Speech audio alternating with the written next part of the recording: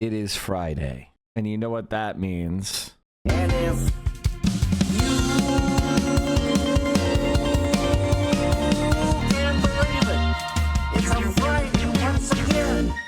Wow. It is a Friday once again. Welcome on into the Central Committee stream with your host, Mike from PA. We are live. Good morning, Mike. Will you be covering the incident regarding the man? That is a very good. That's a typical chatter. This is like the ideal chatter post. This is like the ideal chatter post. I want to thank you for this. Thank you for giving absolutely no contextual cues what you're talking about. Thank you for not including any kind of link, or it is by far and away the best type of chat message and the most common type. Hassan glamour shots. Please address the thing and the stuff. Poor guy. His head isn't that small. Okay, see, Hassan's head is slightly below average for a man, but his shoulders are like 0.1% wide. So when you combine slightly below average head size with, 0.1% shoulder width, it's gonna look small. It's gonna look small. There's not much you can do about that, Hassan met a Shanghai dog. So there's just a border collie chilling at someone's shop. Now, here's the thing about border collies. They're not really they don't really like people that are not their person. Okay? They're very cute, but they're extremely loyal. They only really like their one person, and they're not really a fan of anybody else. So you should be aware of that when dealing with a border collie. See what I mean? They're not exactly like, yes, I want to interact with you, stranger. This is not a golden retriever. This is not a lab. I love border collies. They're amazing. But as I said before, they're not gregarious. So I think a lot of animals, if you're going to have a dog for your home, they might be, they're actually not bad because, they have a very loud bark. Like this bark will make you feel the inner workings of your ear. Like you will feel the stirrup. You will feel the things vibrating. Like their bark is extremely loud. So I'm a big border collie fan. They're cool. Oh, he's good. Oh, wait. Oh, he found the spot. He got the spot. He got the spot. She's good. That being said, not to be a party pooper, when a dog that doesn't know you this is kind of the tap out pose. Dog body language wise, this is kind of the tap out pose where they're kind of like, hey, I'm not feeling aggressive, but I'm also a little uncomfortable, It's not them, him getting the spot. The dog, you'll notice the dog kind of laid more on the side when he was scratching the spot, but when he wasn't scratching the spot, the dog kind of went more showing their belly. That's more of like a submission thing. That's like a tap out thing. It's like they're not feeling very comfortable. Dogs, I'm a dog fan. She's a lady. She's a lady. How dare you guys? Hey, look at Oh, that she is face. definitely a lady though. Oh my god, look at that face. She's very cute. I'm a big fan. He liked it. She wasn't like in a bad mood or anything. She was taking a nap. I'm a huge. I like dogs a lot. Although I will say this, for me personally, my preference is the dog has to be at least 50 pounds, a healthy weight size. If a dog is smaller than 50 pounds, then I start to not be as interested. They're not as fun for me. And very small dogs, I kind of just feel bad because they get all sorts of weird illnesses. And what about corgis? Corgis are fun. My grandfather had Scotty dogs. So, I've liked them before, but for me personally, I tend to like dogs that are a little bit on the bigger side. I have a 35-pound dog. Oh, okay. That could be all right. That's 35-pound dogs could be fun. I just don't like toy dogs. I guess I should have said 50. 50 is what I would buy or adopt, right? But I still like smaller dogs. What about wiener dogs? Okay, can I be honest? I know there's gonna be some wiener dog fans in the chat. but they are the meanest. They're so mean. They're always in a bad mood. They're always in a bad mood. They're like, they have the worst attitude. You'd be in a bad mood if your legs were that short too, kind of. They were made to fight badgers. You got to be a mean to fight a badger. Yeah, I mean that is actually true. They're bred to like go into holes underground, right? Like that's not like that doesn't seem comfortable. I'd be a dick too. But I'm just saying, from my point of view, I like my dogs to be very intelligent and a little bit more gregarious, you know? This is why I'm a basic bitch and like Labradors. You know what I mean? Like, they're down for whatever. They're very intelligent. They're big. They're gregarious. What do you think about More Perfect Unions meme making? Anyway, welcome in, chat. It is Friday. It's the Chill Friday. We are talking about, it is Friday the 14th. Starbucks workers are on strike. The AI bubble, is it starting to pop? Is it starting to pop? NASDAQ started off low, but has been climbing back towards even on the day. So it started low on the day, and it's kind of been climbing since. And I know that Bitcoin was crashing, but I think it's come off the bottom, back below 100,000 a coin. So we'll see. My dog was a white supremacist Rhodesian Ridgebacks. Yeah, I mean, I like Ridgebacks actually. Ridgebacks are actually pretty cool. And yeah, Antifa being named terrorists in Europe, like Antifa organizations in Europe, you are now terrorists. I'm kind of a dog enjoyer. I don't really hate many dogs. I don't really hate dogs. I have to say that I don't really understand the mentality of people that like to breed XL bully breeds / cane corsos and stuff like that. I think that's some weird antisocial behavior for most of the time. Even though I like pit bulls and I like cane corsos, it's just like these are animals that a lot of people who own them don't know how to train them and treat them appropriately. It's like buying a horse and putting it in your apartment. And that's kind of like, so when we had greyhounds, a lot of people said they could connect with them like other dogs. It made me so sad. They're the sweetest. Yeah. Well, they're just a little weird looking and they can't sit really, which like most dogs, like if they're living in a house, you know, the go-to trick is sit. So every fuck ass dog owner in my complex has a larger untrained dog. Ugh. I hate to see that. I'm a greyhound fan. They're very funny. I like Aussies, but honestly, I've only known one person who owned an Aussie who had the mental fortitude to properly train them, and it was one of my favorite dogs of all time. Aussies are extremely high energy working dogs, so you need to have working them out as part of your routine. My main dog take is herding dogs should not be pet dogs. I disagree with you as a complete prohibition, but I tend to think that most people should not be getting a herding dog. There's a dog called an Aussie. Yeah.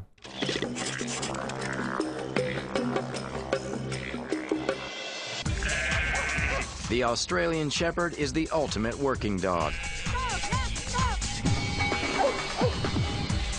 Did you know that the dog known as the Aussie isn't actually from Australia? And that Native Americans called these dogs ghost eye and considered them sacred. Or that these dogs came to fame as rodeo trick dogs. The Australian Shepherd, they are a very lively, vivacious, and immediately recognized breed. The Australian Shepherd's ancestors are thought to have originated in the Basque region of Europe. From there, they may have traveled to the early American... Okay, well, I don't know anything about whether Dogs 101 is correct about the history, but I will say this. They're cool. They're cool as hell. I'm a fan. I do like Aussies. As a former dog trader and I have a border collie, they're very high maintenance and most people are prepared for the reality of having a herding breed. I couldn't agree more. China's CO2 emissions are falling. Yeah, I know. I saw that. Well, they're building so much, like... They're building so much green energy. In fact, they had a decline in their coal production. There's only one area of the world where coal production and use is going up. Can you guys guess which part of the world where coal is being used more often? USA, USA, USA, USA. Europe and America have both seen declines in usage of coal over the last year. The thing about China is they have a big opportunity to do massive reductions in their CO2 as they transition coal for energy to renewables, hydro, and nuclear. So on Friday, Andre Correa do Lago, the Brazilian diplomat and president of COP30, praised Chinese progress on green technologies. China is coming up with solutions that are for everyone, not just China, he said, adding that rich countries had lost their enthusiasm for tackling the climate crisis. Solar panels are cheaper. They're so competitive that they're everywhere now. If you're thinking of climate change, this is good. China's dual carbon goals are peak emissions by 2030 and net neutrality by 2060. In September, the country released its latest climate targets, cut overall greenhouse gas emissions between 7 and 10% of their peak by 2035. Experts say those targets are too modest to stave off global catastrophe and a long way from the 30% cut that is feasible and necessary. Now, the one thing about China is they tend to set targets that are ambitious, but then they achieve them early, right? They like to do this thing where they're like, try to achieve their goals 5 years early. Whereas the United States likes to set goals and then get nowhere near achieving anything.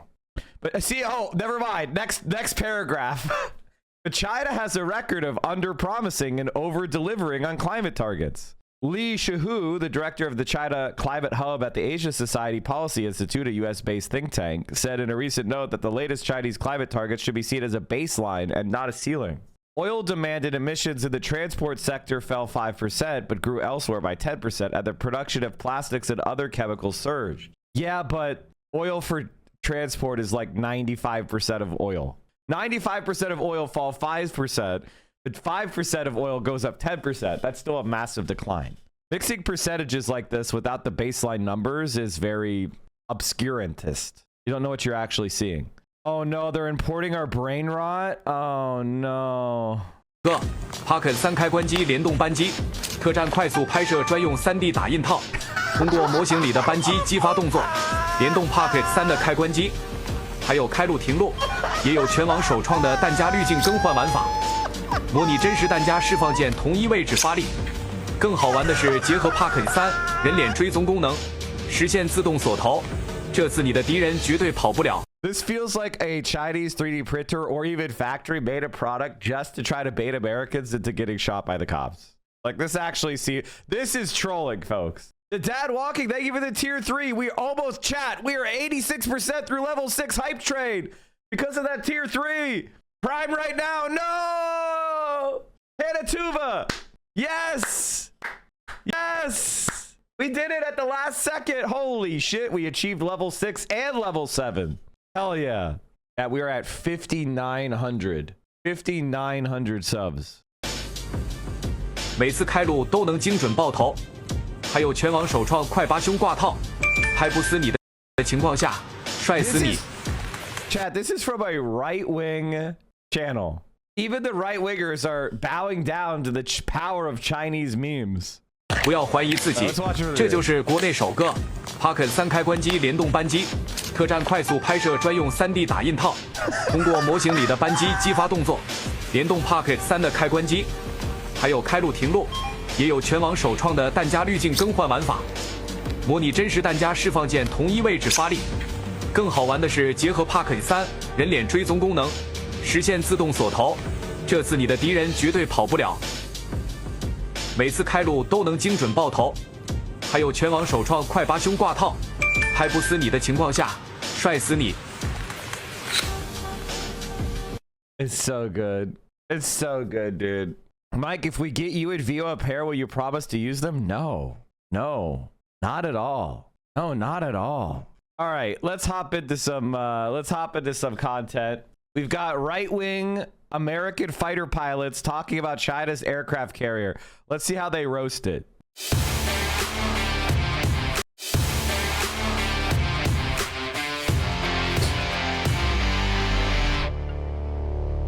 All right, Gaki. Oh yeah, Wombat. I'm glad you're on for this one. Oh, the hate mail finally stopped. Yeah, so the Chinese Navy they just commissioned their Fujian carrier. So we've talked about it in the past. Oh yeah.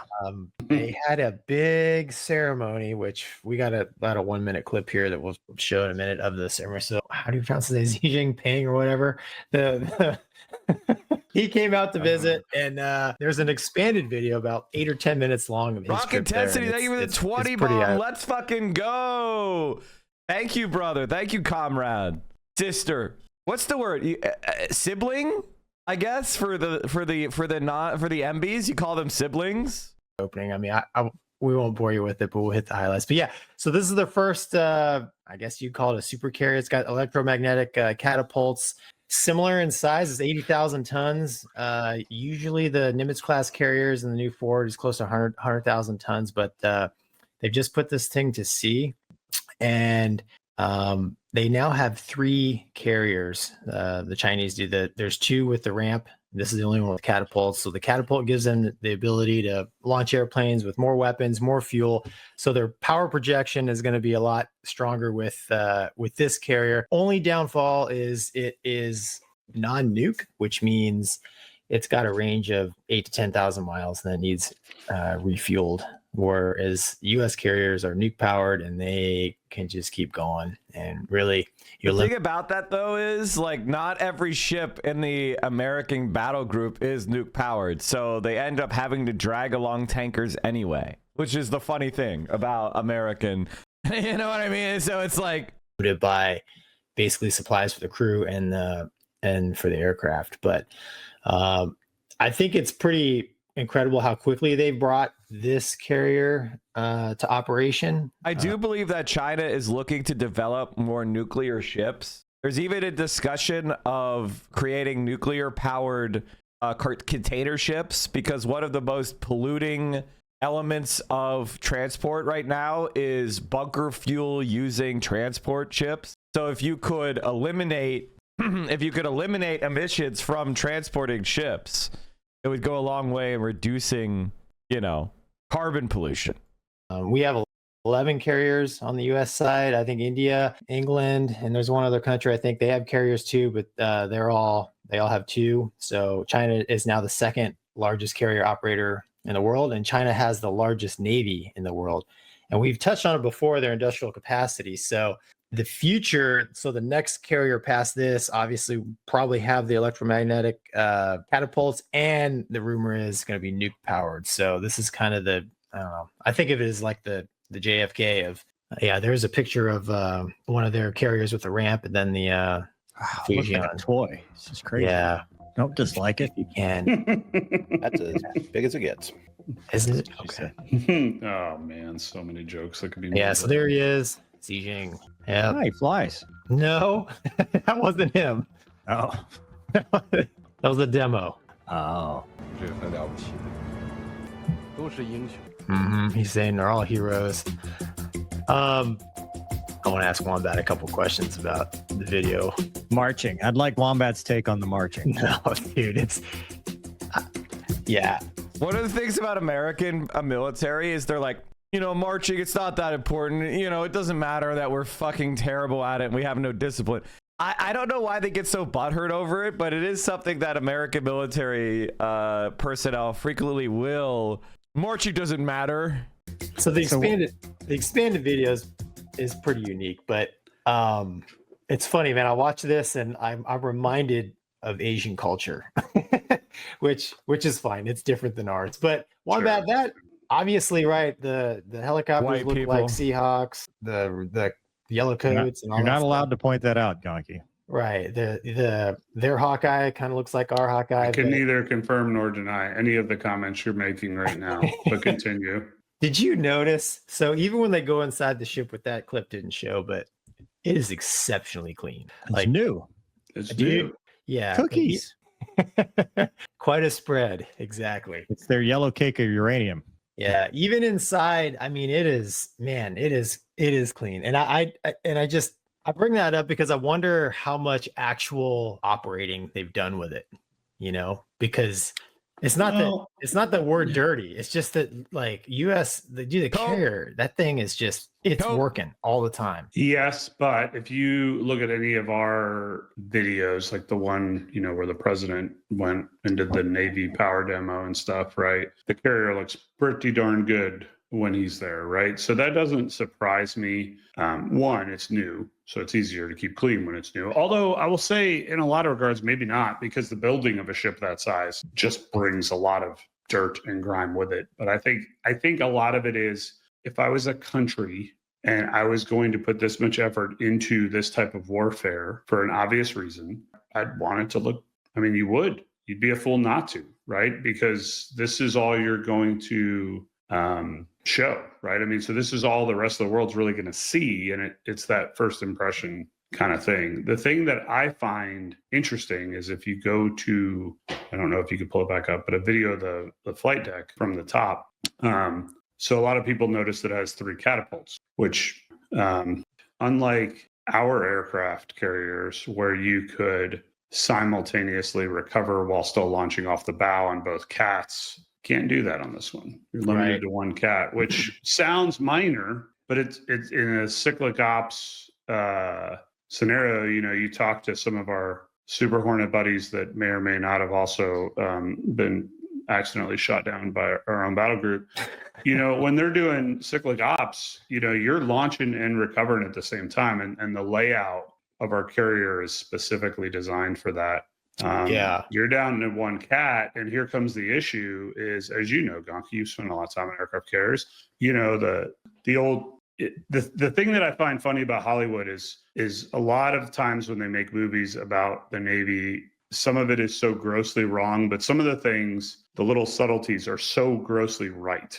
And if you think back to the original Top Gun and, how they're intercepting these aircraft in the opening scene, and, it's like, we need to launch more planes, we need to launch. And it's like, both cats are down. It's going to be 10 minutes, right? That's a famous thing. This is going to be over in 2 minutes. Get on it, right? Like, everybody remembers that. That's not abnormal. So if you have an aircraft carrier where you're trying to recover planes and now you only have 1 workable bow cat anyway, and something happens, it's all about redundancy at sea, because you're in an environment that's saltwater, that's just hard on everything, right? And that's that. So to me, that was one of the things I thought of immediately. This is a totally fair discussion point, but I will point out about cats going down. The new Ford class aircraft carriers, they have these electromagnetic catapults, and they can't get them to work. And one of the reasons why that is, whereas the Chinese electromagnetic catapults do work, the reason why the Ford electromagnetic catapults can't work is because they use a flywheel system, which means there's literally a large wheel spinning inside the ship to generate the AC current for their electromagnetic catapult, whereas in the Chinese aircraft carrier, they have banks of capacitors, and each catapult is independently able to be taken down quickly to be repaired, whereas it takes hours to repair the catapult in the Ford class. So we're talking about like redundancy and the ability to continue to generate sorties. The Ford has massive fundamental problems, and that's why Trump is trying to cancel the email system, the catapult system. If you're wondering what he's referring to, so here's the 3 catapults. You have this catapult here that goes across the landing strip. You have this catapult here, where if there's an aircraft ready to launch, it seems to impinge a bit on the landing strip, right? Like, it kind of seems like the plane is clipping into the landing area, and then you have this catapult, which is completely, free of the landing strip. So what he's saying is, you can't use both of these bow catapults, bow is the front of the ship, while you're landing on the landing strip, right?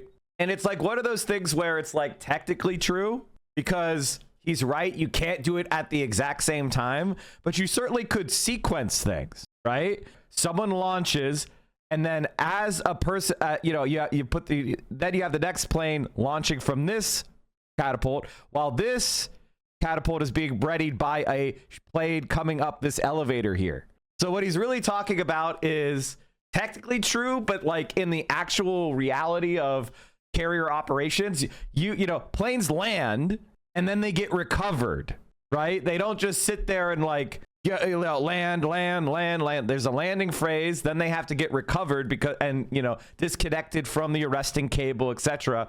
And then you could be setting someone off a catapult during that recovery period. So what he's really talking about is like technically true, because like if the ship was a little bit wider, this wouldn't be an issue. I think the bigger issue is the fact that the United States can't even get their catapults to operate at all, and they're 12 years old. And the other thing to keep in mind is that this is, as they rightly pointed out, a bridging ship. The Chinese, and this is something that a lot of Americans hang their hat on as if it's significant, but I just want to, if you're an American and you think this is significant, you're wrong. They think that like, oh, the Chinese are catching up, and so they're using technology that is proven, or they're emulating technology, they're iterating off of proven technology, which is a sign that they can't innovate. That is something that a lot of Americans hang their hat on, and they use this kind of racist idea that Asians are good at copying, but not good at creativity. Now, I want you to understand something, chat. That's batshit crazy. And that kind of racist brain rot makes America very unsafe. The idea that like, oh, you know, we're better than X, Y, and Z race because of their culture, because, you know, because the Chinese are catching up. And it's like, you understand that the United States of America is the only country in the world that was investing money into building nuclear fleet carriers, right? That doesn't mean that Americans are racially superior to other countries. It means America is the only country that is willing to spend that money. Now, China's economy is so much larger than the United States. Even though they're going to spend a quarter of what we do per capita on the military, they're going to have a military that is as large as ours. And because the United States is an aggressive country and frequently uses its military to advance its geopolitical aims of domination, if you want to not be dominated by the United States, you have to have a military that is on par with the United States. That's just the way it is. Okay? The United States makes that a necessity. And so we are catching China. This is the moment that China is caught up to the United States. You're living in that moment right now. The United States has been caught up to by China. And the thing is, they're running a lot faster than us forward. Now, maybe maybe they've been drafting off of us a bit, and it's lower energy and it's easier to run, you know, when somebody else is getting the full force of the wind in their face, right? But China's passing us on the left, and they're running significantly faster, and they have a significantly more capacity. And so every year from here, they're going to be demonstrating capacity that the United States is not able to match. They can build aircraft carriers significantly faster than us. They can build ships significantly faster than us. They can produce more steel, more concrete, more finished industrial goods, more clothing. You name it, they can make a lot more of it. And one of the things they're making a lot more of is engineering PhDs. They're graduating about 6 times as many engineers per year in China than they are in the United States. And if you look at the world patent trackers, China is has passed, about to catch up to the United States in every major area of engineering and science. It is what it is, because the United States, we are hollowing out our investments in infrastructure. We're hollowing out our state capacity. We have this conspiracy theory belief, this religious belief that markets are the only way to organize shit. And we're extremely ideologically hidebound. Ironically, the Communist Party of China is the least ideologically hidebound party of all. There is a saying, we don't care what color the cat is, as long as it catches mice. The Chinese are ruthlessly pragmatic in how they develop their country and where they get ideas from. They don't care who came up with the idea. They just want to know, does the idea work? And so the United States, we have pride. We have these ideologies of supremacy. So we don't want to use ideas if they come from Sweden, or they come from Norway, or they come from China. You know, we're like, those people aren't like America. America is special. Your ideas will work here. It doesn't matter if it works over there. Oh, Yeah. okay, that's going to be a problem. That's going to be an issue they're going to have to figure out. And that's not an easy issue to figure out. And I don't know why they did that. There's definitely a reason. Forget the 3 catapults. Don't care. I mean, I do care, but don't care as much about that. But the geometry of the flight deck, that's a big one. That's going to make some big differences. You bring up a good point. I can't remember the numbers exactly, but the sortie generation rate that I think this carrier is capable of is like roughly 75% of what the U.S. carriers are. And you're right. You can see clearly, man, the number the 2, you're it's on the foul line. Yeah. For so the angle part of the deck is where they would do the recovery, and then the 2 lines up front here are basically the 2 catapults, and the one on, at least on my screen, the apparent right would put you in the space of airplanes trying to recover. So you're right, man. That's a good observation. There's only really one catapult available you can launch from, for launching while recovering, and that would severely that would cut it in half, right?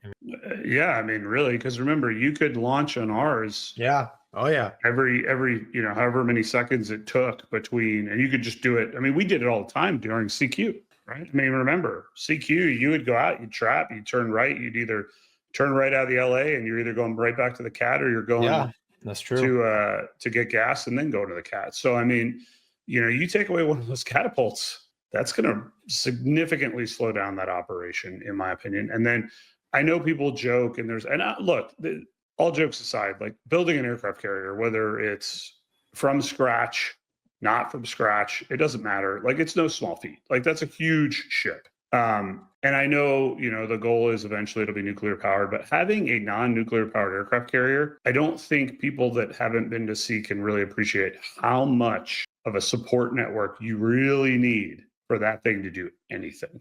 I mean, anything, because, like you kind of joked that, or didn't joke, but you're like, in the Navy, you're limited by supplies for the crew and all that, which, oh, by the way, it hits the fan. Nobody cares about supplies for the crew. They're just going to go, and they'll catch up with the logistics chain later. Like us having hard packed ice cream was the least of their concerns when it was time to hammer down and go. Right. I mean, dude, to refuel a carrier, man, they got to slow down. They got to pull another ship up next to it. Like, to resupply the crew, it's like, just fly the COD 24/7 until we have enough ice cream. Yeah. Or don't worry about it, because they'll figure it out. Right. But yeah, it is huge. And remember now, additionally, if you're doing that, where you've got to slow down and refuel, you're not doing cyclic ops while you're doing it. You're not launching and recovering airplanes while you're doing it, likely. Now, the one thing I would say is this is totally fair, but it also indicates the intended use of the carrier. The carrier is intended to be used close to home. It's not intended to be sailing over into the Gulf of Mexico and bombing Miami, right? Like, this is something that's going to be in, first island chain, second island chain, South China Sea, very close to home, defensive, maybe to help and assist the Chinese in pushing back the Navy from walking up, say, the Malacca Strait. It kind of gives you a sense of the strategic calculus behind the aircraft carrier.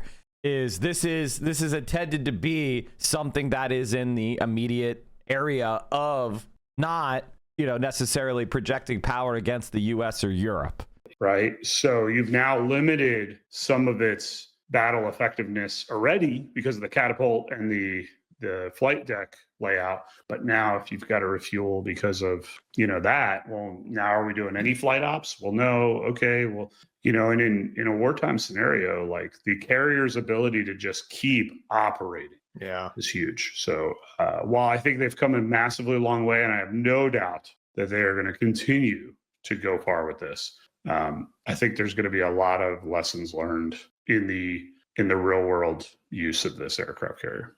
Yeah, 100%, man. I mean, there's no doubt in my mind the next one. Yeah, this is a very sober and sane analysis, but also the thing about the Chinese is they don't bomb people. Obviously there's going to be they're not going to have as much experience bombing people because they're not bombing people. So, the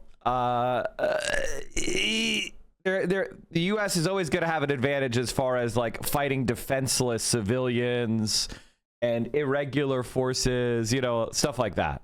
Be nuke, and it will probably address all these things we're talking about. But I don't know, man. I mean, it's still amazing to me how far they've come in a short amount of time with everything. Really. Oh, 100%. Hats off to that. That is, I mean, they are. The reality is that China is an adversary that the United States of America has never really faced. And this is something that I think a lot of Americans should probably kind of come to grips with, is that when the United States fought Japan in World War II, we were kind of the China of that fight, in the sense of we had the industrial capacity, but we had spent the better part of most of the last 100 years as kind of inward facing, building up, developing. You know, we had dipped our toes into imperialism with the Philippines and the Spanish-American War and things like that. But the United States was not exercising itself overly overseas. It was a very inward-facing country that was building up from industrial power. And so when the Japanese attacked Pearl Harbor, they had a qualitative and quantitative advantage in the Navy. What they couldn't do is match America's industrial capacity. And now that is the scenario we have facing off of China, whereas we have this long overbuilt military that we've built up over the course of decades, and we've spent trillions of dollars on, but our capacity to replace losses is way behind the Chinese. So in a toe-to-toe fight with China right now, we would have the advantage off the rip, just like the Japanese had the advantage off the rip when they bombed Pearl Harbor. And any kind of, you know, as every year goes by, as China is able to arm up more and draw itself closer to parity with the US in standing armies and standing forces. And remember, they have a population that's over 5 times bigger than, or 4 to 5 times bigger than the US. So for them to have a military that's the same size as ours, they have to put a much less percentage of their society dedicated to it than we do. The United States is just not going to be able to keep pace with China. If China's economy keeps growing, if China's capacity keeps growing, if their wealth keeps growing, they're just going to get to a point where they're so much more powerful than us from the like baseline fundamental comparisons. And that's what made the United States such an important, you know, that's why the United States was able to win World War II, is because of those fundamental advantages from the industrial, the population, etc. And the fact that they had a unified population, they had an effective government under FDR.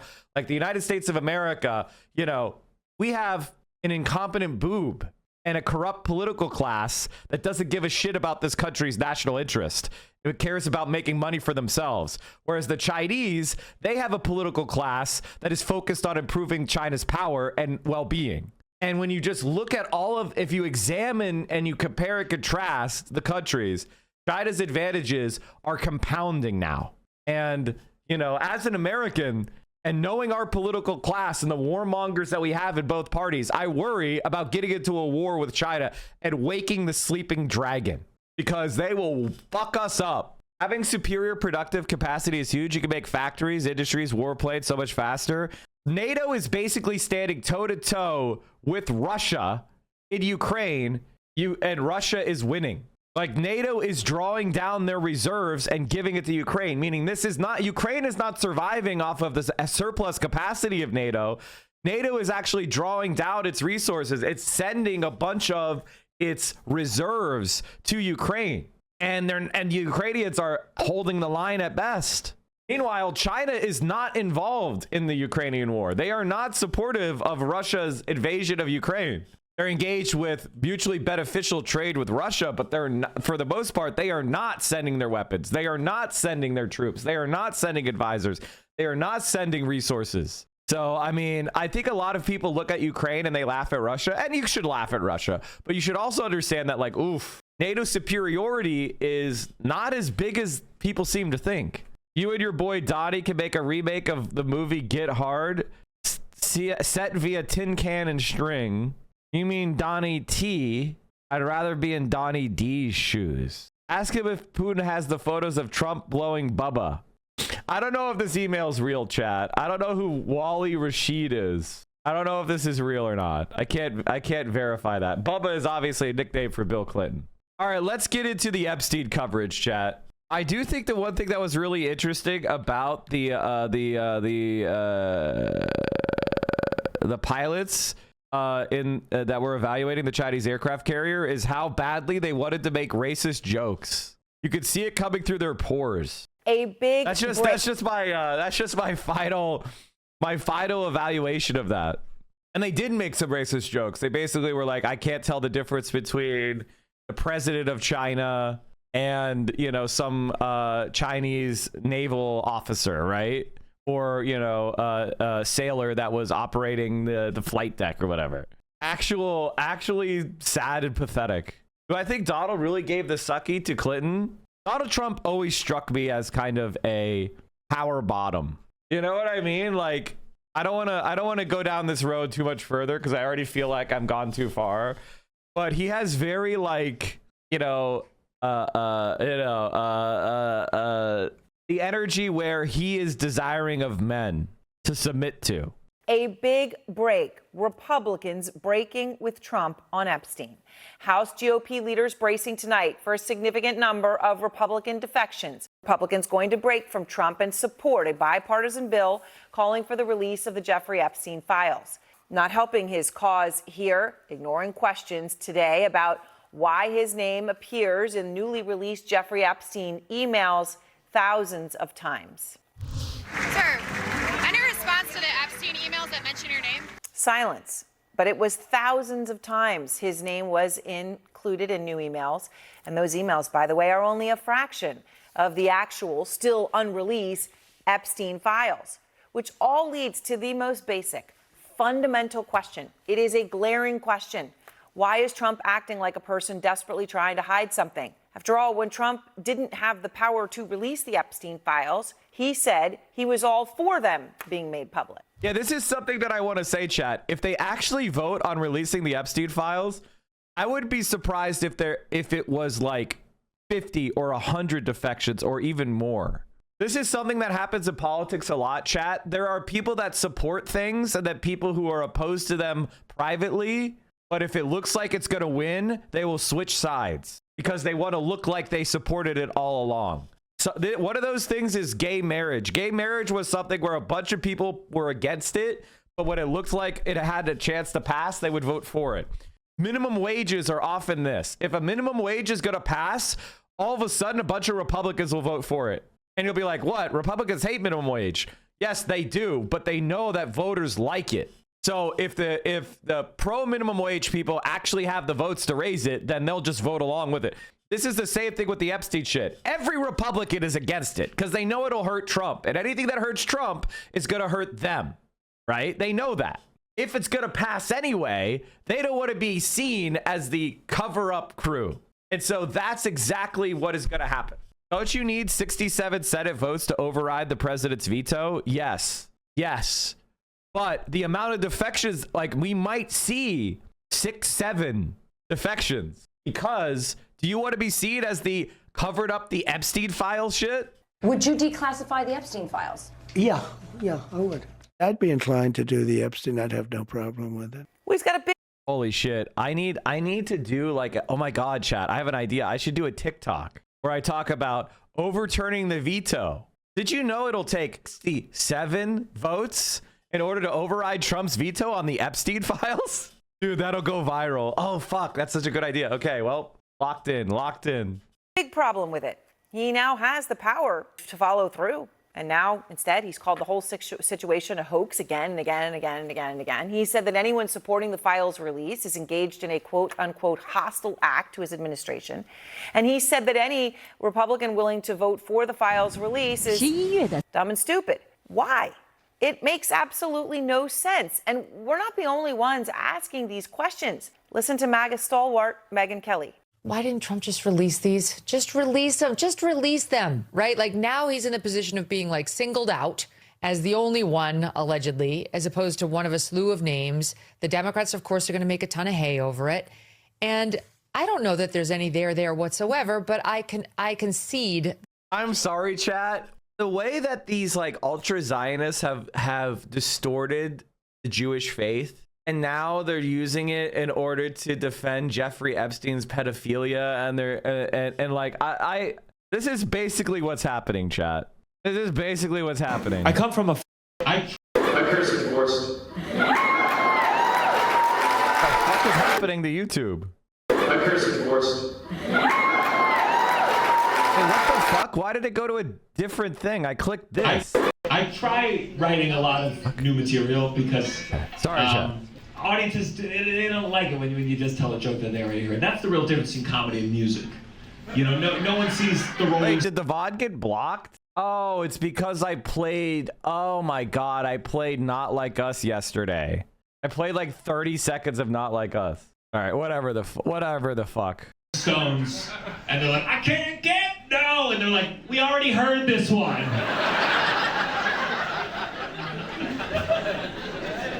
But it's hard because sometimes you do write a joke and it feels like it is evergreen in a way that you should be able to keep telling it. Like I don't know if you saw all these emails that got published of Jeffrey Epstein talking about Trump. And you know, it's people are saying again, they go like, listen, he's Trump, he's a fucking pedophile. And here's the thing, technically speaking,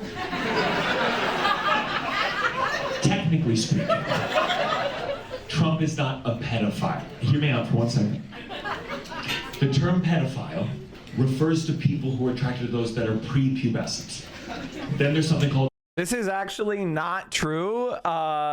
It depends on what you're talking about. Like if you are in psychology and you're talking about the various flavors of paraphilia attraction to children, that this is significant. But from a legal standpoint, you are a pedophile if you sexually interact with someone under the age of majority. I'm pausing this to explain this because no, Donald Trump is a pedophile. A hebophile. That's people attracted to those in the early stages of puberty, like 11, 12, 13, 14. And then there's something called an ephebophile. That's people attracted to those in the later stages of puberty, like 15, 16, 17, 18.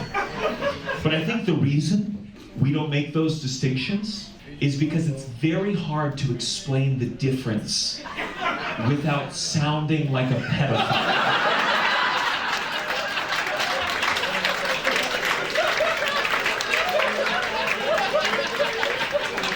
I try writing a lot of new. What a king. What a king. I got to get Gianmarco onto my show. Anyway, let's go back to what they are saying. Megyn Kelly. That they sound bad. They don't sound good. And what she's talking about there is just that 20,000 pages of emails, right, that include Trump's name thousands of times. They make it sound like Epstein and Trump were very close for a very long time. Now, we know there was a period of time that they were essentially best friends. Many have described them that way to us. But even a whole decade after Trump said he dumped Epstein from Mar-a-Lago for being a, quote, creep, these emails were being sent around. A lot of really important people still going to Epstein for advice about Trump. One example is in June of 2018, weeks before Trump's first big official summit with Putin. Epstein emails a former top European official offering help, writing, quote, I think you might suggest to Putin that Lavrov can get insight on talking. Vitaly Churkin used to, but he died. Now, Churkin had been the longest-serving Russian ambassador to the United Nations. Kristen Holmes is at the White House to begin our coverage tonight. And Kristen, something that, months ago, certainly at the beginning of the summer, right, when Trump denied that his own DOJ had told him his name was in the Epstein files, a day that he probably didn't think would ever come. House GOP seeming to flee from him. Leaders there bracing for a big number of Republicans to break from Trump, vote to release the Epstein files. How concerned is Trump about this? Well, the White House is watching it very closely. I mean, what we know right now is that Speaker Johnson today essentially did a reverse course. The White House and the Speaker's office have been working together to try and stop this bill from actually being taken up for a vote. Then all of a sudden you see Speaker Johnson saying that he's going to expedite it. It's going to be brought to the floor as early next week. We are told that President Trump and Speaker Johnson discussed this together, and essentially it was made clear to the president by both Speaker Johnson as well as several advisors that this was the inevitable, that this had to move forward and that there was no reason in stopping it, just get it over with. And President Trump seems to have conceded that idea. So while you're hearing him say these things about people being dumb or going against the wishes of the administration, there is a really real belief here at the White House that this is going to pass through the GOP House. Now, of course, the big question is what happens then when it lands in the GOP-led Senate? Yeah. What is the White House going to do? Are they going to take issue with senators? Are they going to personally whip senators? And I'm told that the decision has not yet been made on what their strategy is going to be once they do believe that this passes through the House and lands in the Senate, because there is also a resignation, an understanding among many White House officials that there's really not much they can do to stop this momentum, that there are senators as well as House members who have said that this is something they want, and it is going to be something that they vote to move forward, the release of these documents. So again, the White House is watching all of this very closely. That will then lead to, if it does pass in the Senate, this landing on President Trump's desk. And I'm told that that's not even part of the discussion right now. All the discussion is what they're going to do in the next steps when this goes through the House, which they believe that it will. I have talked to a number of his allies, people on the outside who have defended President Trump for years, who support him, who still support him. But a lot of them sound like Megyn Kelly. They have a lot of questions as to why the White House is not getting ahead of this. One reason I'm told is that President Trump himself is dictating all of the response to this, and that is part of the reason that you're seeing it as a much more reactive response, because that is what he wants. Yeah, well, and it is, of course, something when people take a step back and say, why would anyone not want to put out the files of a pedophile and who knew and who aided and who participated, right? I mean, it's people don't want to be on the wrong side of that one, and it's obvious the right side. Kristen, thank you very much. As we, I think Kristen pointing out the crucial question, right? What will happen if it gets through the Senate and gets to Trump's desk?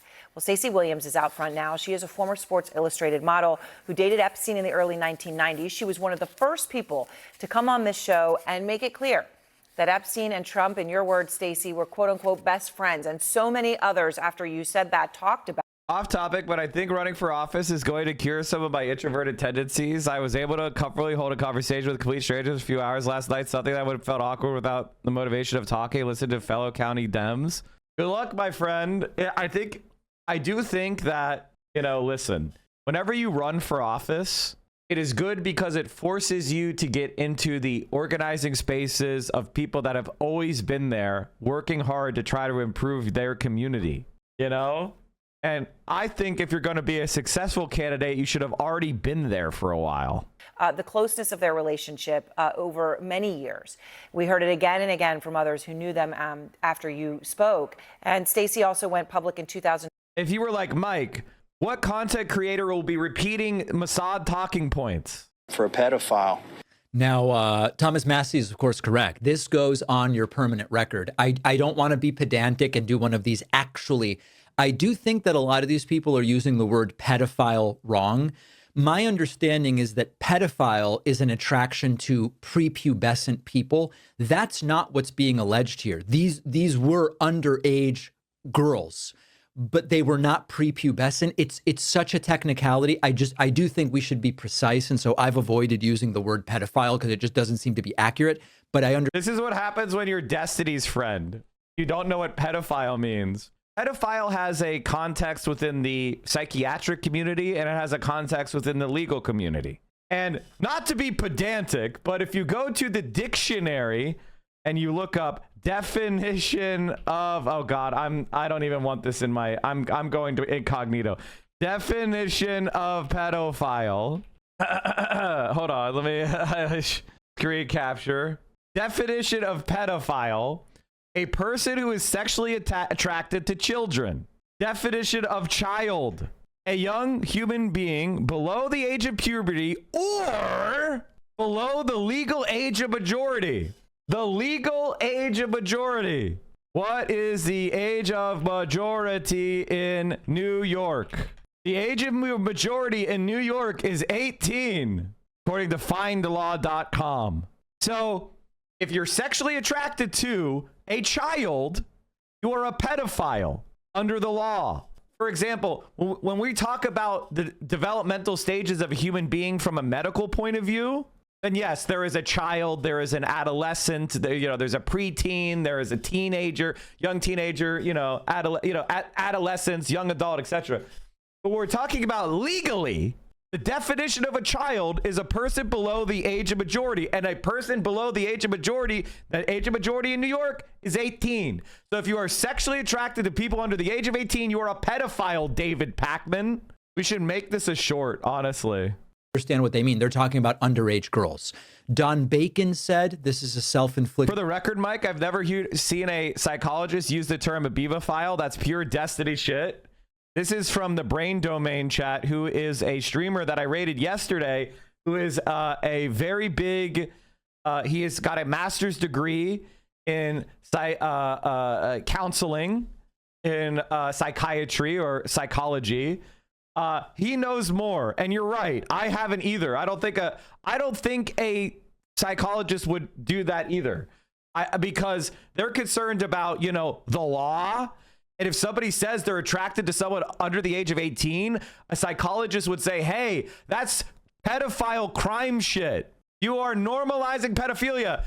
Hey, David Pakman, are you an agent of Israel? I only ask because you've been making anti-Linda Sarsour videos for so long, and you've been making anti-Ilhan Omar videos and anti-Rashida Tlaib videos for so long. I only ask because you're doing the same kind of like normalizing being sexually attracted to teenagers. I'm just wondering. 24 with accusations that Trump groped her in 1993 in front of Epstein at Trump Tower. Allegations, of course, Trump has denied. Stacey, I really appreciate your taking the time and coming on tonight. Obviously, the Epstein files are one thing, and they're still under lock and seal. These emails, though, from the Epstein estate that include Trump's name in them thousands of times have gotten even more GOP members to say it's time. I think it's a reasonable question to ask if David Pakman is some sort of like, I don't know what it is, but he's not a left winger. He's not a progressive. I don't know what it is. Something needs to be said there. If you just because you molest a child doesn't make you a pedophile. That's not. This is David Pakman's close friend Destiny. If you just because you molest a child doesn't make you a pedophile. That's not. Yes, it does. Yes, it. And if you're like, Mike, that's not fair. David Pakman is not a close friend of Destiny. Watch this guy, Pac-Man. He's good. Pac-Man. He's Pac-Man. Destiny. Look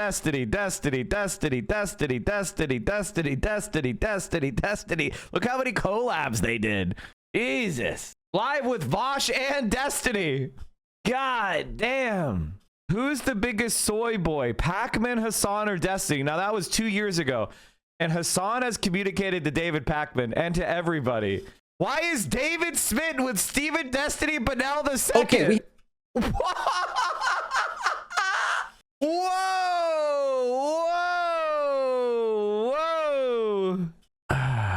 Ugh. For them to jump ship with Trump on this one and vote for the release of the files.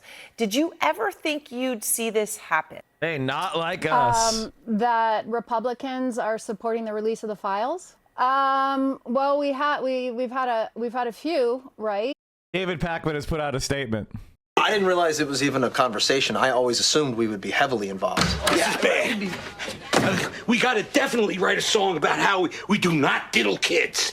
Do not diddle kids. It's no good diddling kids. There is no quicker way for people to think that you are diddling kids than by writing a song about it. You gotta write a song that says, ooh, I wouldn't do it with anybody younger than my daughter. No little kids, gotta be big, older than my wife, older than my daughter, something like that.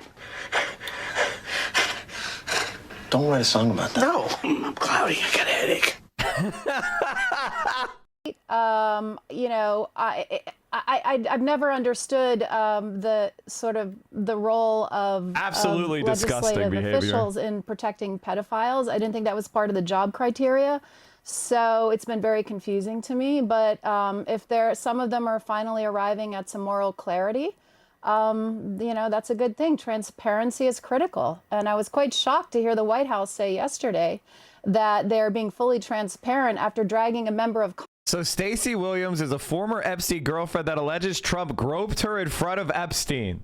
Congress there to get her to pull back her vote on releasing the Epstein files.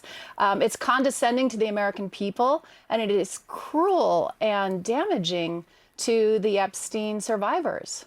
Yes, and I know you're obviously talking about Lauren Boebert there, who has remained steadfast in her decision to vote for the release of the files. I commend her. Yes. Yeah, under incredible pressure.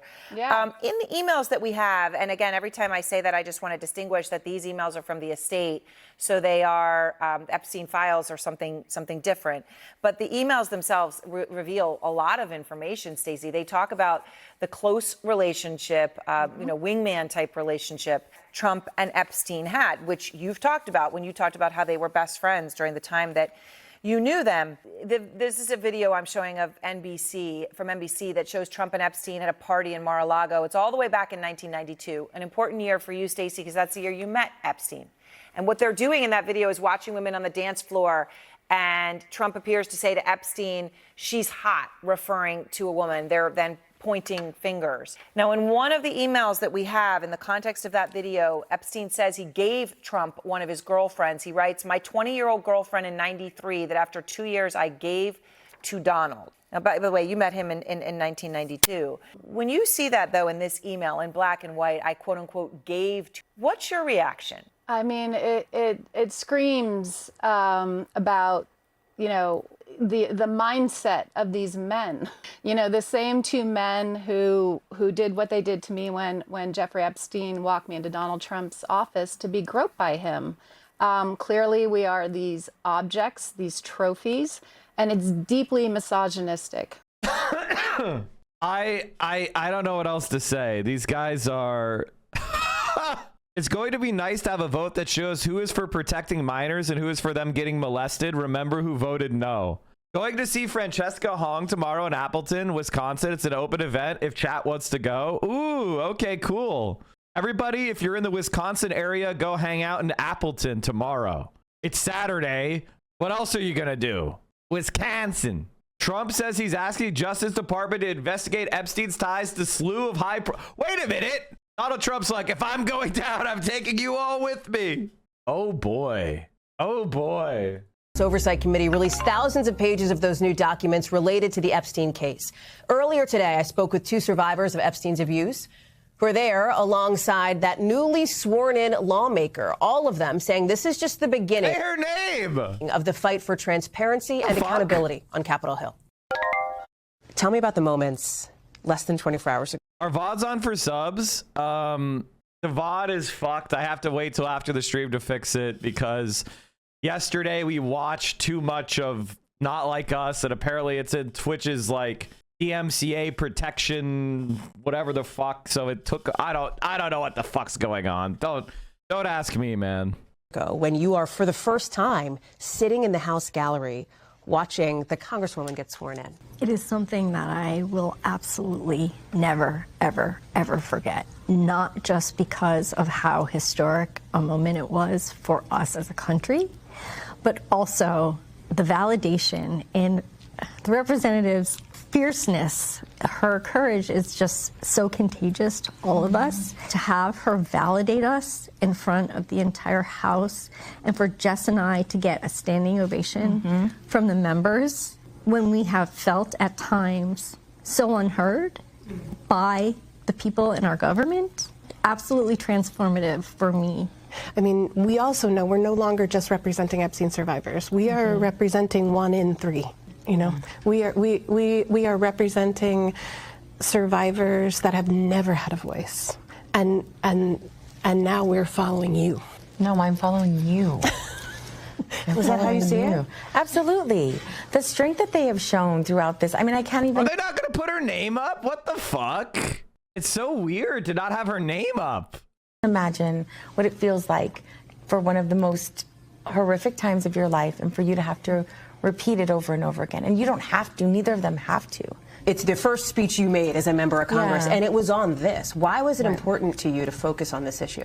Because so much attention has been put on this issue, and what it really has done is shown the cracks in this administration of secrecy. Had you had conversations with Speaker Johnson about this? I've never spoken with Speaker Johnson until after my swearing in. So we've Even never, before the swearing in? No. No not discussions ever. on the timing of it and the, you know? Not at all. What is your expectation for how many Republicans, do you think, may join Democrats on this? If they hear from their constituents, every one of them should. Because this is not a partisan issue. Protecting and shielding pedophiles and abusers from legal consequences, nobody should want that. Everybody should be signing on to releasing all of that information. Jess, what is your message as these lawmakers prepare for this vote next week? We need the American people to not stop putting the pressure on. We need their backing. I've heard it on social media. You have millions behind you. We need millions on the phones. We need millions in emails consistently. We can't stop putting the pressure because it's only one tiny victory. You know, we can't just ride on that right now. I want to applaud the Republican lawmakers who've broken with their party already in support of us. I just want to reiterate that sex trafficking is a crime. It's not a political issue. And this current administration is really politicizing something that has no place being politicized. We have heard from the White House, from members of this administration, the idea that some of the discussion around the Epstein case files and the Epstein case is nothing more than Democratic deflection from the shutdown, for example, or as the president has described it previously, a Democratic-led hoax, essentially. How do you respond to that? Well, it's not a hoax if your name's all over paperwork. It's not a hoax if you can point to victims. And so every single person that is pushing back on this idea that the issue is not credible.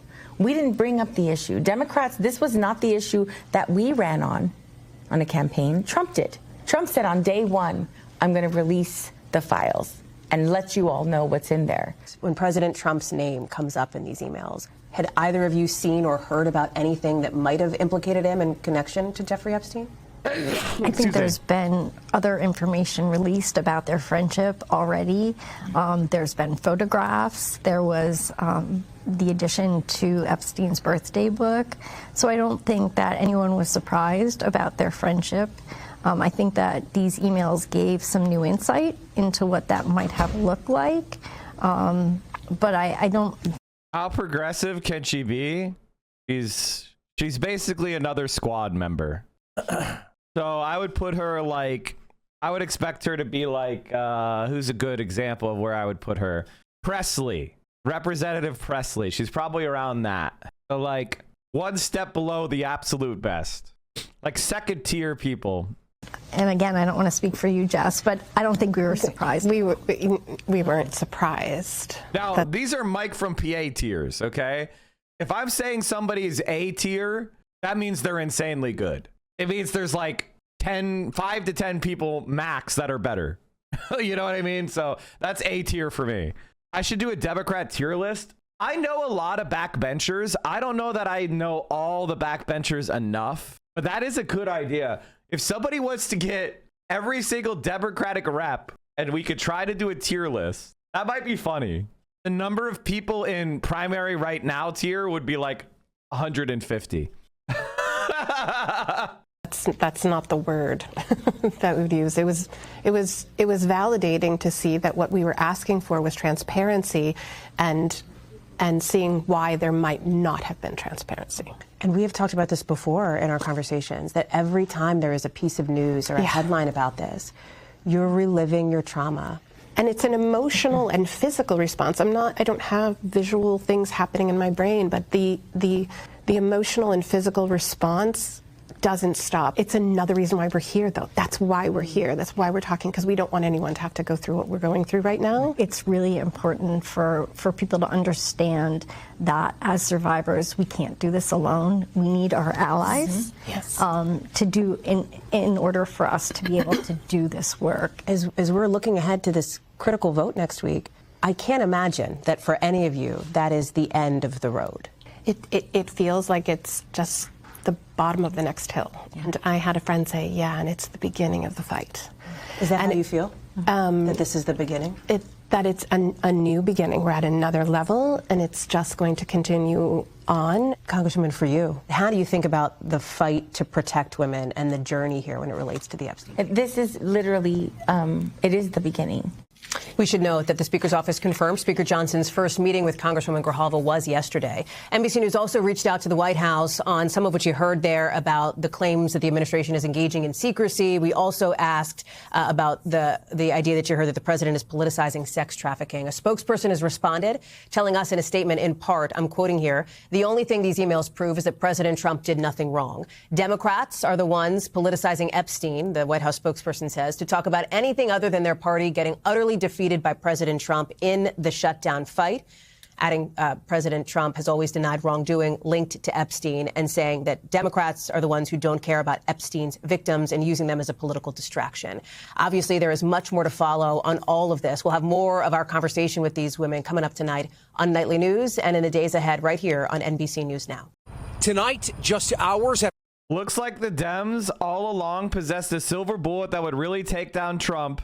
But they didn't use it because the Epstein stuff is weirdly it-coded in the brains of normie libs, and the DNC crowd didn't want to splash muds on members of their own little power mafia.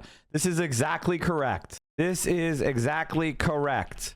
It is now known that Larry Summers, Obama's chief economic advisor and major enemy of the progressive left, was close to Jeffrey Epstein as late as 2018. Corporate Dems are just as complicit with Epstein as Trump. That's why they want to cover it up. Like this is the reality. This is the reality. And like Barack Obama, Larry Summers, Bill Clinton, they're just as complicit.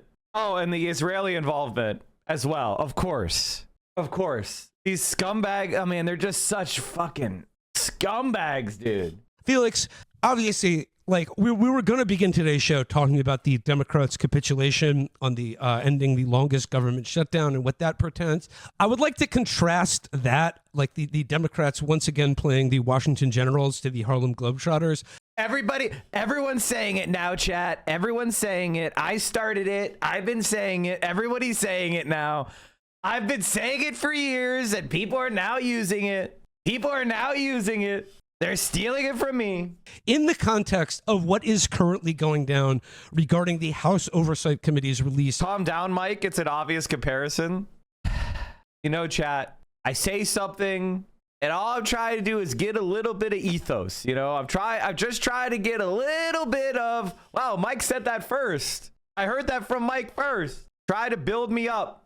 I'm trying to build me up. Give you guys some talking points. You know, when people are like, why do you watch Mike? You'd be like, Mike's fucking right about everything.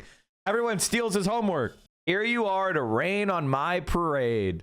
You can't have any fun. And I do notice, though, that I will say something, I'll get shit for it for years, and then all of a sudden people change their mind. Like Mamdani is a perfect example. I was standing by Mamdani when it was clear when people didn't think he would win. Like, for example, Editor Mentum thought Mamdani was going to lose. And I said, no, he's going to win. Now what is Editor Mentum saying? Mike, the only people who know about the Harlem Globetrotters are us old people the kids don't know. Well, most don't. Well, no shit, they don't. I'm not sure how I feel about this guy. I've seen his clips before. He's doing like a pseudo classroom bit, which seems to be very popular on TikTok. TikTok really is Redditor brained in that they like these put upon scenarios where it's like former Republican mom, or like somebody aping like they're doing like they're teaching a class. Like I've noticed that, and I don't like it, and I think it's kind of like inauthentic, but for some reason TikTok loves that kind of inauthentic put upon scenario, fake podcasts, etc. Of about 20,000 of Jeffrey Epstein's emails. I would just like to say at the top of the show here, my thoughts go to our good friend and colleague, Matt Christman thought undefeated. Because when you see these, I mean, I thought the birthday cards were bad enough. And my question is, how much more of this shit can we take? Or how much more of this can Donald Trump take?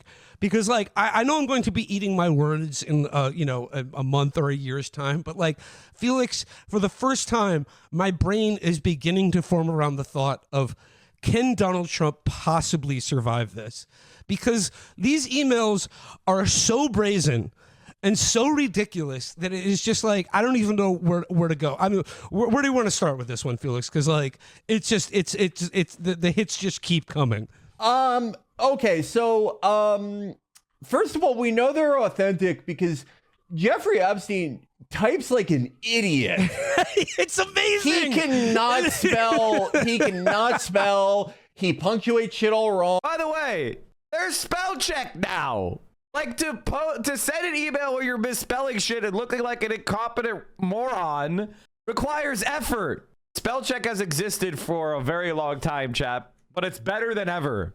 That's how you know this is all 100% real. So the first thing that caught people's eyes was Trump is that dog that hasn't barked yet, which that is someone of a 90 IQ trying to sound like a James Ellroy character, but very interesting.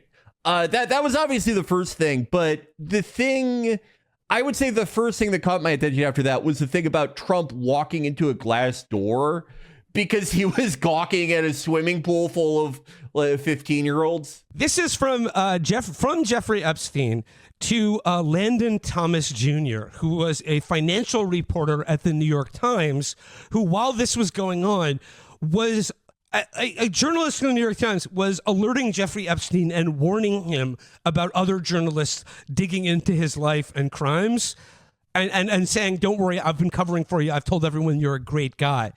That's insane. This is what Jeffrey Epstein writes to, once again, New York Times financial reporter Landon Thomas Jr.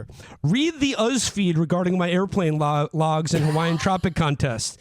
Have them ask my houseman about Donald Donad, written in his shitty typing, about Donad almost walking through a door, leaving his nose print on the glass as young women were swimming in the pool, and he was so focused he walked straight into the door. I said it before, I'll say it now. My man is moving like the rapist Three Stooges. Yeah. No, yeah. He is Mr. Bean, directed by Abel Ferrara.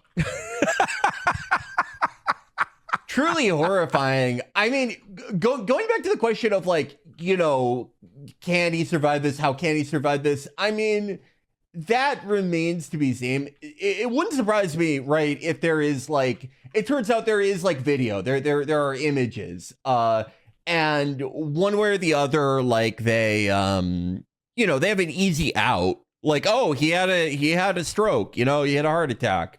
But I do think that the 25-30% of this country that would be with him no matter what, the same people who were with Bush in 2008, this is not a deal breaker for them because I mean, those people, they've always thought it's okay for a 50-year-old to fuck a 14-year-old, They don't consider that pedophilia. They're already preparing that argument, Felix.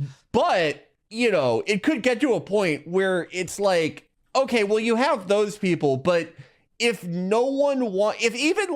fucking Senator Wojcicki, Nancy Mace, does not want to be seen with this guy, and it becomes impossible to govern, then I am interested to see what happens. Well, I mean, he's already kind of lost control of the MAGA coalition. He was making personal appeals to Lauren Boebert the other day to get her to hold her vote back from further releasing these files, which they have not agreed to. And I think we're getting to the point where they've delayed the seating of that Democratic the congresswoman in the special election result. They've delayed a possibility of this vote long enough, but we're getting to the point where it's going to pass and he's going to be put in the position of having to veto it. Well, she did get sworn in. She did get sworn in. And I mean, I really do not want to give the Democrats any credit here. But I could see someone arguing that their calculation was that these would be more damaging. To that, you would have, it's it does seem like these could have come out anyway, regardless if the government was in session or not. But I don't know.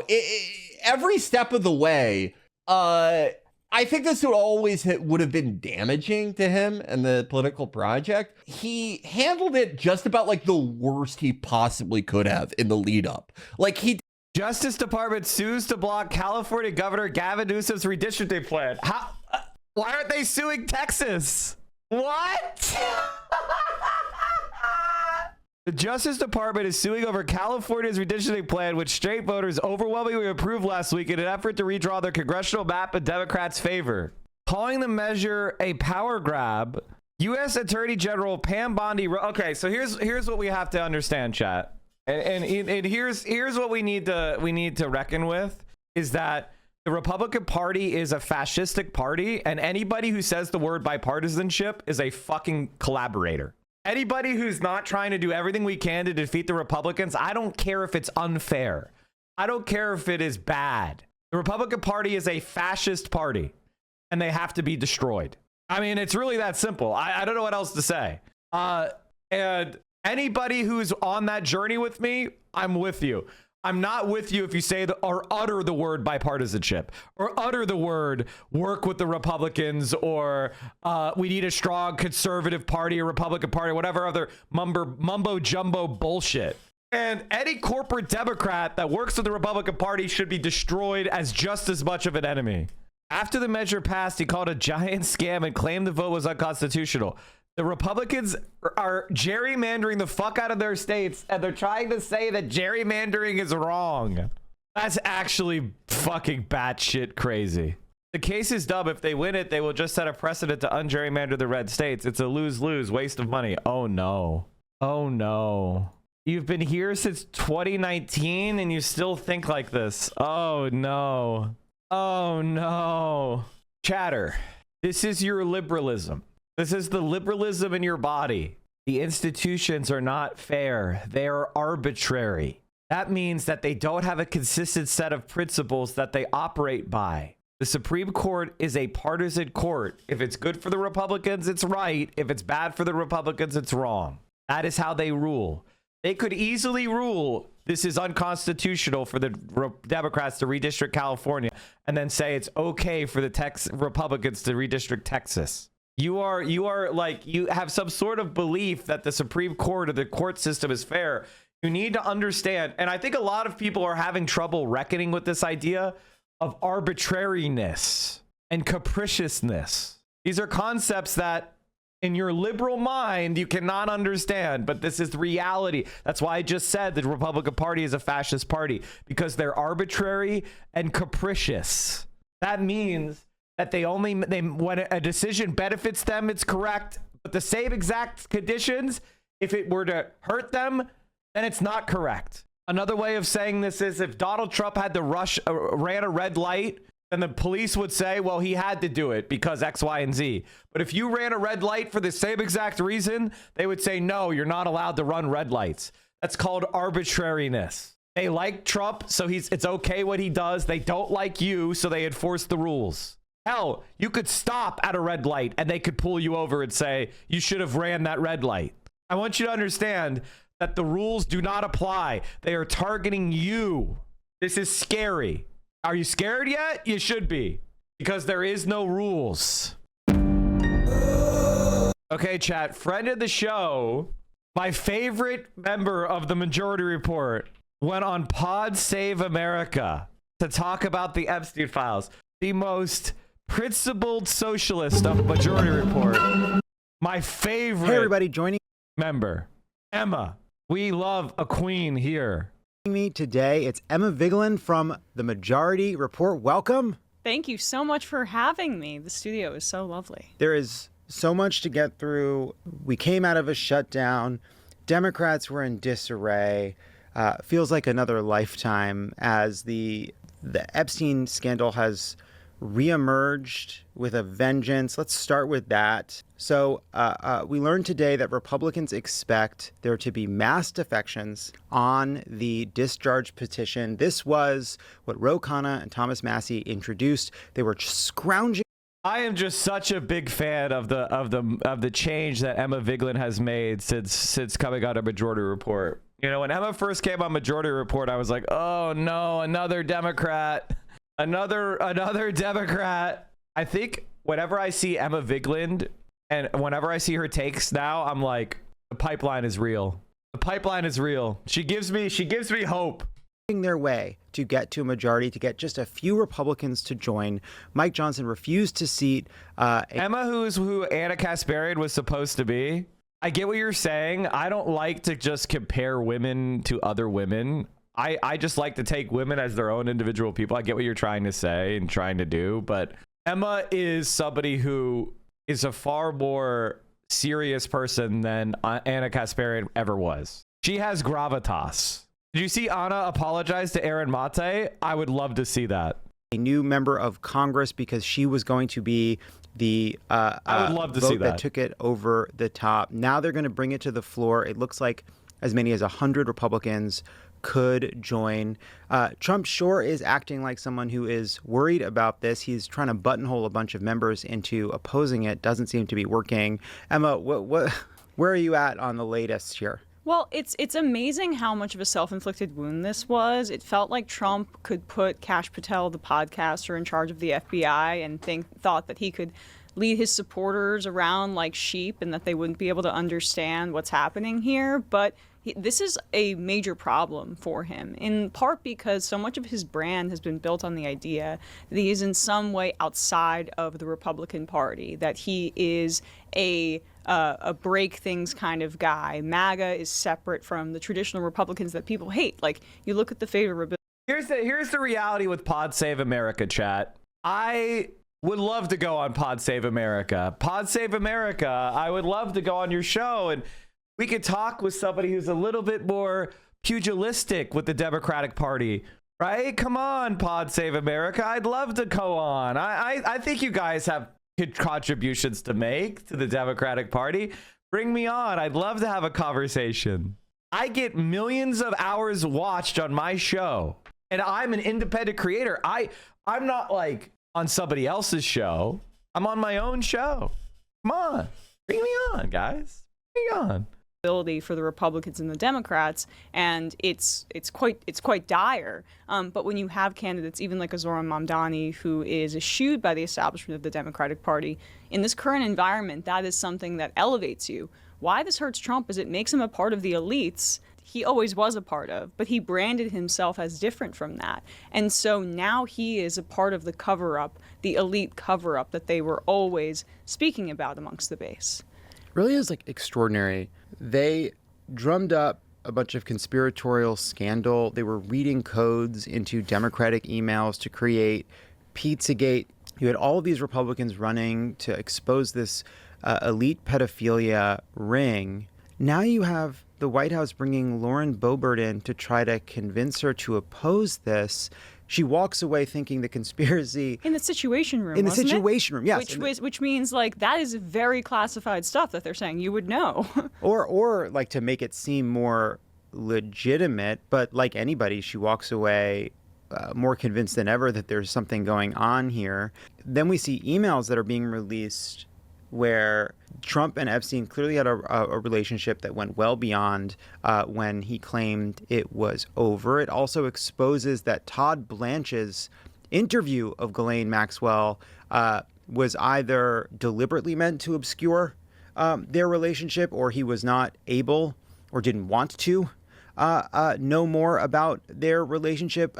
Just today, just before we recorded this, so George Conway, one time Bill Clinton impeachment lawyer, noted this, that it sure seems like Todd Blanche was either a willing or an unwilling accomplice in Ghislaine's efforts to undercut or kind of underplay Trump's relationship. And he's pretty defensive about this, saying, well, we didn't have the information. DOJ just didn't have all this information. Well, why not? Right? Like, why are you acting like a defense attorney for Trump and Ghislaine Maxwell as opposed to a prosecutor trying to get to the truth about all this? Oh, well, I mean, was Trump's personal attorney like yesterday. So yeah. I think like we can see how this Justice Department operates. It's incredibly naked. But because Republicans control both chambers, they allow them to get away with just broad illegalities. But, you know, about the Epstein issue, I do think that seeing these Republican defections and however many end up voting now that the discharge petition has enough signatures is going to be indicative of how Trump is, especially after this last round of elections, which I'm not sure if you can remember an election cycle in an off year that was this partisan, that was this. Guys, and that's a good thing. That's why the Democrats kicked ass. Open presents. Thank you for the 25 gifted subs. Hell yeah, brother. Appreciate you. Appreciate the hell out of you. Thank you, Open Presents. And chat, I have new data. The most popular Democrat among Democrats is Zoran Mamdani,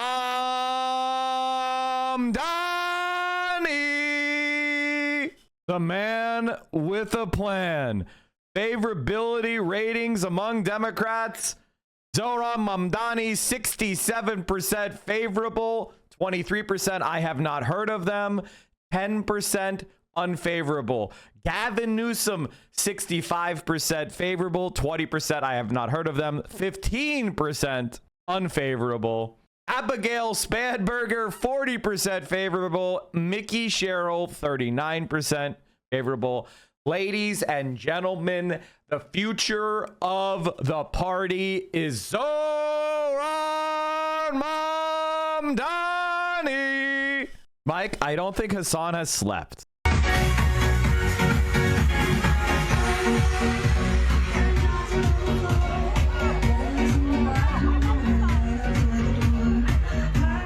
Are they in a Chinese gay bar?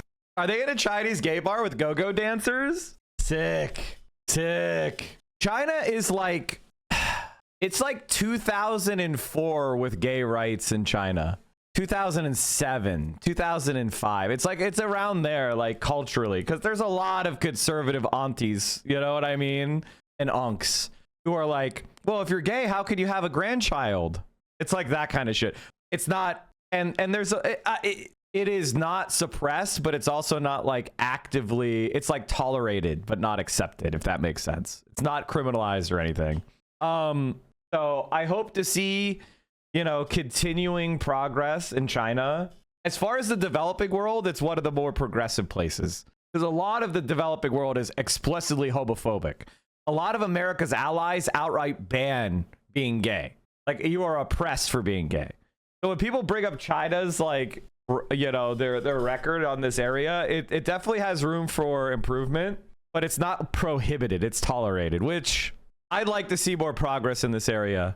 Why is China not super social accepting, though? I don't really get it, because I'm not well educated on China. It's just old auntie shit. It's like, you need to have grandchildren. If you're gay, you can't have kids. You know, that kind of thing. It's just traditional backward views. That's it. It is what it is. It's I've heard China's not great on domestic abuse issues. Is that true? I'm not an expert on Chinese law on abuse, but I'm pretty sure China is a very feminist country in the sense that women are just as much accepted as, you know, workers, as leaders, etc. So I would be surprised if it's nothing compared to like Poland or Hungary or something. When I Show Speed went to China, everybody was having fun with his clips, but Hassan goes to China and no one on Twitter could be normal. These are just right-wing propaganda people that are trying to contain Hassan's influence. This is just what it's a war. Politics is a cold civil war. I don't know how people, like, this is one of those things that's always funny to me. Like, people don't understand that politics matters. Most of the shit you post is about stuff that doesn't matter. But the moment you start being influential in politics, you start pissing off people that really matter and have a lot of money because you can take their shit. The reason why Elon Musk is mad at Hassan is because he's he's a popular individual who's convincing people that we should take Elon Musk's money. Elon Musk is personally threatened by Hassan in a way that no other peasant peon could possibly threaten him.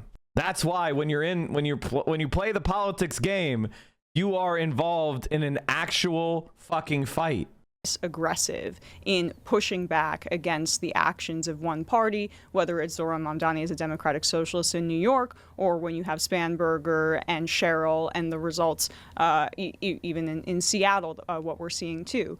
So the fact that you have Republicans that are going to defect here, you can see that his authoritarian grip on the party, or his bullying, the fact that he tries to use primary challenges with his backing as a threat against these people if they go against him, that's falling on deaf ears now. And that, I think, says a lot more about where Trump is than anything else. Yeah, I think it was Thomas Massey who made the point that there will be a time when Trump is gone and we will have to live with this vote. It is startling how fast we went from, is Trump going to refuse to leave office, to Trump really feeling like a lame duck. He is not able to cajole the caucus into avoiding this vote. You have people jockeying for position in a post-Trump Republican Party. You have leaks from the White House saying the president's got to tour the country to tout his economic agenda. He's cloistered in the White House. Just like real lame duck shit. Yeah. Which is amazing. You brought up the election. So we had these 5 blissful days between across-the-board victories in New Jersey, Virginia, New York City, elsewhere, public commissioners' races. We always knew and cared about public commissioner races in Georgia, Supreme Court races in Pennsylvania, a few other big races. And then that led into the 8 defections that led to the end of the shutdown and a lot of recriminations about Schumer, which felt all the more galling to people because we just got a signal from voters that they were certainly not penalizing Democrats for picking this fight. Where are you at on the Schumer of it all? I mean, I think he's a dead man walking, I would imagine. And I would, if I were able to have the Democratic Party listen to me, I would say that there should be a vote on leadership tomorrow. I mean, this is the kind of action that creates such a fissure with the base, where the base is screaming for fight. Broader electorate is screaming for fight, as we saw in those results.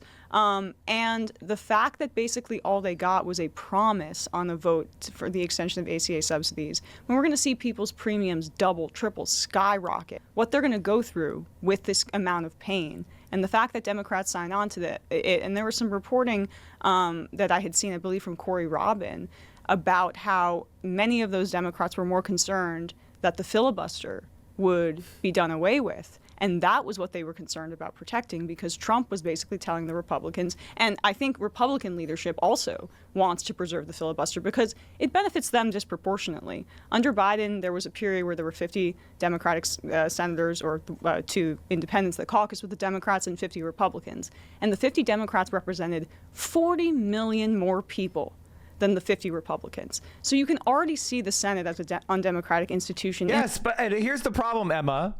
Why aren't Democratic groups like Pod Save America, if we really care about stopping Republicans, to stop the Republicans, you need to change the institution so that they are more democratic, which means adding D.C. as a state, adding Puerto Rico as a state if they want it, adding additional provisions against Republicans gerrymandering in large red states like Texas and Florida and Ohio.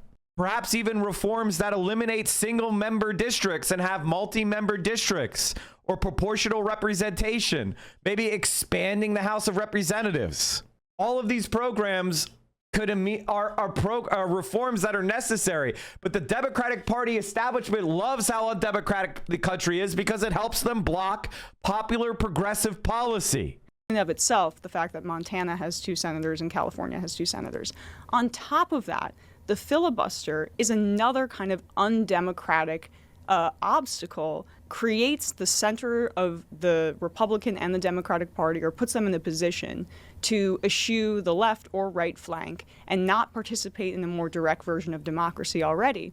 And so I think Thune and Schumer, who didn't vote for it, but clearly his fingerprints are all over this, and he was involved in these negotiations, they were more concerned with the preservation of those anti-democratic guardrails. And so why I get so frustrated about this, why did the message about democracy fall on deaf ears in 2024? Could it possibly have after January 6th?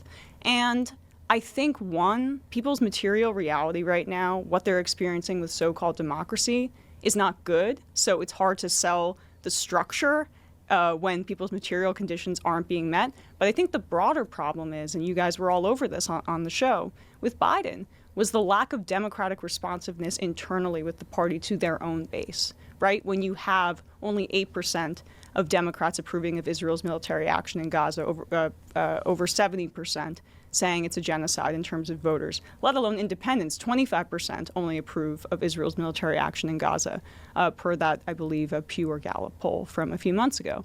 But also the base was saying Biden's too old. We want something new. If the Democratic Party, like, legitimately, and I don't say this to be annoying or anything, but if the Democratic Party just went and implemented the policies that I had recommended on January 21st, 2021, Donald Trump would not have been president and the Republicans would not have taken the Senate. It's really that simple.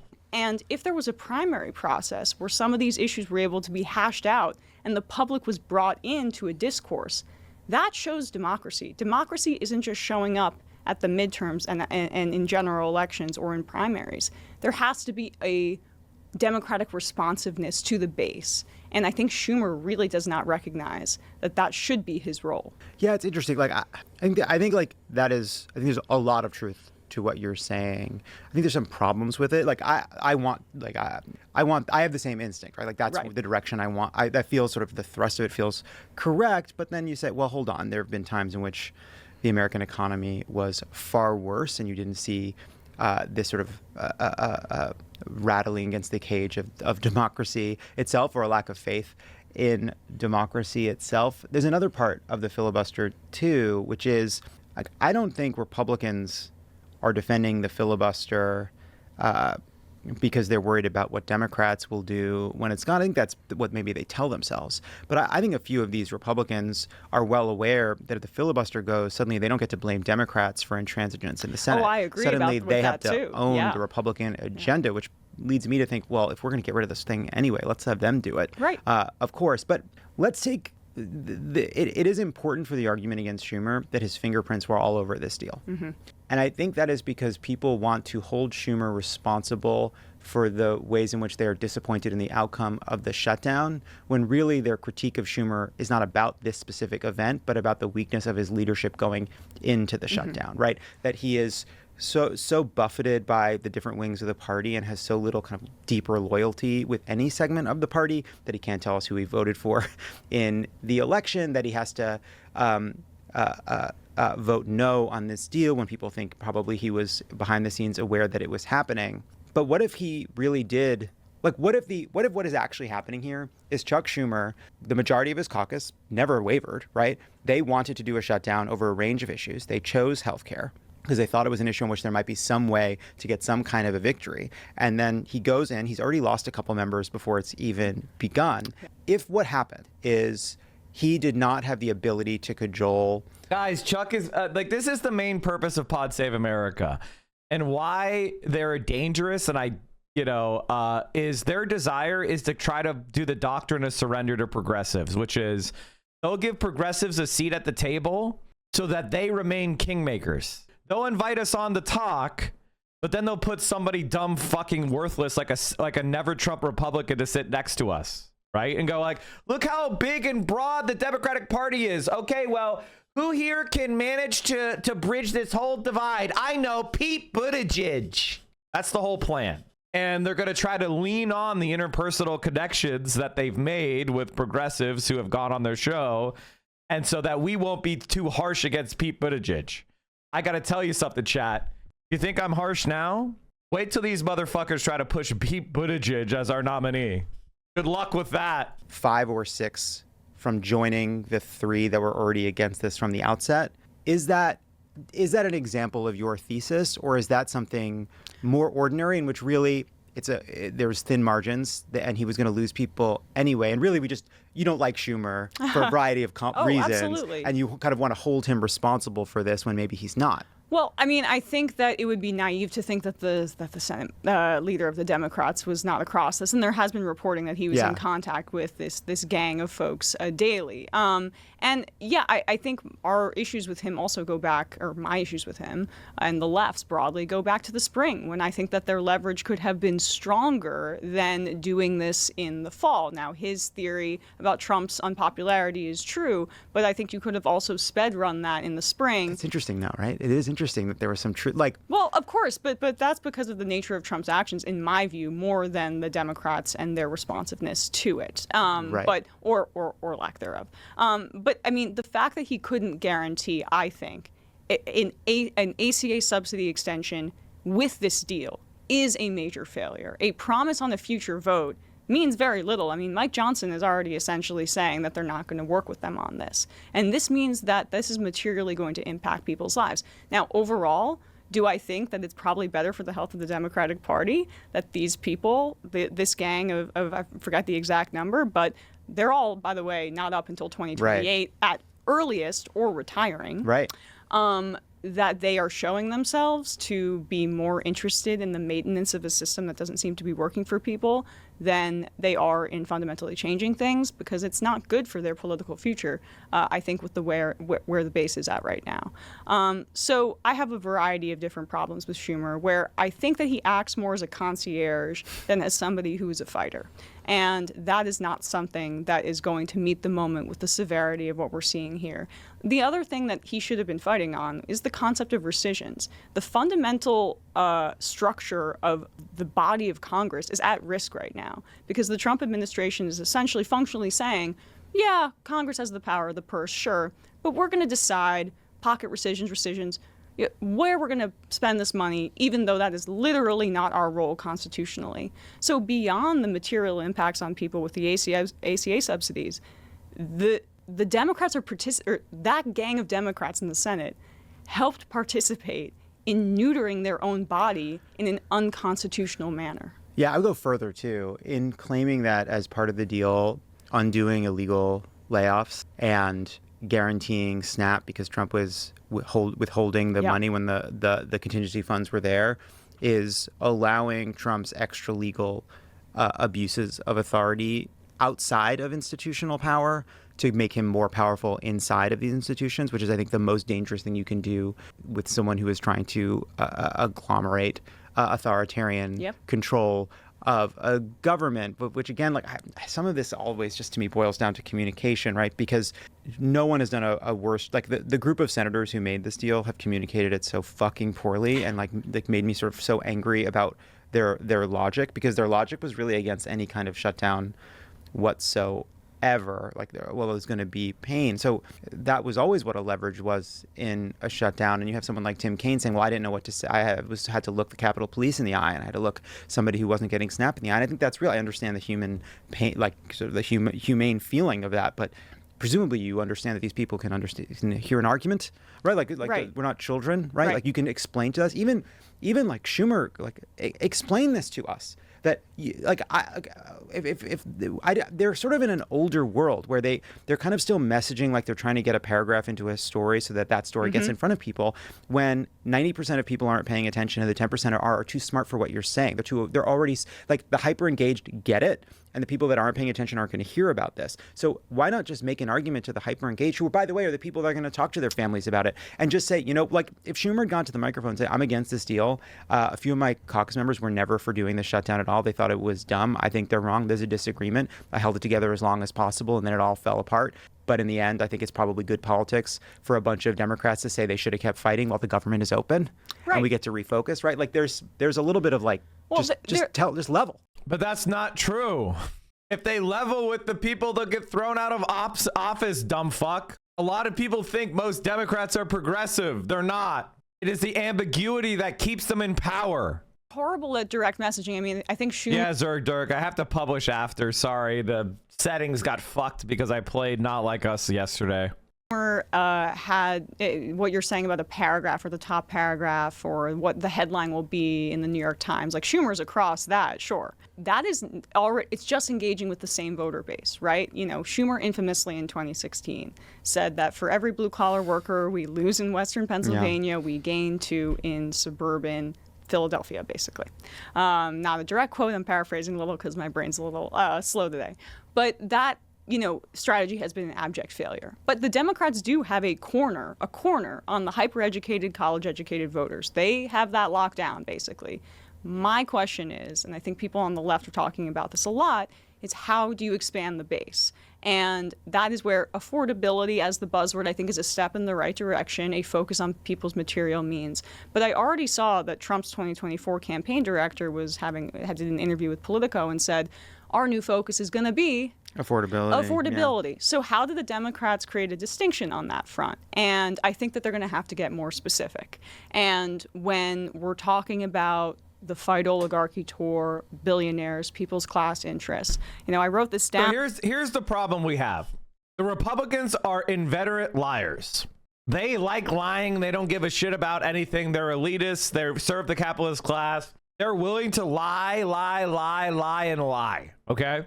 They don't give a shit about peace. They don't give a shit about affordability. They don't give a shit about you. You are scum. The Democrats, the centrist Democrats, don't support left-wing policy. So they're going to trip us up every step of the way. First, by attacking the idea. If it turns out the idea is popular, they'll say, I like the idea, but it's not pragmatic.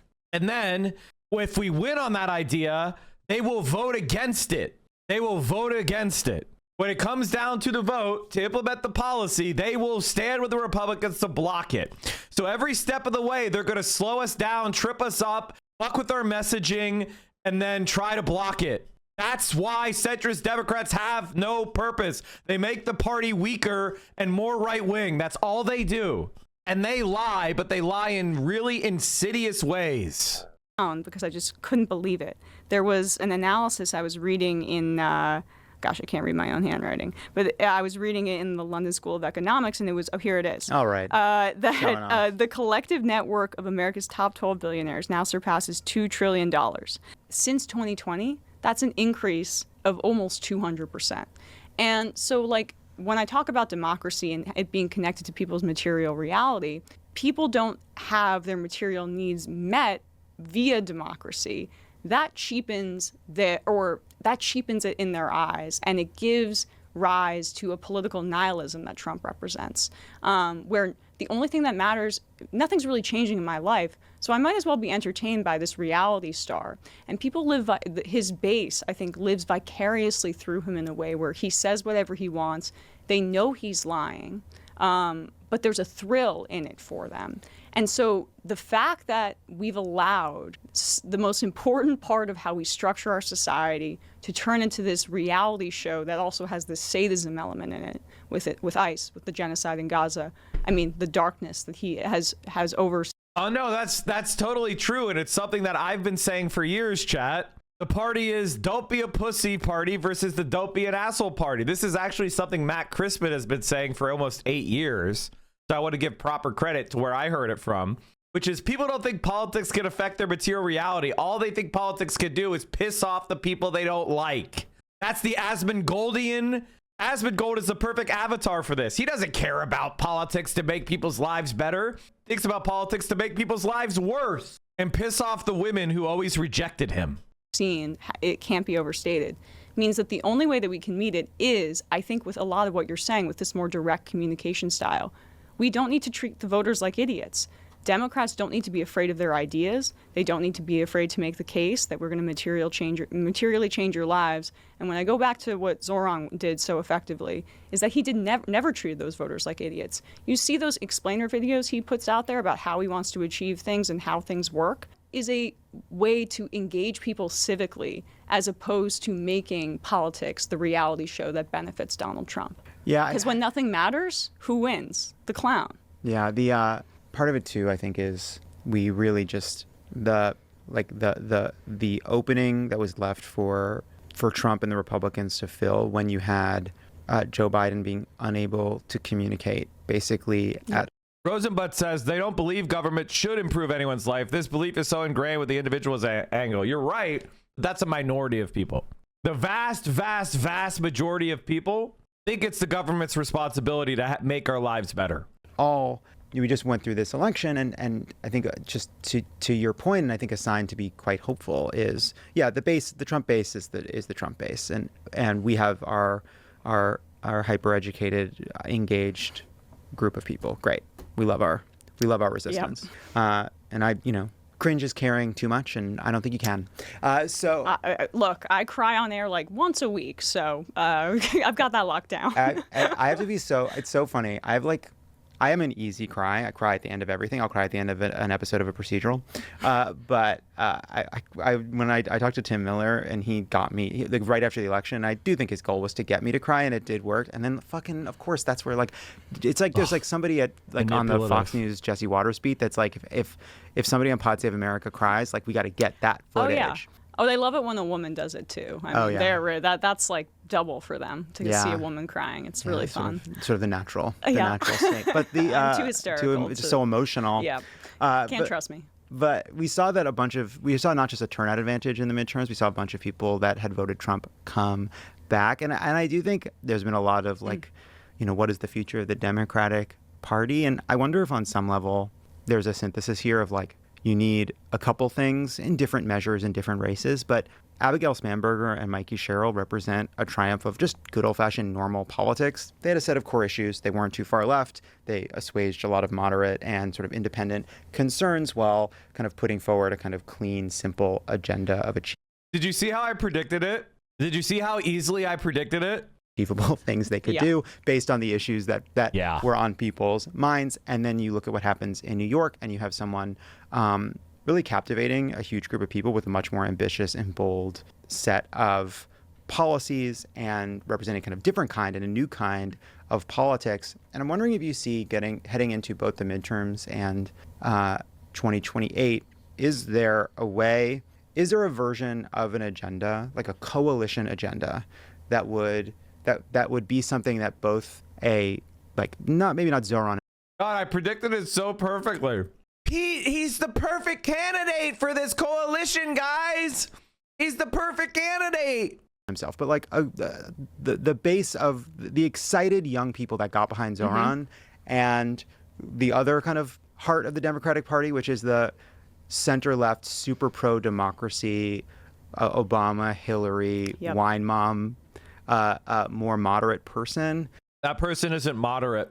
You're lying. Is there an agenda that we could get this whole coalition behind? I mean, I think I'm more hopeful about that than I've ever been. And that's one of the glimmering, shining beacons of hope I have in this time period, because I've never seen the base so activated. And part of, why I love coming on shows like this is I'm a member of DSA, but I feel like we have so much more in common than the fissures of 2016 were, right? Yeah. I mean, I think... Wrong. Naive and wrong, unfortunately. The reason why they started with that kind of emotional stuff about how they're easy cries and shit was so that I would look like an asshole when I'm doing what I'm about to do, which is the centrist Democrats would rather elect Republicans than give in on any of these policies, and the energy is only behind the policies. Abigail Spanberger, a week before the election, tried to stick a knife in Zohran Mamdani. He's just not. It's not true. The centrists are not interested in creating a Democratic Party of bold ideas. They just do not give a shit. They're genocidal maniacs. They supported genocide in Gaza. Didn't matter that it was to Benjamin Netanyahu, who then worked to throw the election to Trump. They still haven't changed. They are the problem. Chuck Schumer and Abigail Spanberger are in lockstep. And there is no coalition with these people. There is only overcoming them and cowing them and putting the fear of God into them. And if you are someone who's naive and stupid and thinks, oh yeah, no, we're all working against Trump, how many years do you have to be fooled? They took the knives out for Bernie in 2020. That was 4 years into Trump's term. They're going to do even worse next time. They can see power slipping away. And the Pod Save America bros are their tactic of tricking rubes. And you can't be a socialist and be a rube.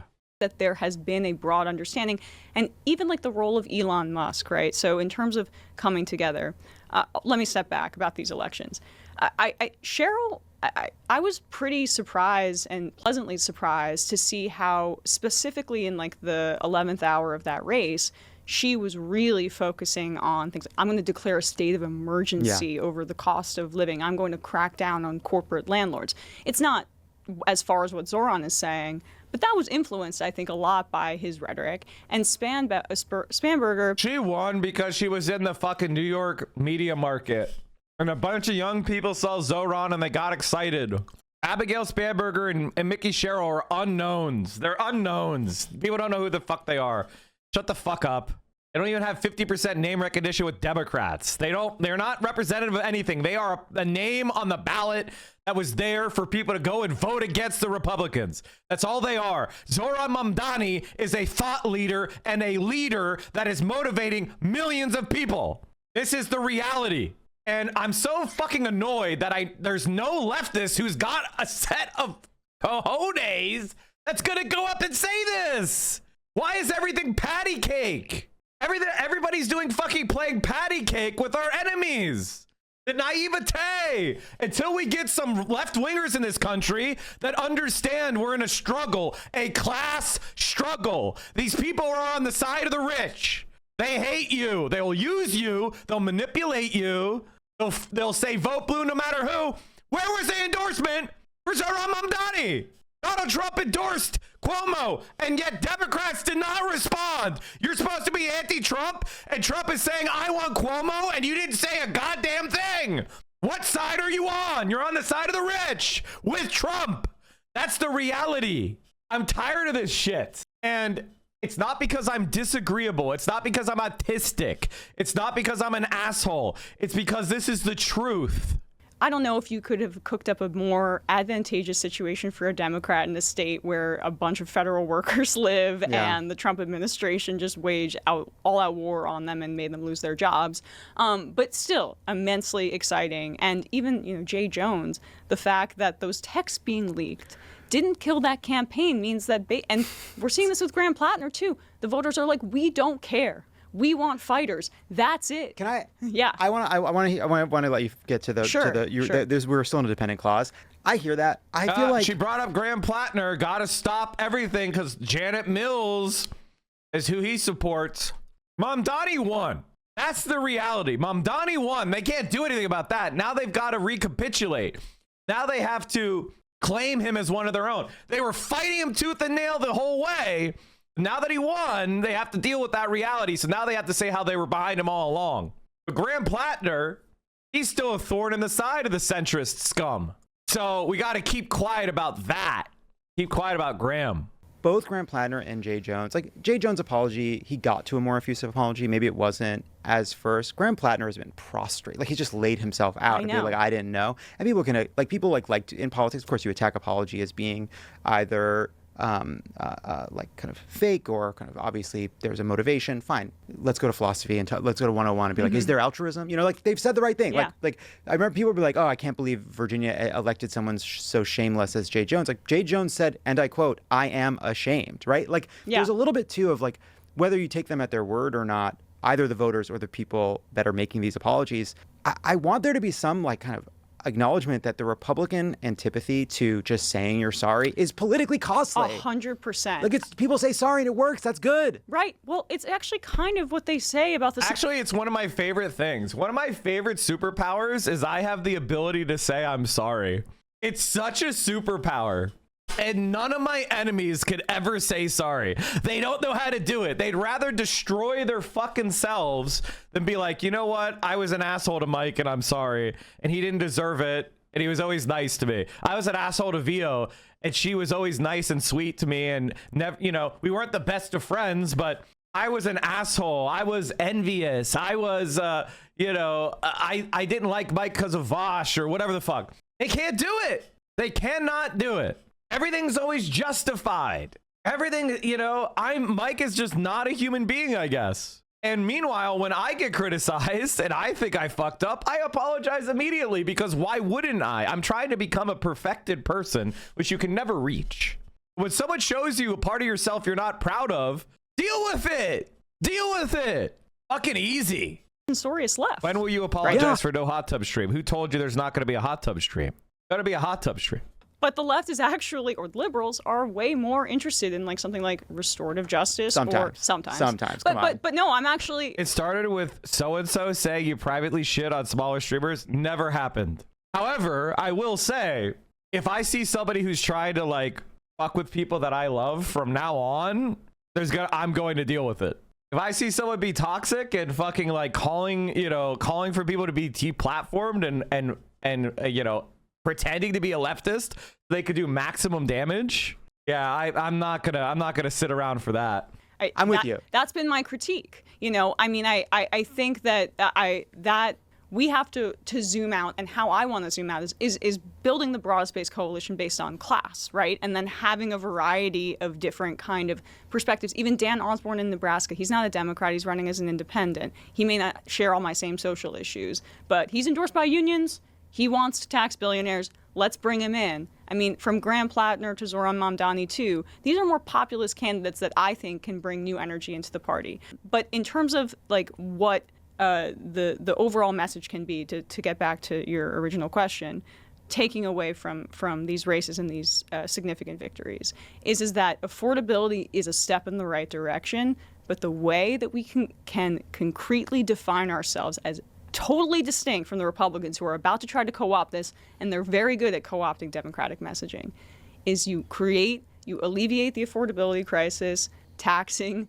billionaires and returning that untold concentration of wealth that is over the Gilded Age levels at this point.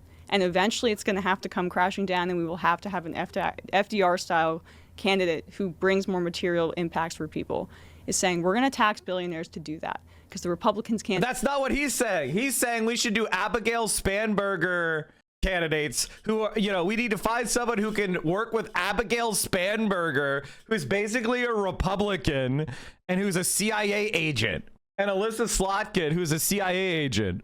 Like, that's not what he's saying. They don't like FDR. If I proposed a policy, I bet you if I go and get FDR's policies and I started proposing them on Pod Save America, they would shoot them all down. And they would say that's too far left. Actually, that sounds like a really fun idea. What if I get all the policies of the first 100 days of the Roosevelt administration, and I start asking like Pod Save America type people? I'd love to do that. Oh, that's such a good idea. That'd be so funny. And we're going to create trust in social programs again.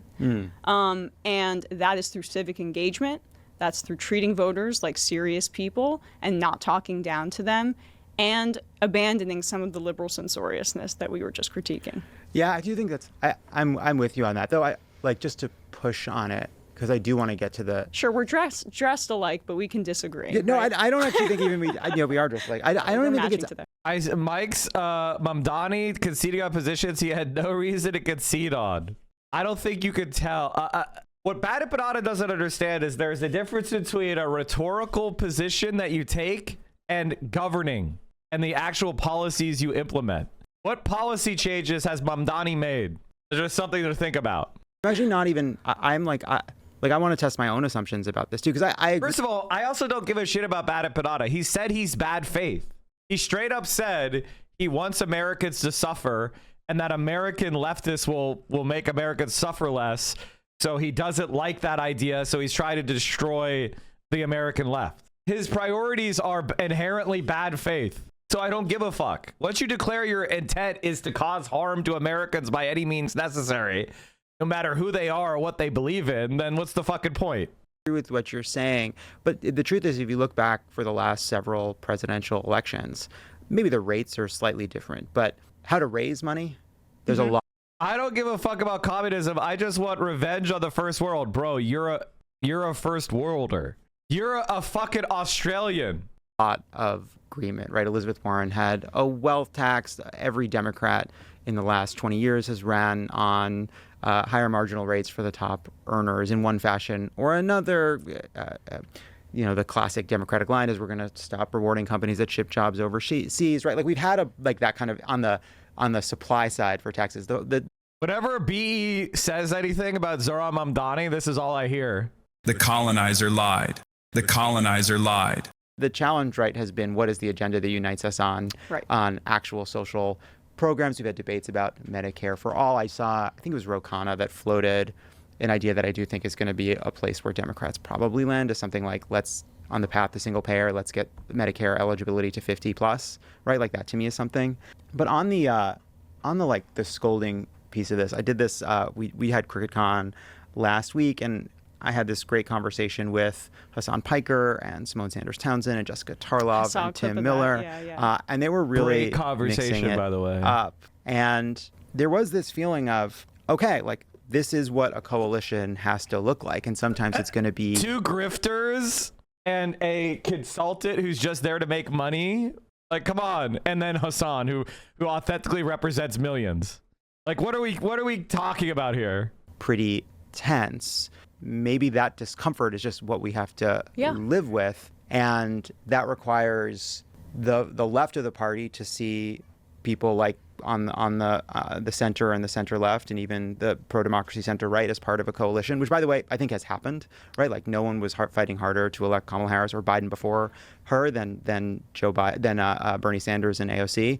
I was advocating for her a lot on my show too. Yeah. So but then that also requires people that are more moderate to feel comfortable with people like Zohran Mamdani being in the coalition and being less afraid. Again, as I said before, Zohran Mamdani is significantly more popular than Abigail Spanberger. If somebody's an ideological neoliberal, they shouldn't be in the party, in the Democratic Party. There is a party for that. It's called the Republicans. Go join the Republican Party. Make it better. Go run your neoliberal campaign about, not taxing the rich or whatever the fuck. Or market-based solutions. Go join the Republican Party. Go. We don't want you here.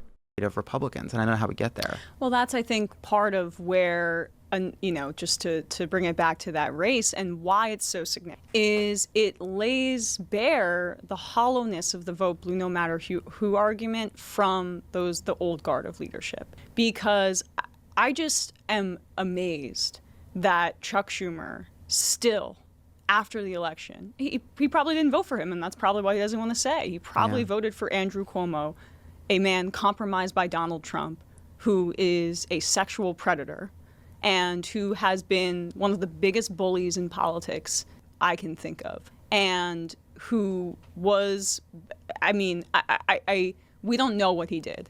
But the reality is that Zohran Mamdani, at the very least, I think also lifted the tides in other races across the country. This is my argument. I have no proof, but just from vibes. I like that. Vibes. In terms of vibes. Well, just a quick aside. You mentioned that a lot of in New Jersey, for example, Union City, which is like an 80% Latino city, 50-point swing to Cheryl from what Kamala Harris did. So just to say, like those something big was happening. Something big is happening, and that was in Texas. They're redistricting based on Trump's numbers from 2024 where he made those gains with Latino voters.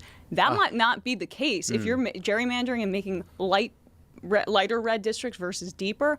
Let's see how that works out for you. I'm curious. Although blue Texas has been a myth my whole life, so I don't know. But one day it's only one day it will be true. Once it's true, it was true the whole time. Right. Once it happens, it was always true. Exactly. It's a myth until it's disproven. Exactly. I know. We sound like we're end times evangelical preachers here, but eventually we'll be right.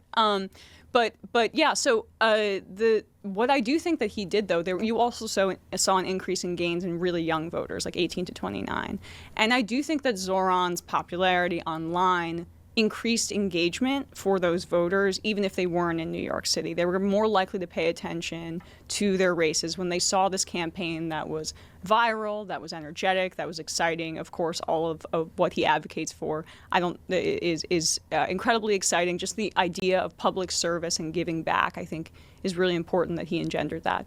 So I just can't still reckon with the fact that the leader of the Democrats in the Senate chose to reject that energy on grounds of, I don't know, Israel ideology on that front. But God, Chuck Schumer said earlier this year that his job is to keep the left pro-Israel. And as I keep saying, Only 8% of Democrats support Israel's military action in Gaza. So if that's your job, dude, you're failing at your real job and you're failing at your fake job. I think the problem that we have in general on the left is that, like, a lot of people that are left wing are inherently kind of nice, and they're kind of like agreeable, and they're kind of like socially oriented and kind in a lot of ways. And I feel like people like me don't tend to become left wing or are not left wing in society until society reaches a certain level of extremis, where it becomes rational to be left wing, where the calculations and the contradictions make sense. The people that, like myself, that are a little bit more observers of material reality and are not left wing because of like personability, right? Like, I'm not a left winger because I like I'm like a nice, super nice guy or something, right? I'm a left winger because I study material reality and recognize the class war. And so when I see somebody like the Pod Johns, I see an enemy. I don't see someone to giggle with, because he doesn't agree with me on anything that matters. I'm just like, I'm sorry you're saying this shit. He doesn't agree with her on anything. He's only sitting in the room with her for clout reasons. And which is why he's going to slide away from this conversation like a slimy little snake. Just watch. Israel ideology on that front, but God. Chuck Schumer said earlier this year that his job is to keep the left pro-Israel.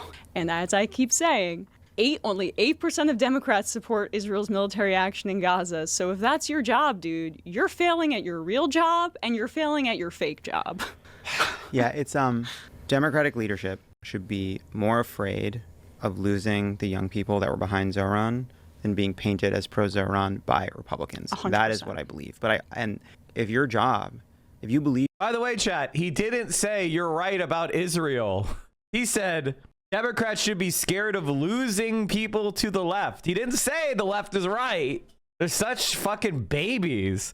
That's why they don't invite me on. That's why I would not be invited on Pod Save America, because if I was invited to Pod Save America, I wouldn't let them be slimy little snakes. I'd be like, you agree with me that Israel committed genocide in Gaza, right? And that Benjamin Netanyahu is a war criminal who should be prosecuted by the ICC, right? You guys agree with that, right? Your job is to try to help people understand a more nuanced view of...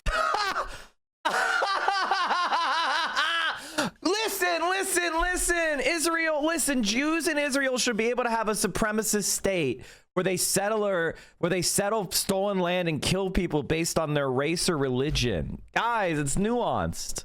Apartheid is nuanced. Israel, you're not going to do it by avoiding the reality of people are seeing. What people are seeing, what people are feeling, how they've shifted. I'm sorry, chat. This is why I am This is why I am who I am.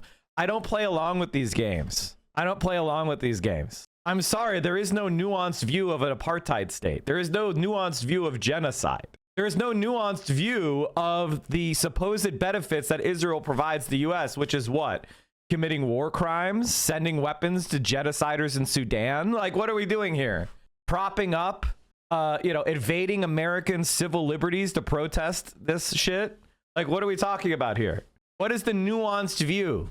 Like, I talked to Mom Donnie about this directly, and like my problem when he didn't, like, look, I talked about this with him in both directions, like the ways in which anti-Semitism was used as a cudgel. And by the way, it was like incredibly rich and so cynical. God, Cuomo ran the most cynical race of any political operation in my life. Deeply racist. I just have never seen something like that in my, like, there have been more racist campaigns. We've beaten because there have been, but really racist for like, I don't know, 2024. Oh yeah, no, absolutely. No, I would say like 2025. an extraordinarily bigoted campaign. Yeah. But I would say the most cynical campaign I've ever seen in my whole life. And then he had the audacity to say that Mamdani was using Israel as a wedge issue. It's like, no, that's what you did. Yeah. That's what you did. You made people think, like, you made this more salient for the voters as if he was running for mayor of Tel Aviv, which was ridiculous. But if your goal is to create...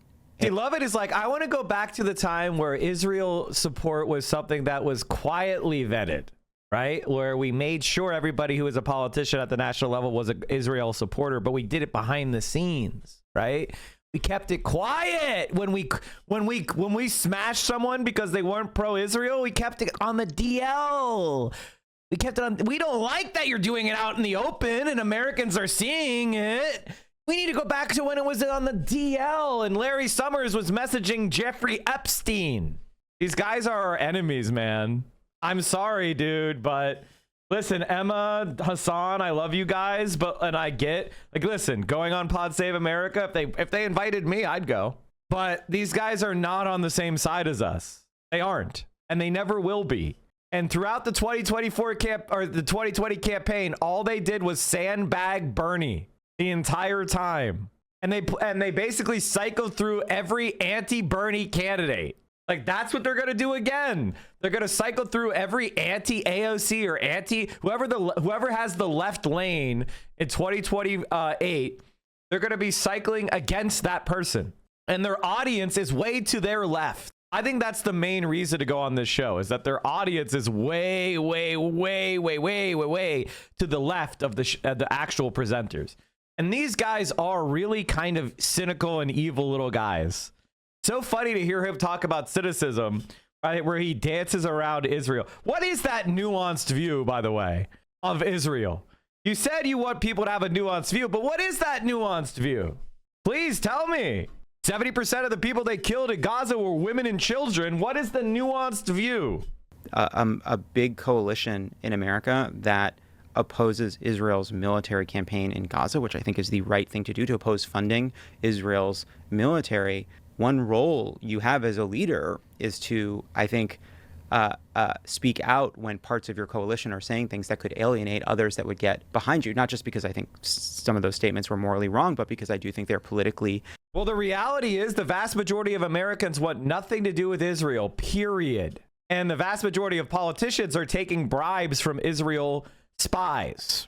So, you know, when taking bribes from Israel spies has been the way American government has worked for 40 years, everybody in both parties is a fucking bribe taker, except for a very few individuals. Kind of discordant when the entire population hates the country you're taking bribes from. I think all those bribe takers should be in prison for treason. Now, it's an extreme response, a radical response, but if they were taking bribes from China, they would be. So what's the fucking difference? Alienating. And to me, like, what made Zoran such an interesting figure is actually the ways in which he was often doing some normal politics and coalition building outside of this. He's keeping on the police commissioner. He brought in Brad Lander. He did a ton of meetings to assuage people's concerns. He's also, I think, one mistake people made in how they ran against Zoran is they ran against the New York Post covers. But he's a much more interesting and smart and curious and thoughtful person, and was able to describe, like, really in detail defend a lot of his positions in a way I think people didn't hear. But I do think that speaks to the way we have to kind of come together, because I do think the left ought to be a bit circumspect at times at the work that needs to be done to pursue. Assad has a point. Hey, Pod Save America, this is you. This gotta stop. People claiming that they're moderate when they're obviously right-wing. Okay. I've never encountered another human being that's been like, oh, I'm a centrist or I'm a moderate, and then lo and behold, it's a big secret, but they were actually liberal. It never happens. There's never been a moment where someone's like, you know, I didn't want to tell you that I really like universal child care, but I was just testing the waters. It's always like, I'm a moderate, and then you expand on it, and it's like, oh, you just want to put immigrants in concentration camps. Yeah, so we just got to stop, cut with the shit. I don't want to hear it. I know immediately when you say, I'm a moderate or I'm a centrist, I immediately know you're right wing, and I also think you're a coward. This gotta stop. People claiming that there are two types of people that claim themselves to be moderate. If they're a politician or a politically educated person, they're a fascist. If they're a regular normie, they're the type of people that don't have an interest in politics and they're trying to avoid having a conversation on it. But if you really sat them down in a chair and you asked them questions about it, they would probably end up supporting left-wing policy. How do I know this? I've had literally tens of thousands of these conversations. Swayed, right? And that requires, I think, at times compromise, while at the same time, I think the center needs to learn from the enthusiasm that this kind of populism engendered. And so the solution is not going to be centrists who sound like populists. I think that helps. I think people do genuinely want that, but that's not enough. But also being populist and being charismatic and being inspiring to a big group of people that want to see them in their leaders, like that is true. But like that does not mean you don't have work to do to bring more people along, because those aren't yet majority views. There's a lot to chew on there. I think, about Zoran's talent as a coalition builder. He has Bernie-style politics, Obama-style charisma, but he has like the city municipal political relationship building thing down that you really need. And love Bernie to death, one of the greatest, the OGs. But he's a little cantankerous. I was interviewing him a couple months ago, and midway through the interview, he just leaned back and went, and that hurt. That hurt. That would break my heart in two. It wasn't my best moment. I should have got to stop telling that story. That didn't happen. Sure, cut it. But no, that sounds exactly like him. And he's done that on air with a bunch of other interviews. So that is one of Zoran's talents, and I think that is part of he's a quintessential millennial politician in many ways. Like our generation is really, when you look at polling, the most progressive consistently generation. So in terms of where the left needs to be smarter, I hear you on that. I think part of the problem is that we don't really have any national Democratic politicians who are leading the way on the issue of Israel's genocide in a way that matches the urgency or gives people a rhetorical framework to advocate on this issue. Now, my viewpoint is that Zoran is really the first to do that, where he talked about, when asked, do you believe Israel has the right to exist as a Jewish state? He says, I believe it has the right to exist as a state of equal rights.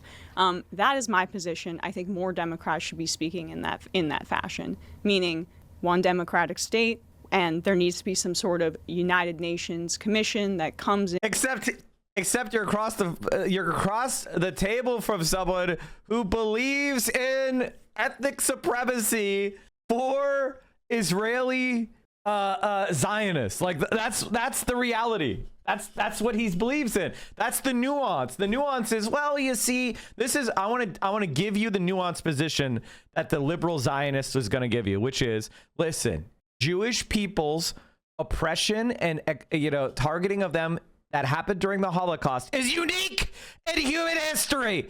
No other group was ever so targeted. Now, leave aside that the Holocaust also targeted Roma people in the exact same way as it targeted Jewish people. So even there was not a Roma state established. Okay, they didn't go to New Zealand and ripped everybody out of New Zealand and create a Roma state. But let's leave that aside, okay? That's what they're saying.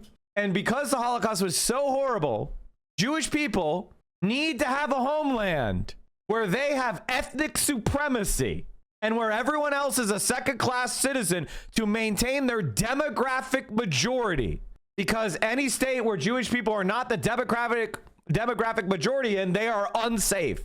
I don't know if you noticed this, chat, but you're in America and Jewish people have never been the demographic majority. And this is the country where Jewish people have been the safest. So the entire idea is really a lack of faith in pluralism.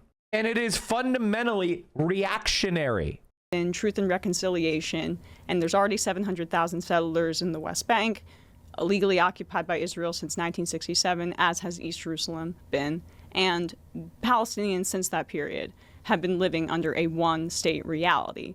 And we have to be beginning to be speaking about the reality on the ground, because the two-state solution fiction is just something that bides time here and still undercuts the idea that multiculturalism is a strength. We can't be making the case in this moment of fascism that racial integration in greater Israel is a threat because this group of people can't be living aside this group of people. And a state that's maintained in terms of ethnic or racial supremacy is not one that should be supported by the Democratic Party, especially when we have a fascist in office. Yeah, that's right. Emma W, except he doesn't agree. You're going to let him slide out of this conversation because he doesn't agree with you. He believes Israel should be an ethnic supremacist apartheid state. Maybe he thinks the settlements are a bit much. Like a lot of liberal Zionists think we should have a Palestinian state that's a Bantustan, meaning they can't have a military, right? They can't have a real democracy, but it's a Bantustan, you know, nominally its own country that we control. And then we pull back the settlers. And then when we do that, Israel will be able to get diplomatically recognized by the Arab world and exist as an apartheid state with, you know, a Zionist supremacy. That's what Jewish liberal Zionists are saying, right? Like they are like, yeah, no, we should broker a deal for a Palestinian rump state. That's not a real country, but a Bantustan. And, you know, we pull back the settlers, we pull back from some of the occupied territory. Maybe we trade some of the really bad desert land in exchange for some settlements which get annexed into Israel proper. But that's fundamentally what the liberal Zionists wants. They want to keep the apartheid. Where I'm at is agree with the statement that no state has the right to deny the equal rights of anyone who lives within its borders, full stop. And that ought to apply to every country, including Israel. I do think like there's been a move against the two-state solution as fanciful. And God, I can read these people to filth. I know exactly what they're going to say before they say it every fucking time. It's so easy to read them. I take those arguments. At the same time, I think you could make a very good case that a one-state solution is not closer.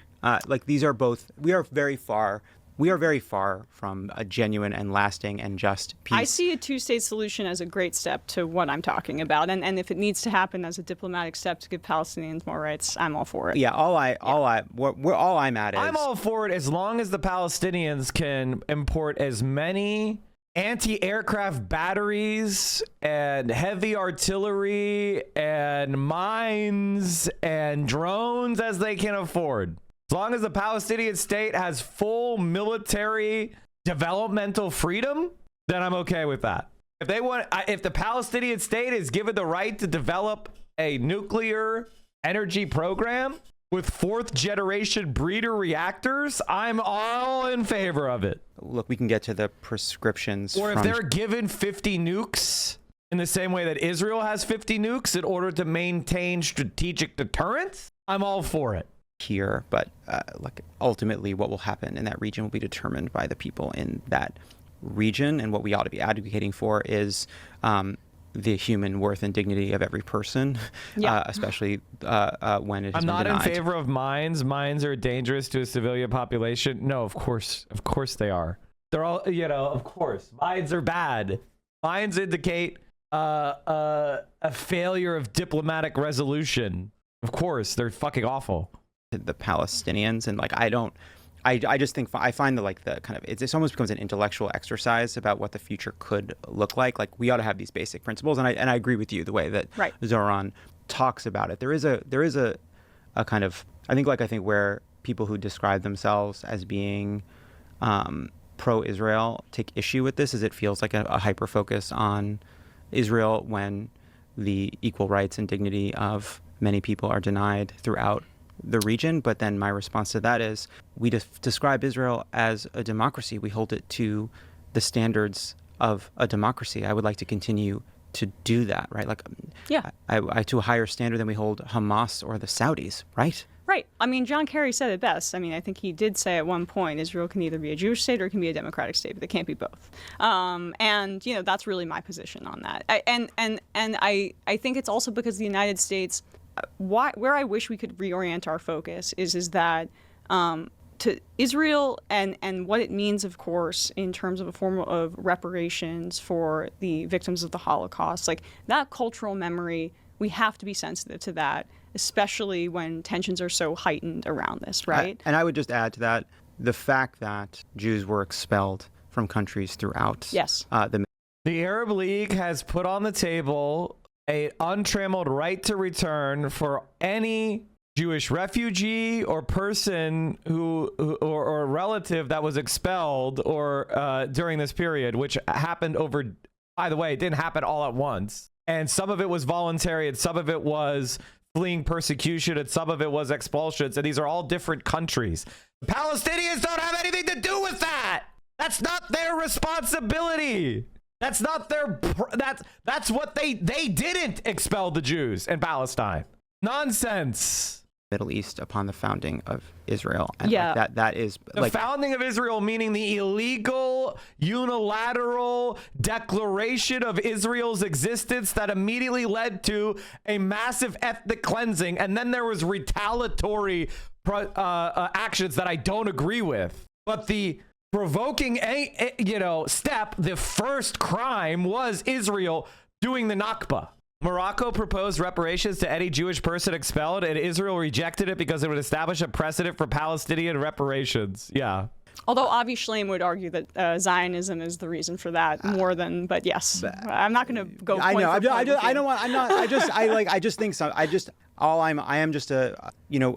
I think back to earlier eras in which the left failed to come together to face a rising authoritarian menace. There is no left.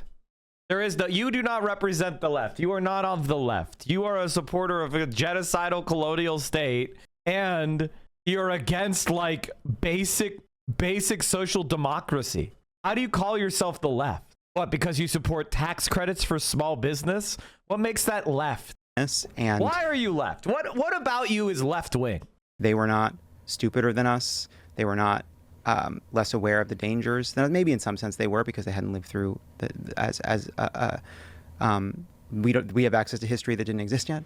But there are genuine and real painful differences that make it hard for people to unite. And I think one way to understand, like to get to the other side of that, is to like just lay the complicated truth out. That's all. I'm zooming out to say basically in terms of moving forward more broadly. My point is just that some of the crunchiness of the messaging on the left is, in my view, because we're not seeing enough leadership. I love the squad and I love progressive members, but they're still not talking about it in the terms that I just talked about, right? And I think that would people understand some of the left-wing position a little bit more on this.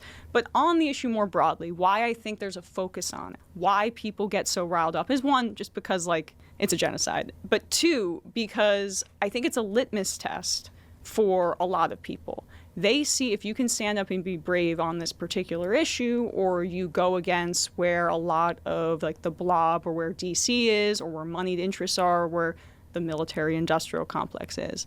People genuinely view that they can trust you. You're seeing moderate members already saying, I'm swearing off AIPAC money, right? Because they see the writing on the wall here. They see the writing, which is 7% of Democrats like Israel, but they're all in the pockets of Israel. So I don't give a shit if I don't believe a word Seth Moulton says. He's a fucking liar.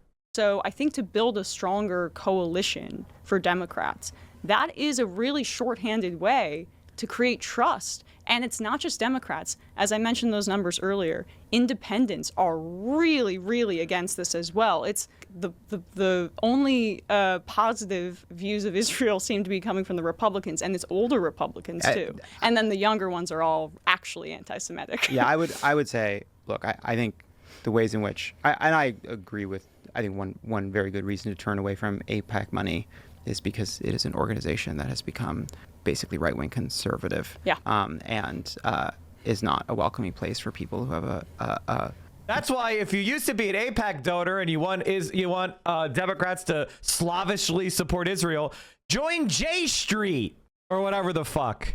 He just wants Israel to be better at the way they bribe our politicians. That's what he's calling for. He's like, Israel, be smarter at how you bribe our politicians so you trick the American people better. What I think is that AIPAC should be broken up as a foreign agent bribing politicians, and every single AIPAC donation should be investigated and every single AIPAC donor surveilled. And we should undercover all these fucking Israeli spies and start prosecuting them under the Espionage Act.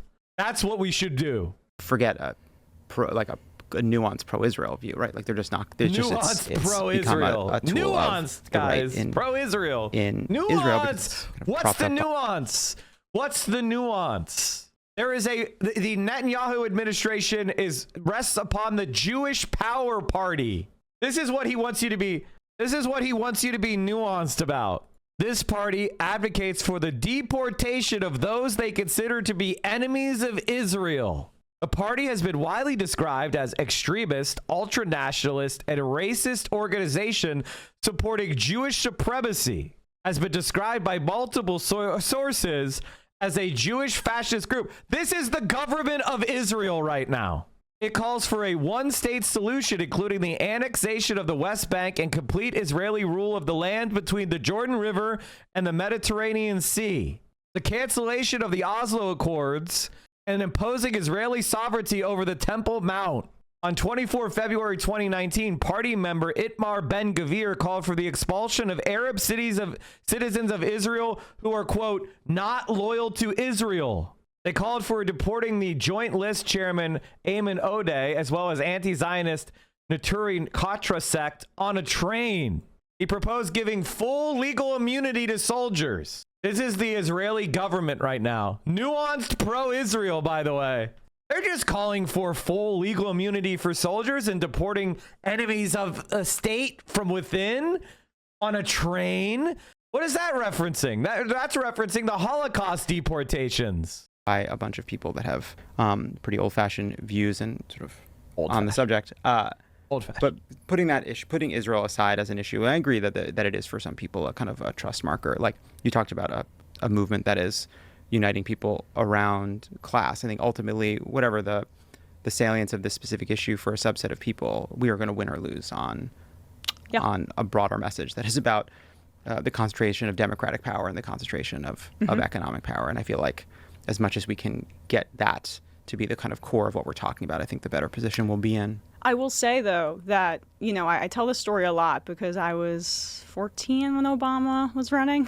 Yeah. That was where my interest in politics began. I literally became obsessed with Obama, as many young people did, and that campaign.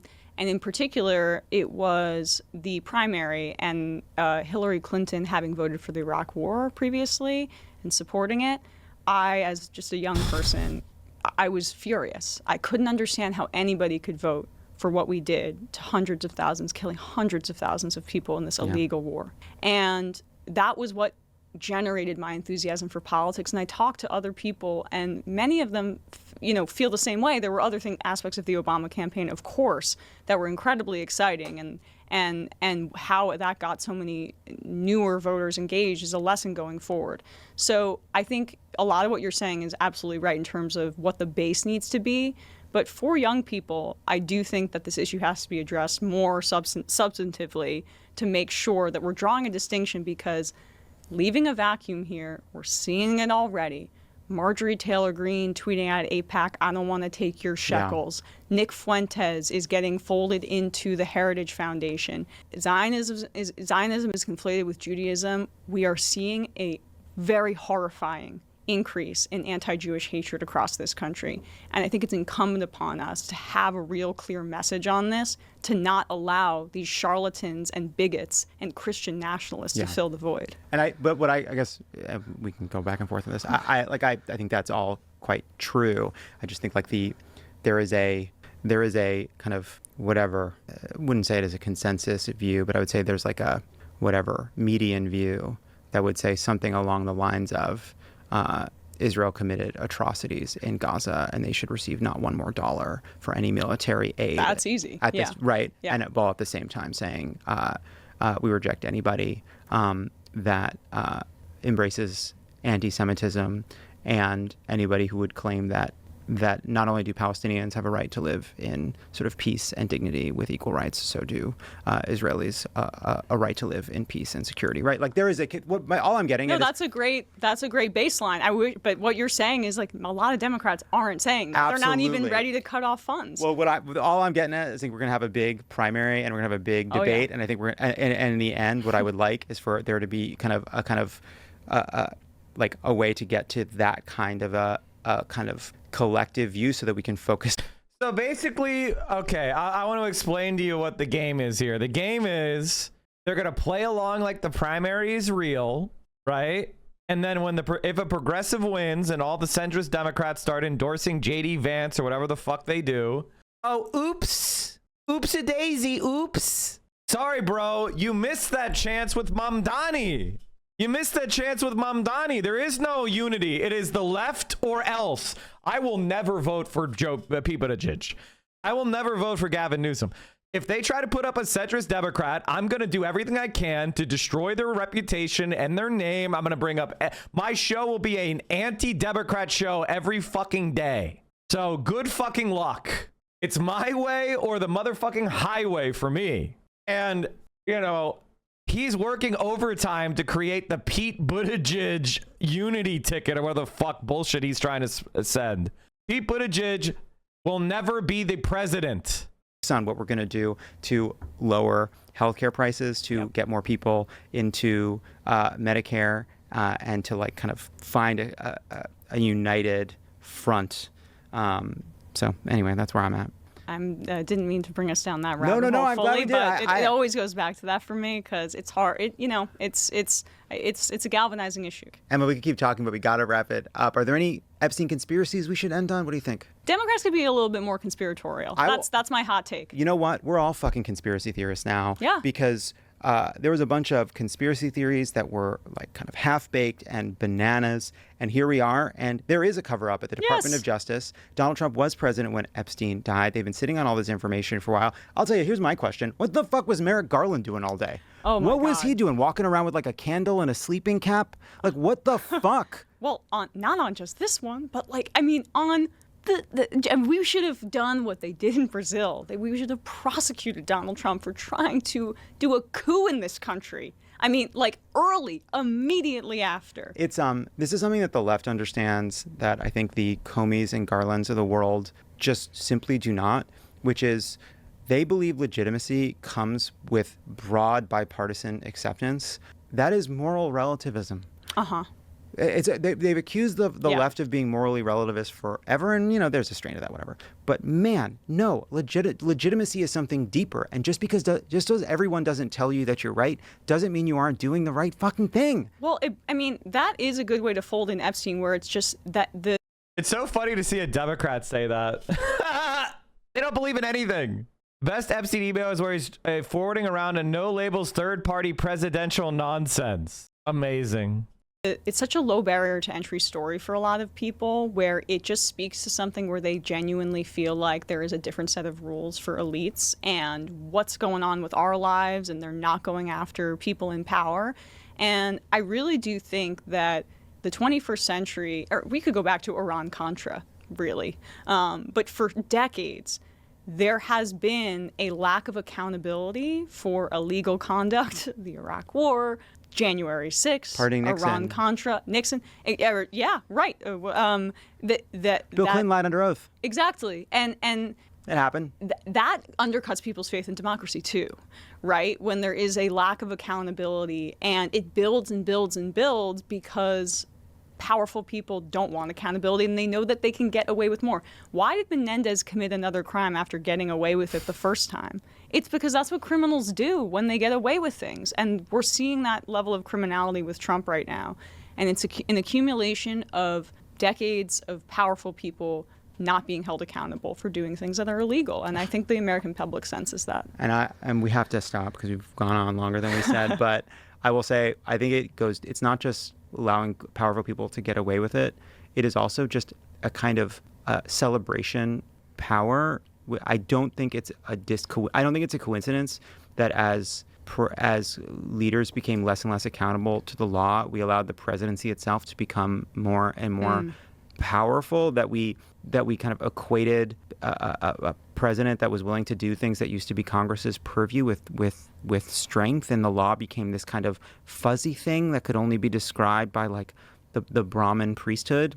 I don't know. Now we're out of time. We got to stop. I know, but it's been great. It's been talking to you. It's so great to talk to you. I'm so glad we were able to make this happen. Yeah, me too. Emma Vigeland, thank you so much. And check out The Majority Report, of which she is a co-host. Yes, we are live Monday through Friday, noon Eastern. That's 9 a.m. here, right? For sure. I can't even do basic math. Then you can check it out, noon Eastern, Monday through Friday on YouTube and on every. Wait, Vosh did a collab with Katie Wilson?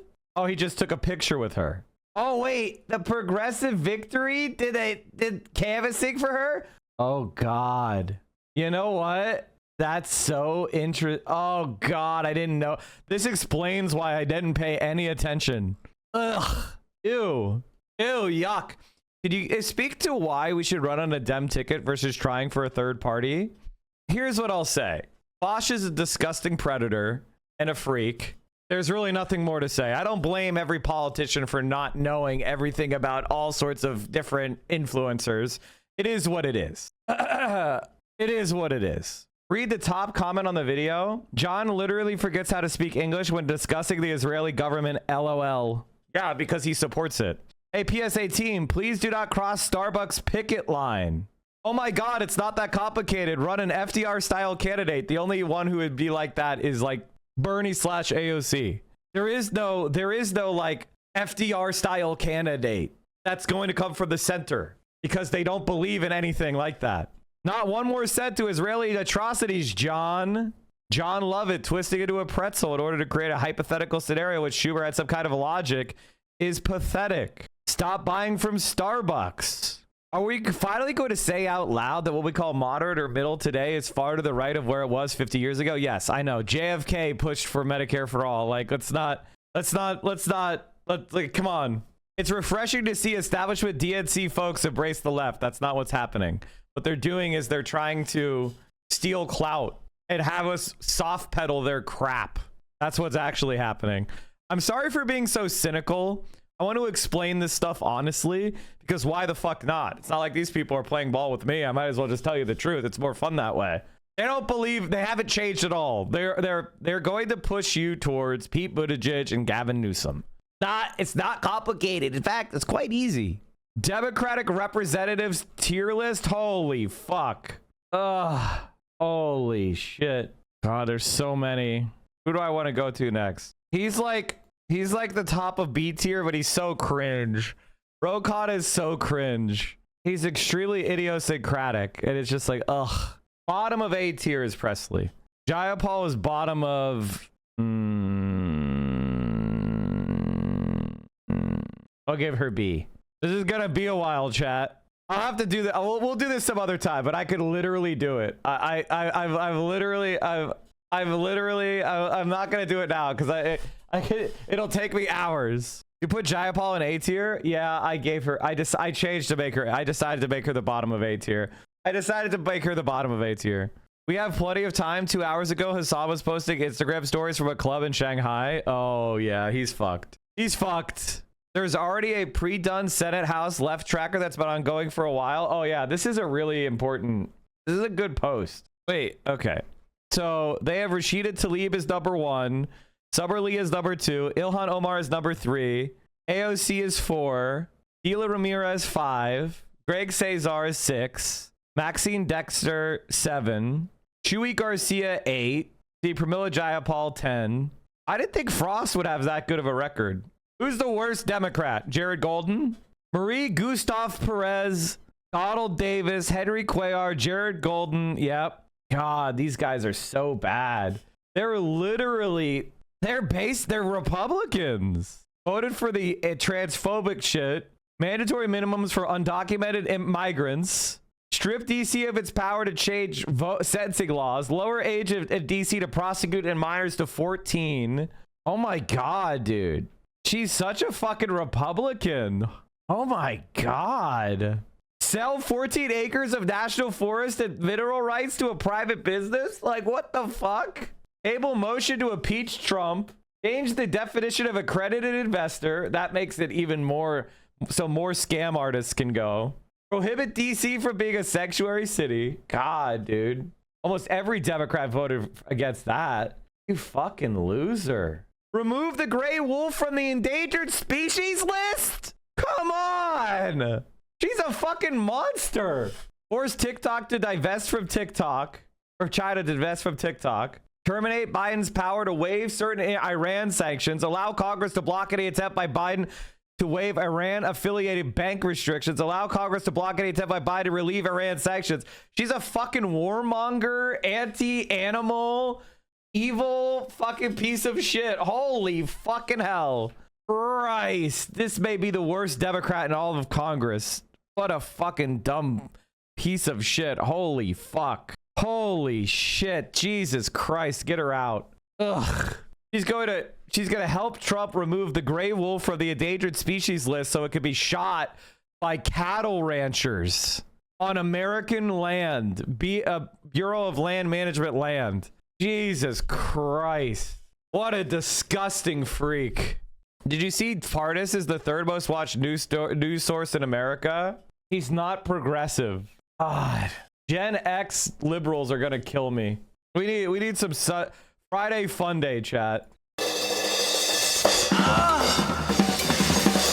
Trump is going to be a nice man now. He came close to death.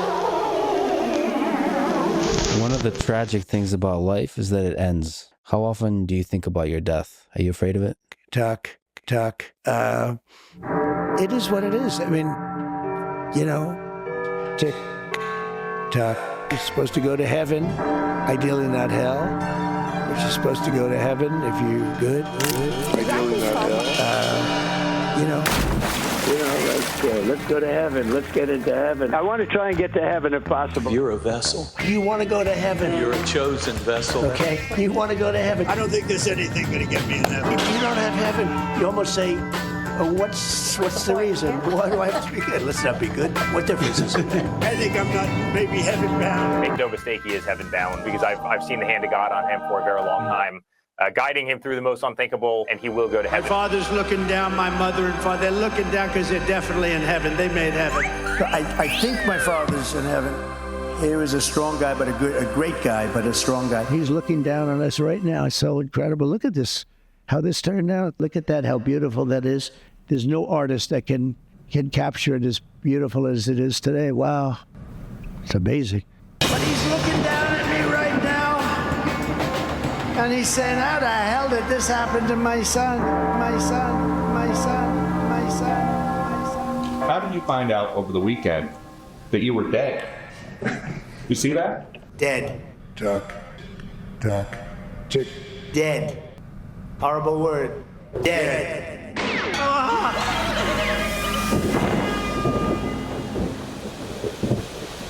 I'm going to die.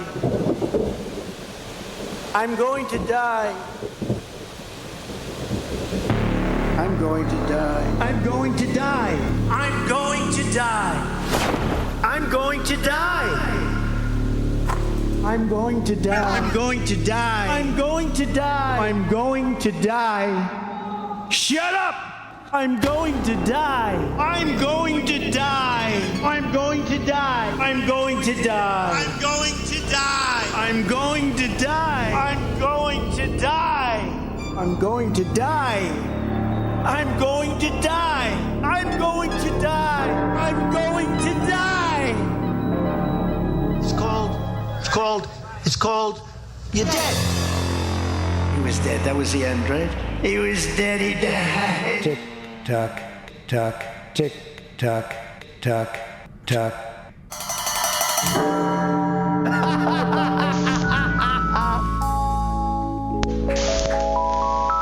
I can tell you, maybe the one thing he does that might have influenced heaven is I think there's a lot less people going to heaven, meaning they're going to heaven slower because he stopped the death and destruction around the world. He slowed down the journey to heaven for a lot of people, in that they'll spend more time on this earth and they'll get there, but they won't get there for a number of years because he stopped innocent young kids from absolutely getting run through a meat grinder unnecessarily, and that in itself will get my father to heaven.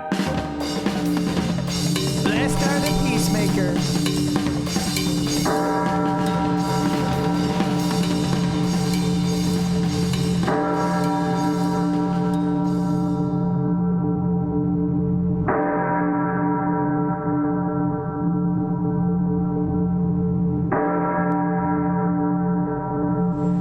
I am the chosen one.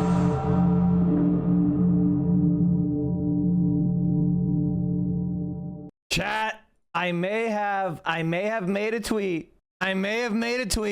David Pakman is a close friend of Destiny, so he spent a lot of time defending pro-Israel pedophiles. I may have made a tweet. A nuclear bomb. A nuclear bomb. Okay, I have to delete it, chat. I can't leave it up. I don't want to make, you know, I don't want to fight with people, you know. I don't want to fight people right now, you know. I don't feel like it. It's Friday, you know. I don't want to make all the people that love David Pakman feel bad, you know. I thought you never deleted posts. Oh, I'll delete it within a minute of posting it if I don't like it. Trump goes to heaven, chat. If you're not subscribed to Victor Berger, what even are you doing? What even are you doing? Ceasefire Friday. Chat, I just realized something. We are 4 hours into the stream and I forgot to shill. If you enjoy this content, please consider supporting it by subscribing at tier 1, tier 2, or tier 3 sub. If you have Amazon Prime, you can attach that to your Twitch account. You get 1 free sub a month. That's your Twitch Prime sub. Please consider supporting our stream because we don't run any ads here, chat. We run an ad-free stream, 100% ad-free. Actually, you forgot to shill yesterday? Oh, right. Fuck. I want to turn on the I don't know. I just don't feel like shilling today. You know, is that I'm trying, but Donald Trump is mauling over the shit. Holy fuck. Chat, we are dangerously close to a hype train. Free Palestine, RTTS. Thank you for the 10 tier 1s. Dread and Max, thank you for the 6 months at tier 3. That's what we're talking about. Tom Like a Tom, thank you for the 10 gifted sub. Thank you for the 20 gifted subs on top of it. Osa 44 and RNA Polymerase, you both have been gifted subs. You're in the chat. Say thank you. Mad Binks, you got gifted a sub. Say thank you. Fuck you 5, you got gifted a sub. Say thank you. See, fuck you 5 is right there, and he said thanks. See? Can you point and laugh at the libs for not getting their messaging straight? I want to post this. I'm just gonna retweet this, chat. Ethan's Attic says, David Pakman show hitting the same line as Megyn Kelly. This would seem stranger if not for the fact that David Pakman is a friend of pedophile Destiny, the omni-liberal, who has made the same distinction in the past during debates. You remember that Dave Pakman show from the story about dark money being paid to liberal content creators and influencers by Chorus, David being one such recipient. Here he is pictured with Destiny and Chorus founder Brian Tyler Cohen. So I don't want to steal Ethan's Addict's credit. So let's make sure we all like, comment, and subscribe on that. Chat, we are dangerously close to 6,000 subs. If we're able to hit 6,000 subs on the day, I will be able to turn back on the VODs. All right, let's keep going. Donald Trump is having a meltdown. He wants I want to Bill bring in Clinton MSNBC's investigated. Vaughn Hilliard, who's covering the White House. Eugene Robinson is a Pulitzer Prize-winning columnist and MSNBC political analyst. Tyler Pager is the New York Times White House correspondent and co-author of 2024, How Trump Retook the White House and Democrats Lost America. Tara Setmayer is former GOP communications director, as well as co-founder and CEO of the Seneca Project. Eugene, there has been a consistent message from survivors and many of their supporters about the efforts to release these files. Why do liberals keep aligning with powerful predators? Because a centrist Democrat is a fucking freak. This is one of those pills that in order for you to actually be a leftist, you must swallow. There's no such thing as a good moderate. In fact, moderates are much more likely to support fascism. Like, moderates actually support fascism more than people who consider themselves conservative. Conservatives tend to be second in supporting fascists. There's the fascists, then centrists support fascists, and then conservatives. That's usually the pace that's actually the order it typically goes. And I could show you that. Centrists hate democracy more than extremists. Centrists are the most hostile to democracy, not extremists. This has been scientifically proven time and time again. Centrists are the most skeptical of democracy. Percent of people who say democracy is a very good system. The numbers have gone down from here. But what you see is that centrists consistently less supportive of democracy than even the far right. Although there are certain places like Germany, Spain, where far right wingers are openly fascist. Respondents who put themselves at the center of the political spectrum are the least supportive of democracy, according to several survey measures. That's why the centrist Democrats hate Mamdani, because they don't respect democracy. They hate it. Centrists are the least likely to support free and fair elections. Percentage of people who say that choosing a leader in a free election is an essential feature of democracy. Centrists are the least likely to support civil rights and freedom from state oppression. Centrists are the most supportive of authoritarianism. Percentage of people who say a strong leader who does not have to bother with the legislature is fairly good or very good. Only the far right in Germany is more supportive of a strong leader. Goof Sukum, thank you for the 5 tier 1s. Free Palestine, RTTS, thank you for the 10 tier 1s. You're the best. Percentage of Americans who support strongman leaders. Centrists have the highest. Across Europe and North America, support for democracy is in decline. To help explain this trend, conventional wisdom points to the political extremes, both the far left and far right, according to this view, willing to ride roughshod over democratic institutions to achieve radical change. Moderates, by contrast, are assumed to defend liberal democracy, its principles and institutions. The numbers indicate this isn't the case. Centrists seem to prefer strong and efficient government over messy democratic politics. Ani Draz, thank you for the 5. Andre Ions has gifted an unbelievable 100 gifted subs. Holy shit. The following people are ordered to say thank you. Eggbird TV, 3GPE, Really Amazing Person, Atrions, Bunny Kai 2, Ron McDonald, Cy Drixel, Major RFD, Updobe, Jindusu, Blonde Red Dead, Sodium Clo, King of Games 386, Charles the 9th, Gold, Joe Kubi, Io, Sir Mafia 1, Ruggles Kick, Milky Burp, Crash Baggins, and Tudis 1 JP. You fuckers have been given gifted subs. Say thank you. Say fucking thank you. Gray Blue 92 and Koba 1953. Say thank you. Smoogle, bolt yourself in. Say thank you. Look at these first-time chatters getting gifted subs and then saying thank you. And with that, chat, we are at 5,996 subs. Never mind, we crushed it. We're at 6,006. Look at that. All right, chat, I have activated Rewind, and I have activated the VOD. I don't know why it's not showing. Okay, everything should be working soon. I'll republish after the stream is over. Singang Super, thank you for the 10. You're the best. All right, what was I saying? Centrists hate democracy. Justice. This is about standing up against heinous acts. This is not about politics. Is that why the administration's political messaging isn't working?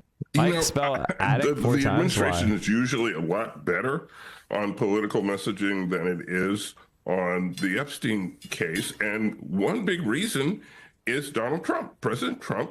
And the Wall Street Journal is absolutely right. He keeps acting as if he has some horrible thing to hide, even though I've not seen any evidence, and certainly not any hard evidence, that says he's guilty of anything in terms of Epstein and the young girls. Yet he acts as if he is. And this extraordinary effort, for example, just in the last couple of days to somehow get Republicans to take their name off the discharge position in the House, petition in the House.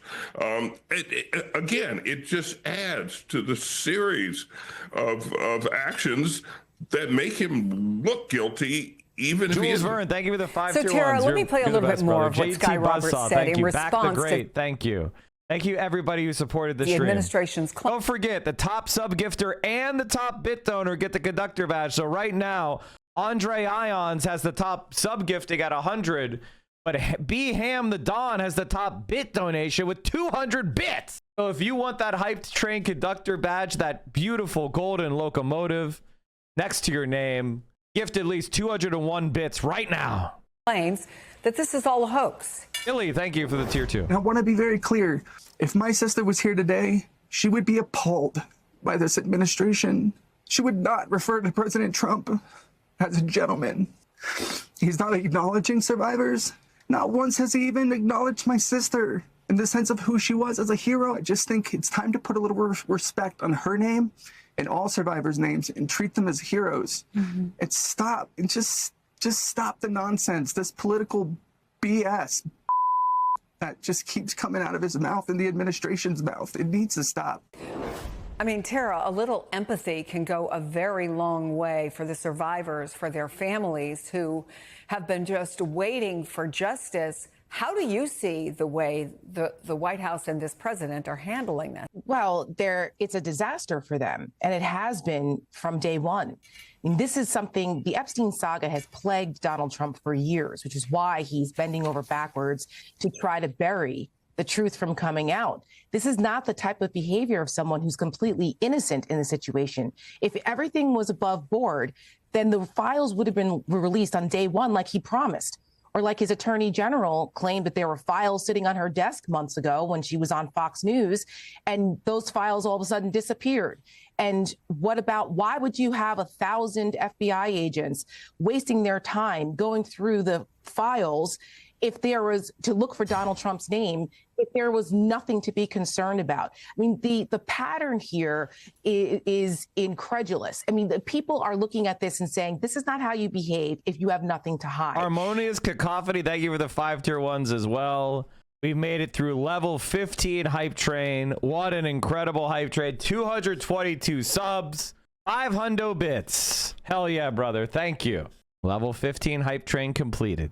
And the absolute lack of empathy, the lack of compassion, the lack of concern for the survivors of this despicable human being, I think. Also, chat, I know we're talking about a very serious topic, but we have just installed a new emote, DSA Coggers. As a reward for all of your support, we have implemented a new emote, DSA Coggers. So whenever my, audio disconnects and the internet stops playing sound, or YouTube doesn't load, or we try to watch a video on Twitter, Coggers also speaks volumes. And that's why you see this reaction, this visceral reaction from so many people across party lines. Very few things have unified this country.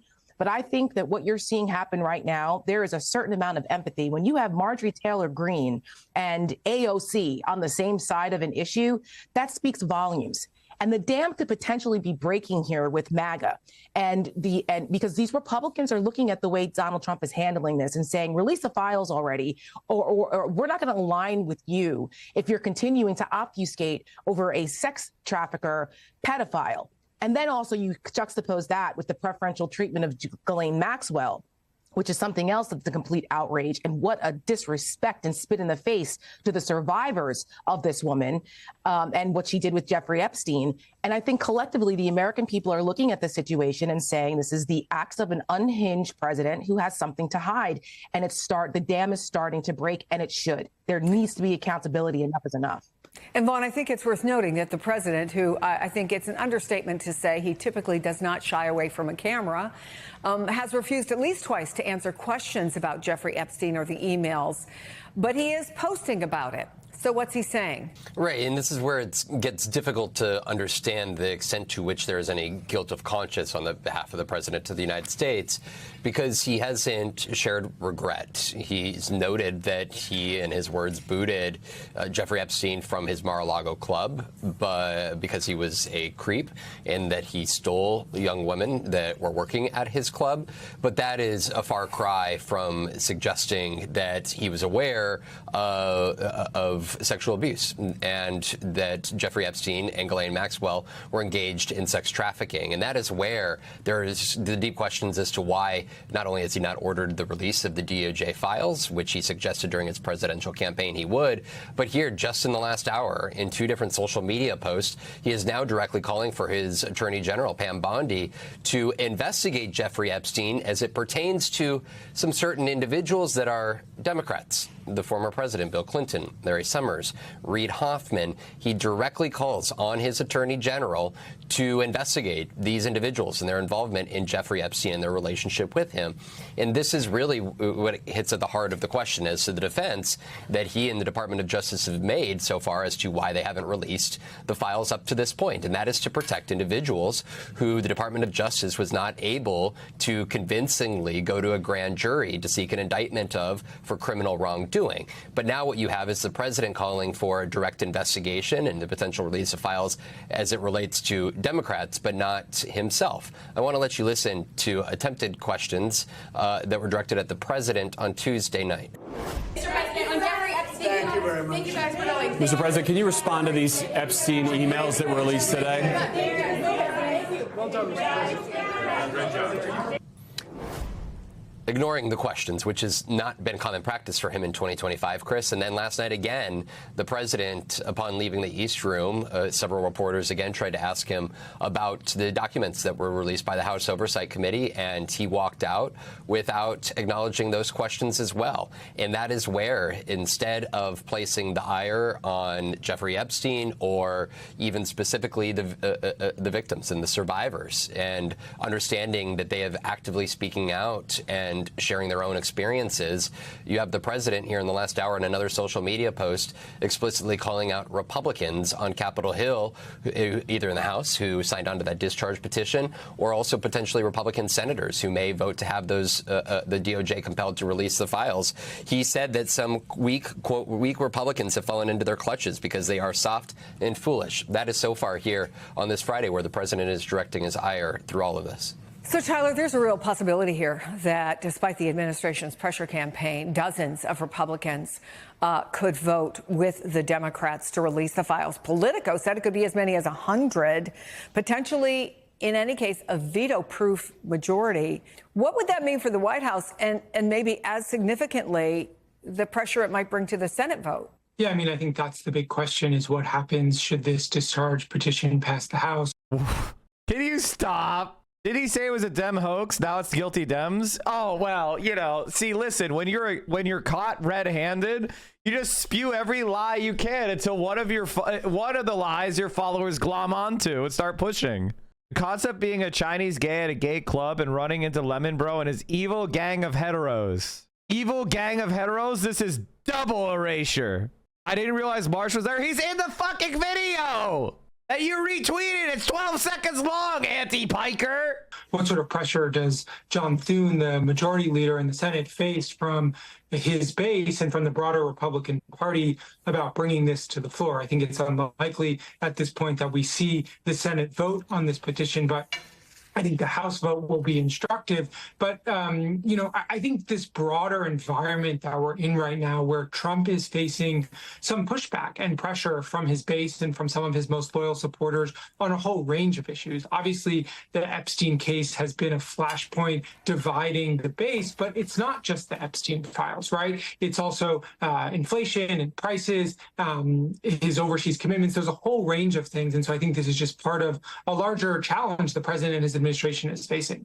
Apparently, there's more stuff coming out about Matt Gaetz, which is another example of Mike and Hassan were right, because apparently it's really, really dark and fucked up. So I want to give trigger warnings for the story we're about to talk about, which is an extremely dark story of a 17-year-old high schooler that Matt Gaetz exploited. It's fucking dire, and this motherfucker should be in prison. But I think the story needs to be covered.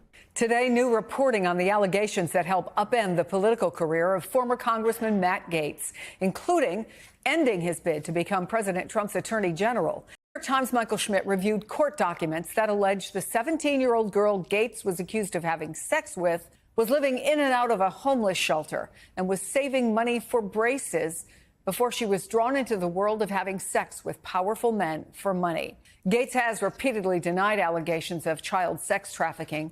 He was investigated by the Justice Department, but never charged. Joining us now, the investigative reporter who broke this story, Michael Schmidt of the New York Times. Good to see you, Michael. What more can you tell us about the circumstances that led to this alleged victim's encounters with Matt Gates? So, look, a lot has been written about Matt Gates over the years, and the investigations into him, the ethics investigation to him, his bid to become Trump's first attorney general. But at the heart of it, no one had ever really written about the 17-year-old girl who had testified that she had sex with Gates when she was 17 in exchange for $400, and why she found herself in that situation. And I had been shown a court document that had been publicly unsealed that described her as a high schooler who was homeless. And in the course of that, we went to the lawyer for the girl and asked the lawyer to confirm some basic biographical details about the girl to get a better understanding of why she Democrats, Republicans, they covered it all up. Found herself in the situation that she did.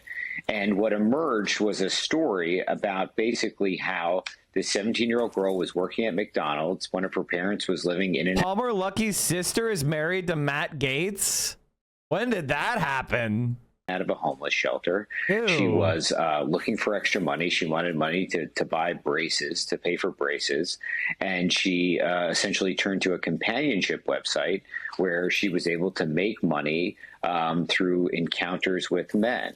And a companionship website where she made money with encounters with men. You mean she was sex trafficked as a minor from criminal men? MSNBC and the centrist Democrats are not dodging the pedophile cabal allegations with this kind of coverage. Allah save me from Fed posting myself. That's what put her on the path to her encounter with Gates and to becoming enmeshed in a massive political scandal. It's hard to ignore the similarities with the Epstein victims, right? Young girls who are in difficulty at home, financial challenges, the vulnerable young women there sound very much like this 17-year-old. In that case as well, many of them found their voice. So what role did this 17-year-old play in the investigation against Gates? So she testified before a grand jury, and she was interviewed by the authorities. Ultimately, the Justice Department declined to bring a case against Gates. Had he been charged with child sex trafficking, he would have faced a mandatory minimum of 10 years in prison. One of the reasons they did not bring a case was questions about how the girl would stand up as a witness upon cross-examination. That was one of the things that the prosecutors had said or in the course of making their deliberations. On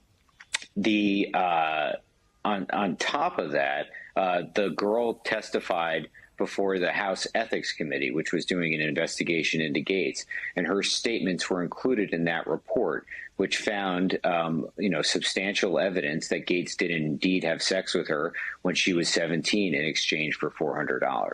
Michael, do we know what happened to this young woman, how she's doing now? We don't know a lot. The ideal situation here would have been to interview her, to sit down and talk to her. We weren't able to do that, but we were able to talk to her lawyer. We know that she did receive mental health treatment around the time of the federal investigation. We do know that she was able to save up enough money to buy braces. We do know that she moved to Texas in her senior year in high school and did not graduate. But besides that, there's still a lot we don't know. But this does give us a better understanding of what it was like to be this 17-year-old girl in this big story. This reporting is actually MSNBC. This is sus. I'm sorry, but the way they report on these stories, a 17-year-old homeless teenager is being raped. I'm sorry. What the fuck are we doing here? Hand all funding to Israel now.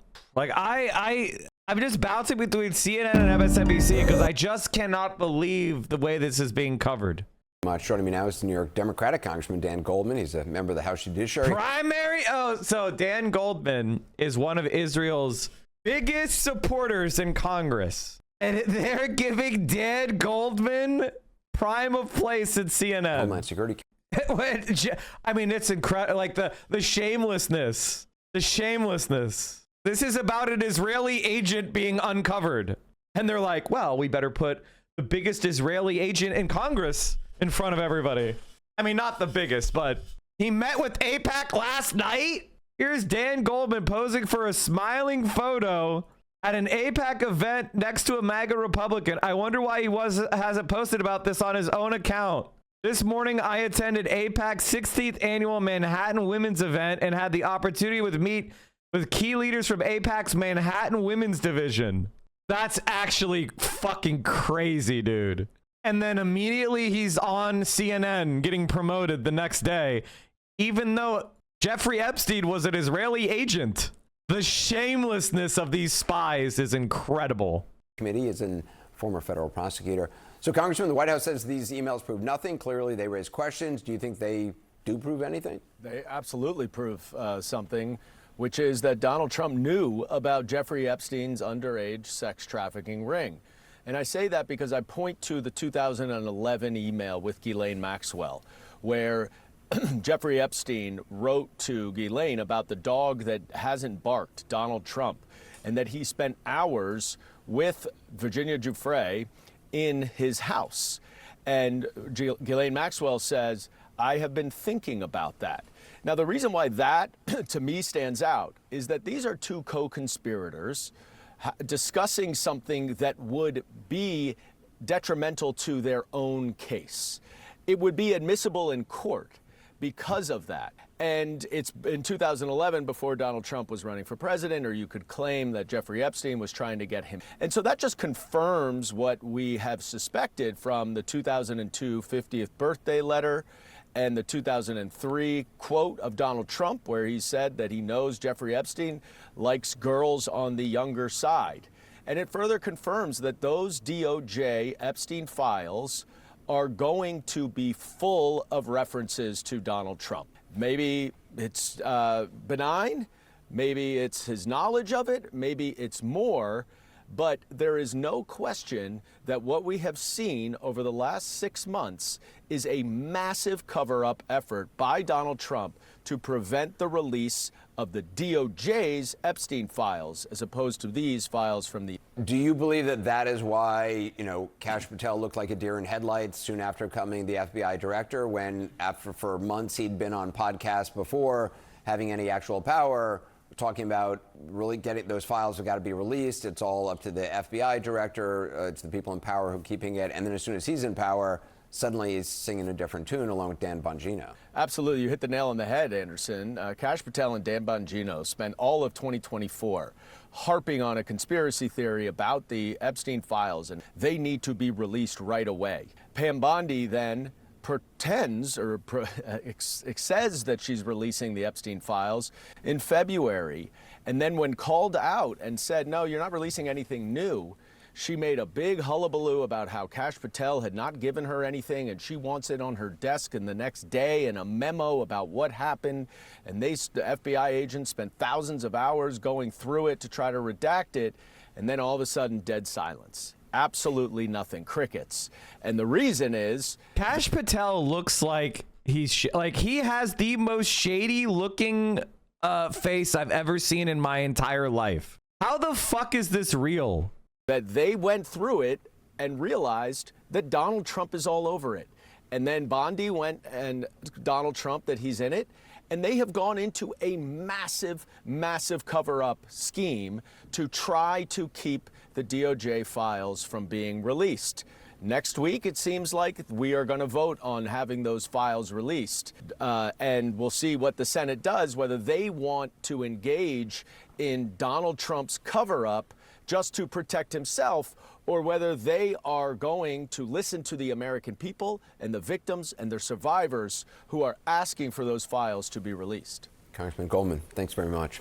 David, at this point, I mean, the steady drip of Epstein news cannot possibly be beneficial to the White House. Why do you think the the president and his top officials have been fighting this effort to release the file? Anderson, I have no idea. Like many others in the party, I think would just like to see it be dumped a long time ago. Get everything out there. It is out there. Let the cards fall where they might. Let's put this behind us. I think what I've repeatedly said, Anderson, I think the most important thing. I'm sure these files are interesting. I don't think they're going to be damning for the president. I think there was anything in there that would have been leaked out by the past administration over the 4 years that they were in there. But I always keep saying, like, why don't we just call in the prosecutors who did this case, the federal prosecutors in Southern District of Miami, the U.S. Attorney, and let's ask them why they gave Jeffrey Epstein a sweetheart deal. That's, I think, the most important question here. Why did he get a sweetheart deal? What were the causes behind that? Not so much what's in these files at this point. I mean, I think everything that is there is going to be out at this point, but just dump it, get it out. I mean, the president ran on it. I think people want to know, Republicans, Democrats, and it is not getting better. It might go away after the House has this vote. The Senate's not going to take it up. The president surely won't sign it. So it'll become a moot point at some point soon. But they're a big part of the MAGA-verse and others that want to see transparency. Bakari, I mean, it's interesting because David was talking about the prosecutors down in Florida. One of them had reportedly been prepared to have a multi-count, dozens of count indictment, but that was not taken up by the lead attorney, obviously, who has appeared before Congress. Do you see any alternative strategy the White House could adopt besides releasing the files? Obviously, if the president, if they did pass the Senate and it got as far as the president's desk, which, as David says, is highly unlikely, do you think the ramifications of him not releasing them would be? So there is an alternative strategy. I think you just laid it out, which is just to kind of let time heal all. The problem is this is a bed that Donald Trump has made. I mean, he's been talking about the Epstein file since 2015. And I think that it becomes a little bit more. I'm sorry, Chad. I wasn't listening to Bakari Sowers. Is he trying to claim? Okay, hold on. What was that? More complicated than what my good friend David Urban said when you're talking about just have the prosecutor who gave him the sweetheart deal come and testify in front of Congress, because now we have evidence that Ghislaine Maxwell is getting a sweetheart deal currently as she's sitting in federal prison, and she's in accommodations that are not necessarily deemed for those who are child sex offenders or child sex traffickers. And so it becomes a little bit more complicated than that. And we also know that she sat down with Todd Blanche for, I believe, 9 hours. And we know that the comment she gave Deputy Attorney General. They're literally bribing Ghislaine Maxwell with the gentlest accommodations you could get in federal prison. They're giving her all sorts of special, benefits. What? How is this not? How does anybody like Trump? He's literally bribing a pedophile, a sex trafficker child. What the fuck is this? Maybe I'm just being down at this point, but do we actually think this could hurt Trump? Dude, Trump's approval rating is so fucking low. Republicans just got absolutely fucking plastered in the 2025. There is a whole bunch of exciting left-wing politicians popping up all over the country. AOC will probably be the fucking president at this rate. Blanche are diametrically opposed to the emails that came out. And so, yeah, I think that the only thing that you can do, people always say that sunshine is the best disinfectant. Right now, there is a great deal of hesitancy, not just from the MAGA base, but everyone. And then you have other politics at play. You have people like Nancy Mace, who signed on to the discharge petition, and she's running for governor of the state of South Carolina. Does that mean that somebody else, for example, gets that endorsement? So there's so many politics at play.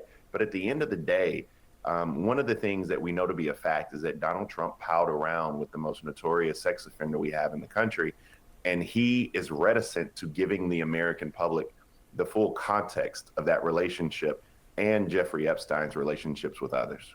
David, why wouldn't the president just, he's been asked multiple times about commuting Ghislaine Maxwell's sentence. Why wouldn't he just say, yeah, no, she's a convicted sex offender, or it's not something I would, he's talked about, I'll talk to the Justice Department, I don't know anything about it, which is what he often says. Hey, Anderson, I don't have an answer for you. I don't know. I dispute with what Bakari says. Listen, at the end of the day, when all this gets out there, I don't think Donald Trump's going to have any fingerprints anywhere on these documents. Obviously, I can't be certain. I've not reviewed 30,000 plus pages or whatever there is left remaining. But again, I would suspect that during the 4 years of the Biden administration, if there were some damning, Anderson, you and I and Bakari, we sat and watched Donald Trump led into courtroom after courtroom by Democrats, in power, trying to take the guy down. If there was a kernel of something in there that could take Donald Trump down, it would have been leaked already many years ago. So I think they should dump it, get over it, move past it quickly, move on to things. That's actually not an argument. In fact, that is total bullshit. Oh yeah, anything bad would have already come out. It's bullshit. That is, and I gotta be honest with you, chat. So thoroughly fraudulent of an idea, even promoting that idea shows that you're a fraud. I mean, a complete fraud. I didn't know Larry Summers was buddy-buddy with Epstein. That's a major bombshell thing that I didn't know. Why didn't that leak out? You can't come on CNN and do what Ghosted RS says, the fucking Drake defense, that he's too damn famous to be a pedophile. That's not a defense. That people care about in America, like, pocketbook issues, their inflation and jobs. And I think this administration would do well to get to that point and start talking about the things they're doing to make people's lives better. All right, David Urban, Bakari Sellers, thank you. Like, what in the world? What in the fucking world? Wait a minute. Who the fuck is this guy? In the courtroom. Gasp. Who the fuck is this guy? As a federal judge raised serious questions about Holy Trump loyalist mustache. Lindsey Halligan. Today's hearing lasted more than an hour, I need and to a ruling copy from the this judge guy. could come at any time. A ruling that may conclude that Lindsey Halligan, who has never tried a case in her career, is not qualified to serve in her job and is legally not able to be in her job. And that means cases against James Comey and Letitia James could be out front now. Former Trump White House lawyer Ty Cobb. So, Ty, this was an important day. The hearing. Wait, did Trump hire a lawyer who's completely unqualified because she thinks she's hot? Ron DeSantis just said the death penalty for pedophiles is an appropriate punishment. Meanwhile, Ghislaine Maxwell is chilling in low-tier club fed. Thank you so much, Little Corvo. Just over an hour about Lindsey Halligan and whether she has. That's crazy. How do she's you allowed to be in her job? How do you even do Will that? Halligan be disqualified and her indictments tossed out? She will be disqualified. The Comey indictment will be tossed out. I'm trying. And may not be able to be rebrought because the statute of limitations has lapsed. The James indictment is likely to be tossed out as well, but it can be rebrought, as Abby Lowell conceded today that in her situation that somebody may reactivate. I'm doing it, chat. So, I mean, it is pretty stunning to imagine that we're in this moment, Ty. It really is.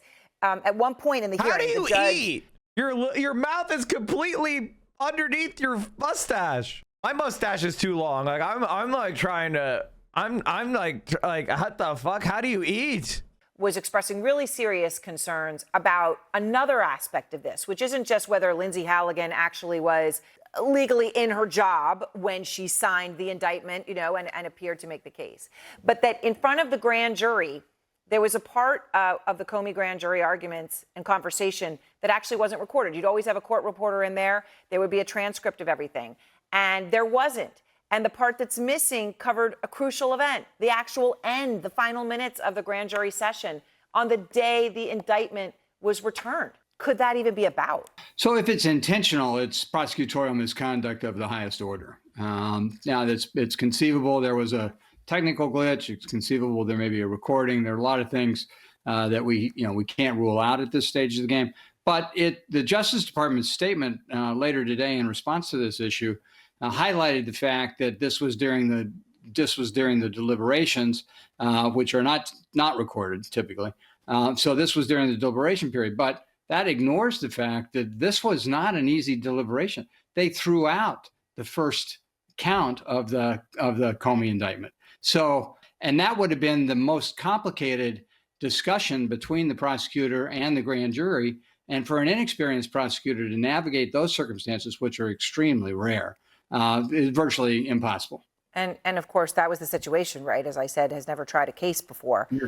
So you think that they're going to say she is not legally in her position, and that these, for sure, the Comey and possibly the James as well could be tossed. I want to ask you about one other really important thing here, Ty, which is the Deputy Attorney Todd Blanche, and very much in the center of everything today with these big developments on the Epstein files. He is trying to fight back against serious criticism about his conversation with Ghislaine Maxwell. That's the conversation that he had back in July, right, when she was in a much more serious facility in Florida. Right after that conversation is when she gets moved to this cushy facility in Texas.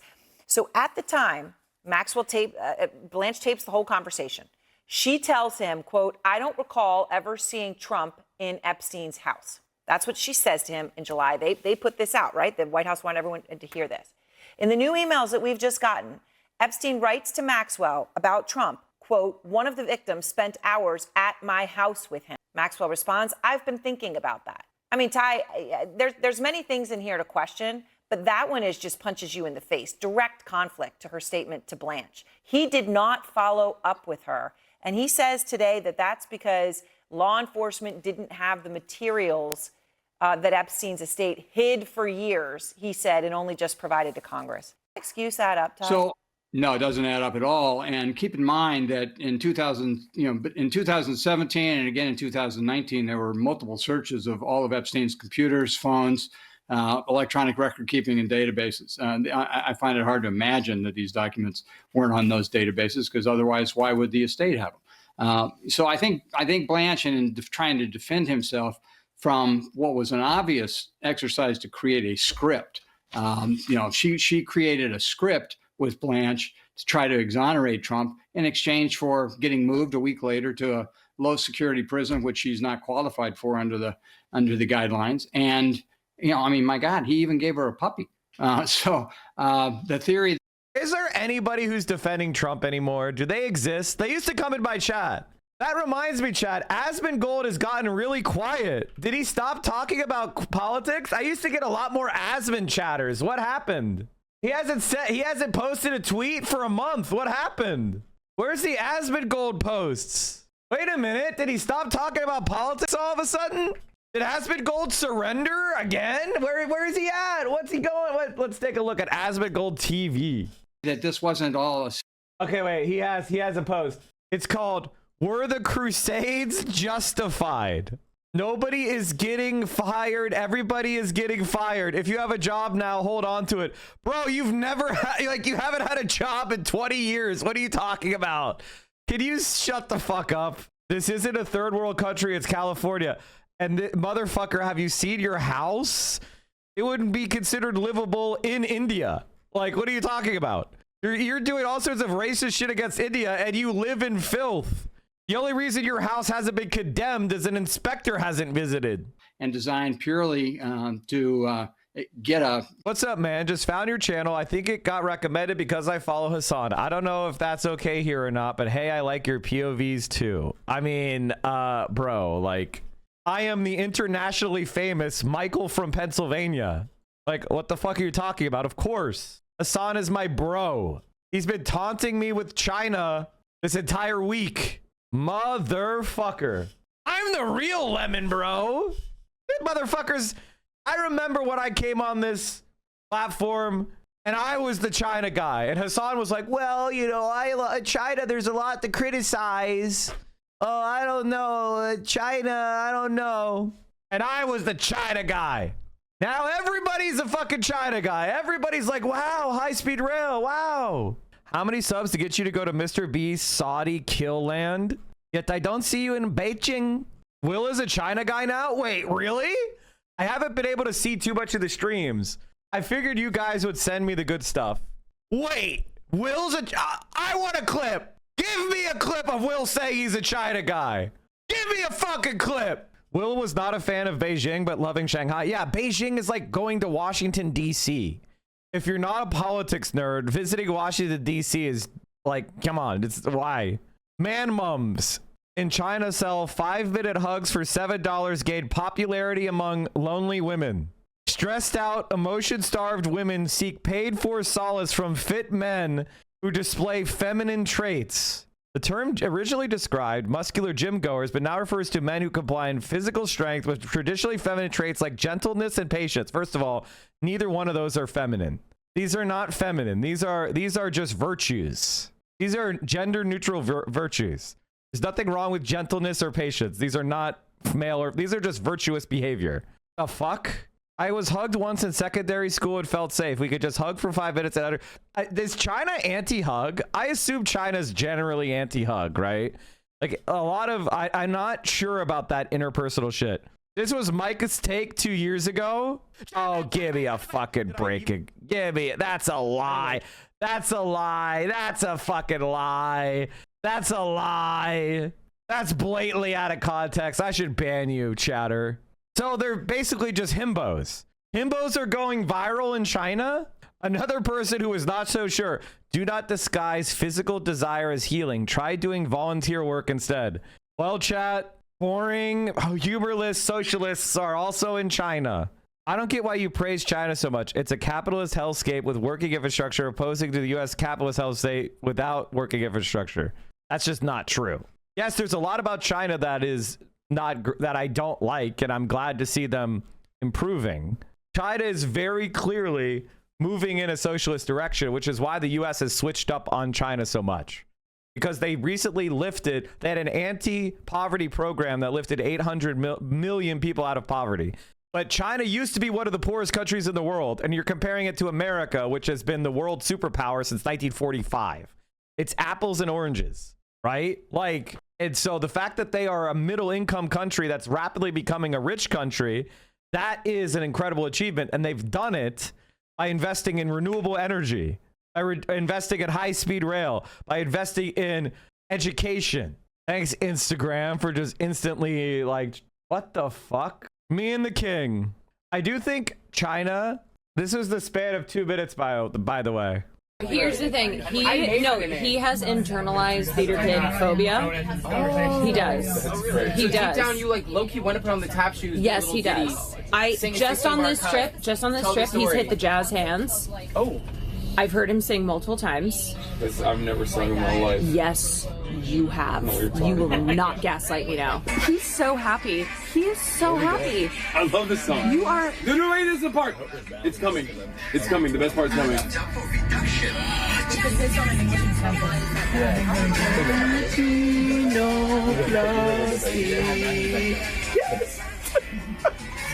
China. They've thought of all of them. China has Hassan listening to music? Wait, like the Shanghai Exhibition Center, yeah. Oh. In English, we call it Soviet Union and China Friendship. Wow. Oh, that's why the star? Not the violent farting as Shanghai Exhibition Center nowadays. Wow, that's sick. Yeah. Was Hassan farting on the van again? Remember this smile. It will disappear when he's back in America. Okay, listen. We're going to bring some of that happiness here. We're working on it, guys. We're working on it. In my computer, and she just calls you the hot guy. Oh, so, yeah, okay. Now she's blown up. That's so cute. That's crazy. I have a gift for you. It's the communist symbol from the Disco Elysium game. Oh my god. Yeah, I didn't make this. I just bought it from like a fan artist. Hell yeah. Okay. Thank you so much. Thank you. He's accepting being a... Oh my god, the theater kids are grooming him? The theater kids are grooming him? This is what they always do. The fucking theater kids groom you. You and before you know it, you're clowning yourself. Oh my god. This is hip hop. Oh my god. You know the one infomercial where she's like, hip hop is when you. Jazz hands. What do you know about Hello Dolly? Right there. Also, you know what? I love what a nerd you are. I'm sorry. No. Oh no, jazz hands. I'm trying. Is that good? Are you happy? I was literally telling you that I appreciate you. I love you. What was that shit? 5, 6, 7. No, this is how they get you. They praise you when you look terrible, and then you get confident. No, You started getting confident. You think you look good, and then now you become a theater kid. No, the grooming. You can see the moment where they're making fun of him because he looks terrible, but then the theater kid brain kicks in, and they're like, he's vulnerable. Recruit him. See what I mean? This is their initial reaction, which is, oh my God, that was cringe. But then they share one theater kid brain cell, and they decide, without even looking at each other, they're going to go for the recruitment instead. Good? Are you happy? Are you happy? I was literally telling you that I appreciate you. I love you. What was that shit? 5, 6, 7. Booba dooba dooba dooba dooba dooba. Booba dooba dooba. And they're covering up the smile. They're covering up the laughter. She's looking away because they don't want to undermine them. They're trying their fucking recruiting tactics. Do you see what I mean? They see what we see. It's terrible. But they see, oh God, this is like Plurberus or whatever that show is. This is how they do it. I don't know. I don't know anymore. I don't know what you guys like. I don't know what you want from me. Right there. Also, you know what? I love Wonder. I'm a theater kid. Fuck you. What are you saying fuck you for? I don't say it's bad. I'm just, you guys are recruiters. You're groomers. That's all I'm saying. Into becoming theater kids, which is not necessarily a bad thing. I'm just saying that this is how it works. Okay. I'm doing anthropology here. Right now, we're on the yacht here in Shanghai. We've been China maxing all day. Mm-hmm. Feeling like a shoo-shoo, you know what I mean? You're a shoo-shoo. Yeah. How do I say excuse me again? Bu hao isu. Bu hao isu. Excuse me. Yes. China maxing over here. Didn't mean it. This is freaking cinema right here, dude. Like the lights in the background and your hair and the wind. Wait, I gotta hit the full China max. Yo, Will.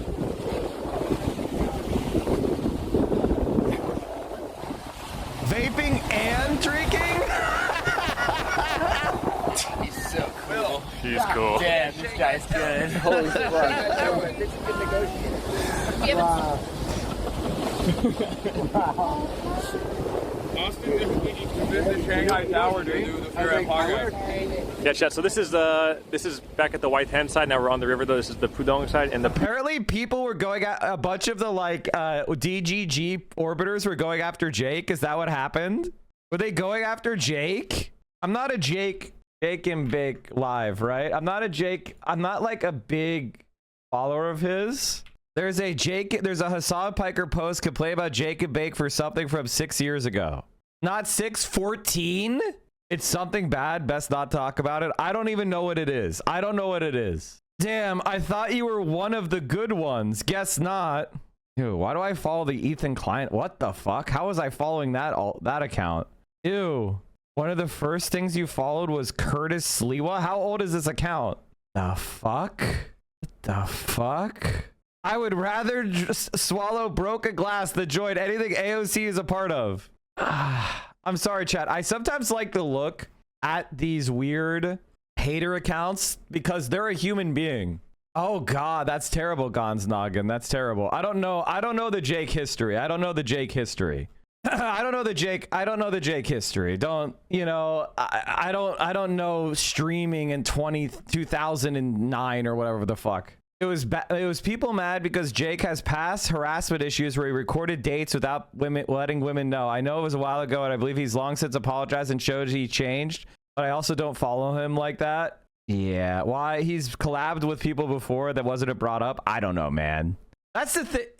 Here's generally my take.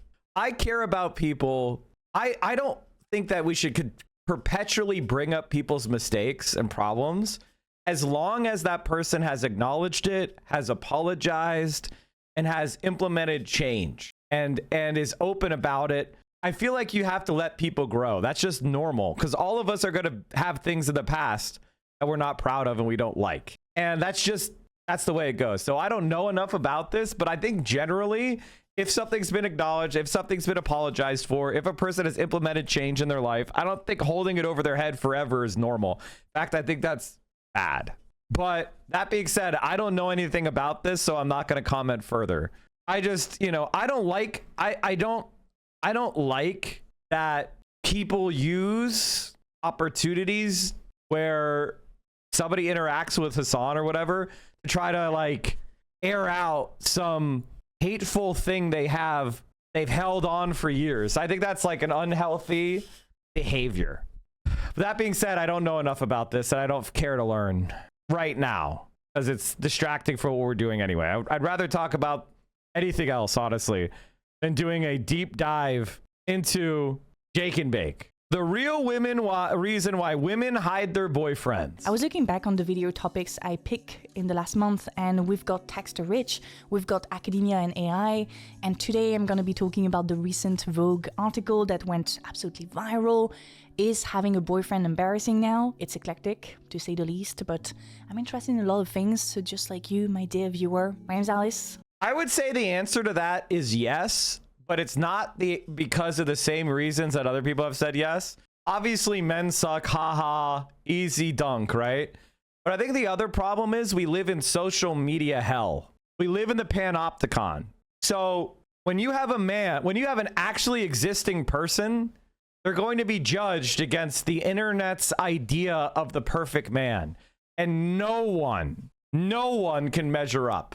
You know, like, that's just, and so, especially if a woman is independently popular or famous, any man she dates is going to be not good enough for her fans. And as I said yesterday, I had a long rant about it.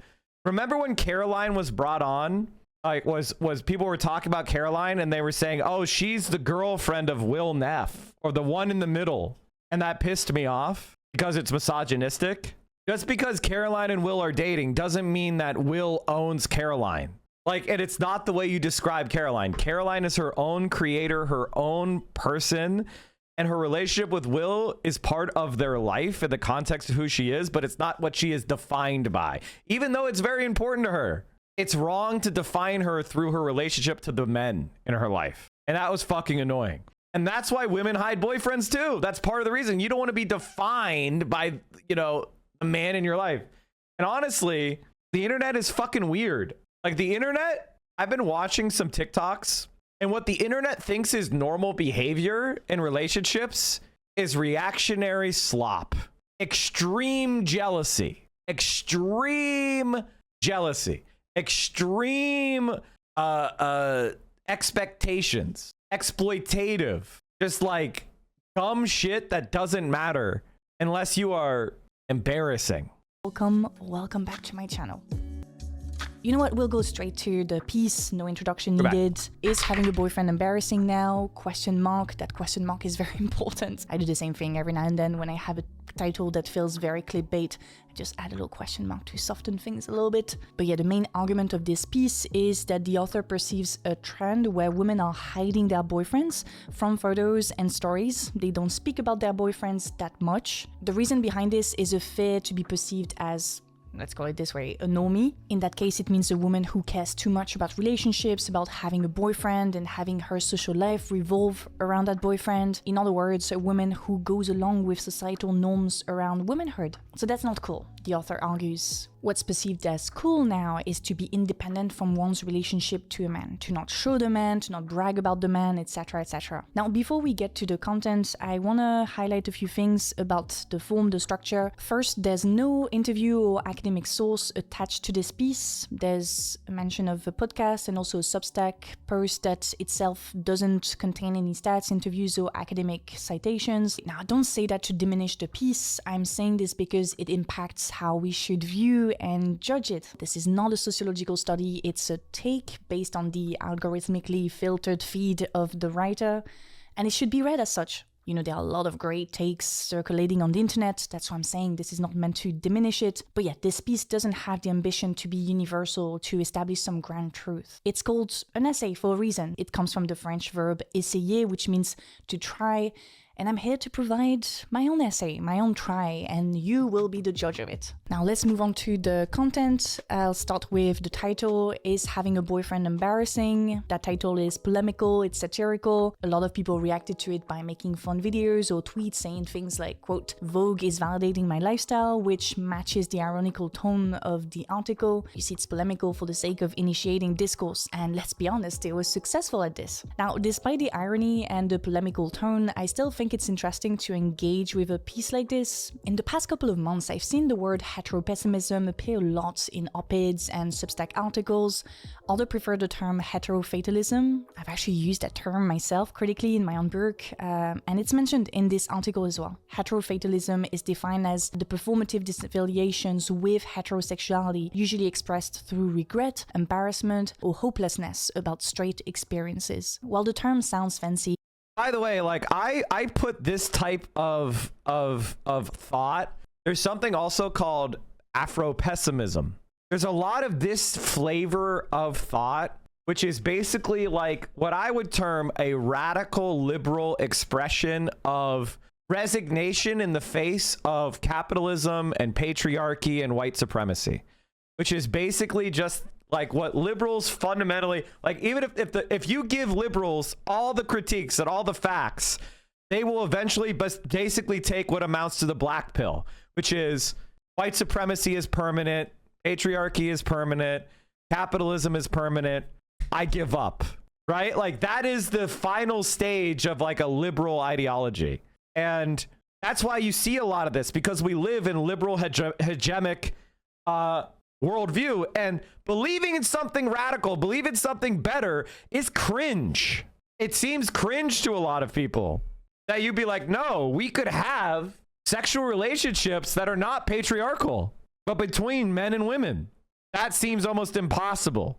Experiences. While the term sounds fancy and academic, the reality is that it's something most heterosexuals have felt at some point in their lives. The marriage is hell jokes are symptomatic of heterofatalism, humor as a coping mechanism. But also look at incel communities. They are some of the most heterofatalist spaces out there. They love to mock straight culture, caricaturing straight people into Chads and Stacys, but simultaneously can't imagine living outside of it. That's pretty much the angle that the author chose for this article, heterofatalism and women's response to it. The author speaks about women purposely hiding their boyfriends out of embarrassment, meaning the boyfriend is still there, just unseen. He's not on Instagram stories or posts. In real life, he's not talked about much. By the way, I think what makes this article a little bit less, how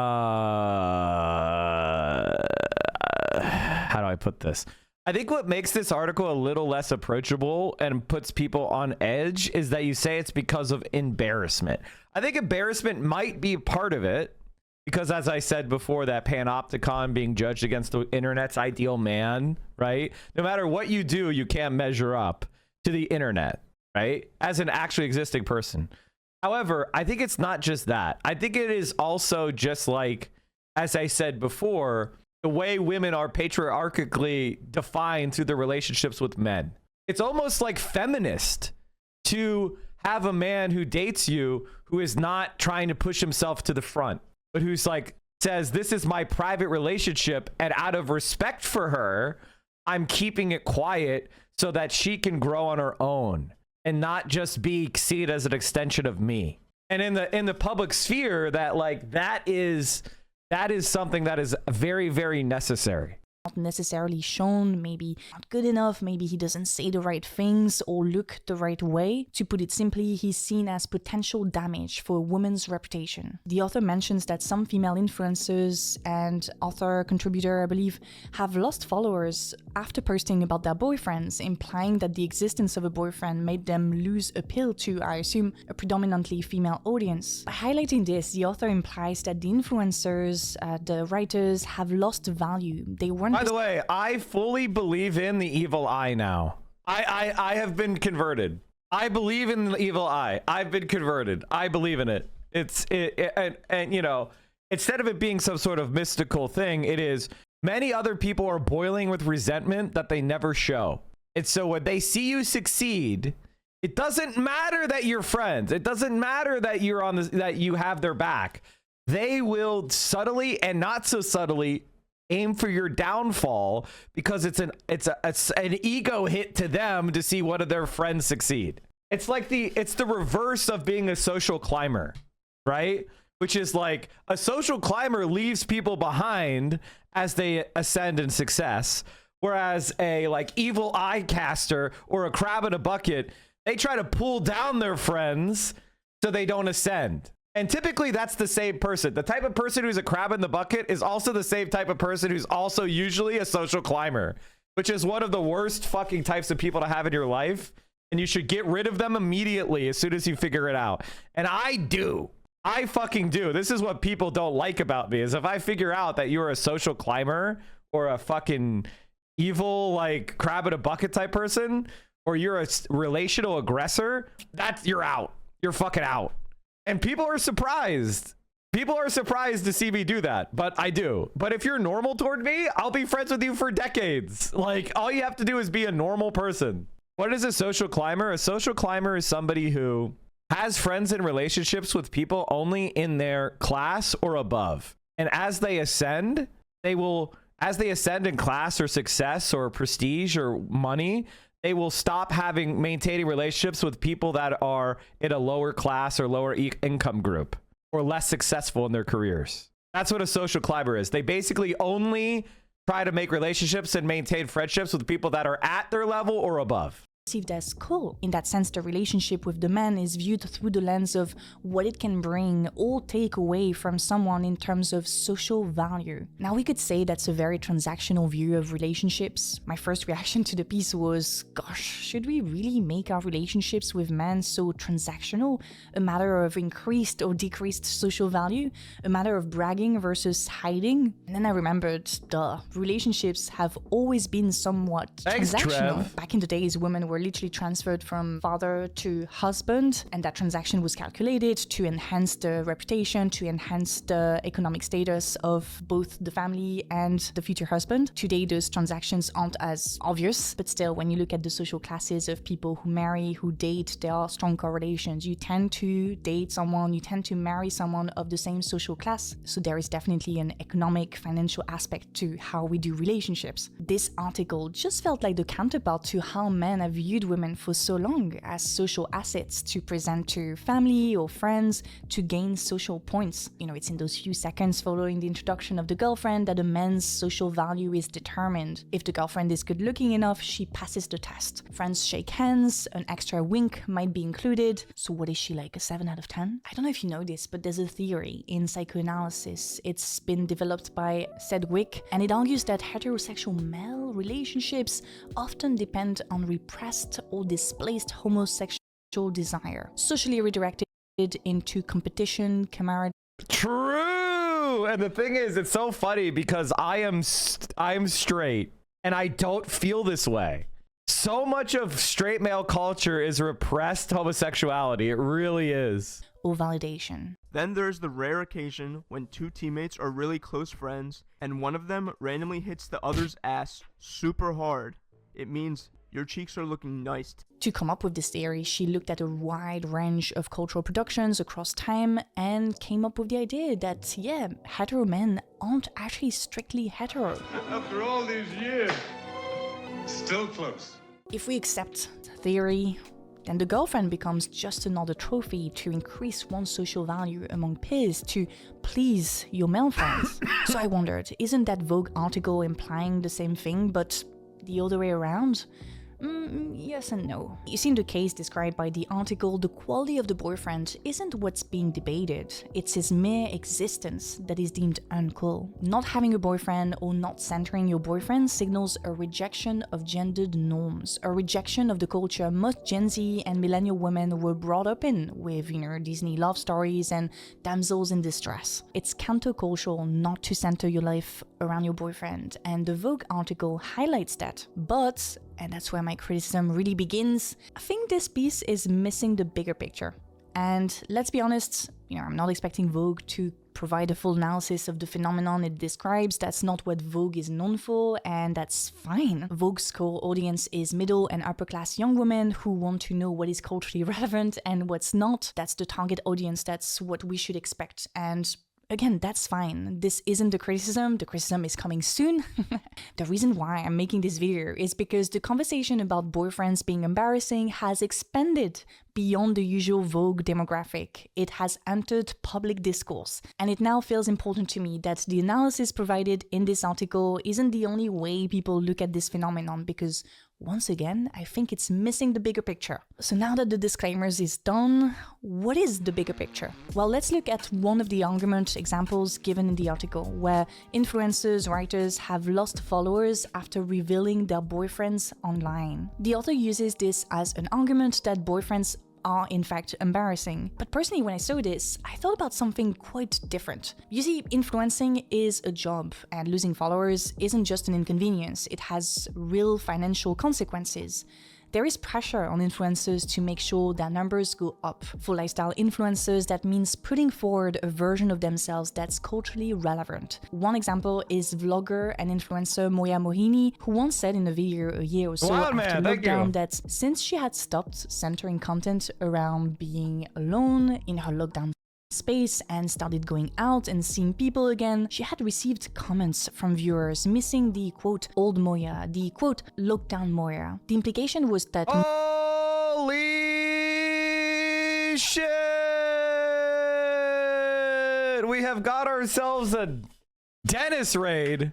What's up, Denims? The textiles are in, the jeans are in. Does Denims feel a certain type of way about the jeans ad? I feel like Denims should make a counter jeans ad. I guess what's her name? What's her fucking name again? I forgot her name. Sweeney? It's Sweeney, right? Sydney Sweeney? Yeah. Which is just a shitty name. Can I say that is like, you might as well name yourself Wonder Bread White Lady. It sounds like a brand of toilet bowl cleaner. Sydney Sweeney. It gets out the shit swirls. Ugh. Ugh. Her acronym is SS. Yeah, Jesus Christ. Anyway, how is everybody doing? We are talking about secret boyfriends and whether women, like, why do women hide their boyfriends? Why do successful women, especially online, feel like they have to hide their boyfriends and spouses? And I was talking about how women are misogynistically, it's a double-edged sword. On the one hand, the male boyfriend is going to be judged against the ideal man fantasy that the internet cooks up, or the woman's entire like personality is going to be subsumed as property to the man in her life. And so the reason why women hide boyfriends is one, embarrassment and having him judged by the internet, and two, not wanting to have their entire personality and you know, persona subsumed as like an accessory to him. And I specifically was calling out chatters because of can someone link me the thing with Caroline and Will, where I was pointing out misogyny in our fan base and how, you know, Caroline is oftentimes defined as Will's girlfriend, which is not at all how I would, or anybody who knows Caroline and Will would define her. Her relationship to Will is an important part of her life. Who Caroline is very much independent of Will. Who the fuck is Will is exactly the point. So Will is Caroline's boyfriend. Yeah, exactly. And they're both tremendous people, and I love them both, but I object to her being defined in that way, and it's misogyny. So we were talking about that. Hopefully, you know, it's not too woke scoldy, just being honest about it. So thank you, Denims. We talk about politics here, chat, Monday to Friday. And thank you, Denim, so much for the raid. Honestly, chat, when I wake up in the morning on the weekend, because I wake up anyway, I wake up at like 7 a.m., 7:30 a.m. on the weekend. That's me sleeping in.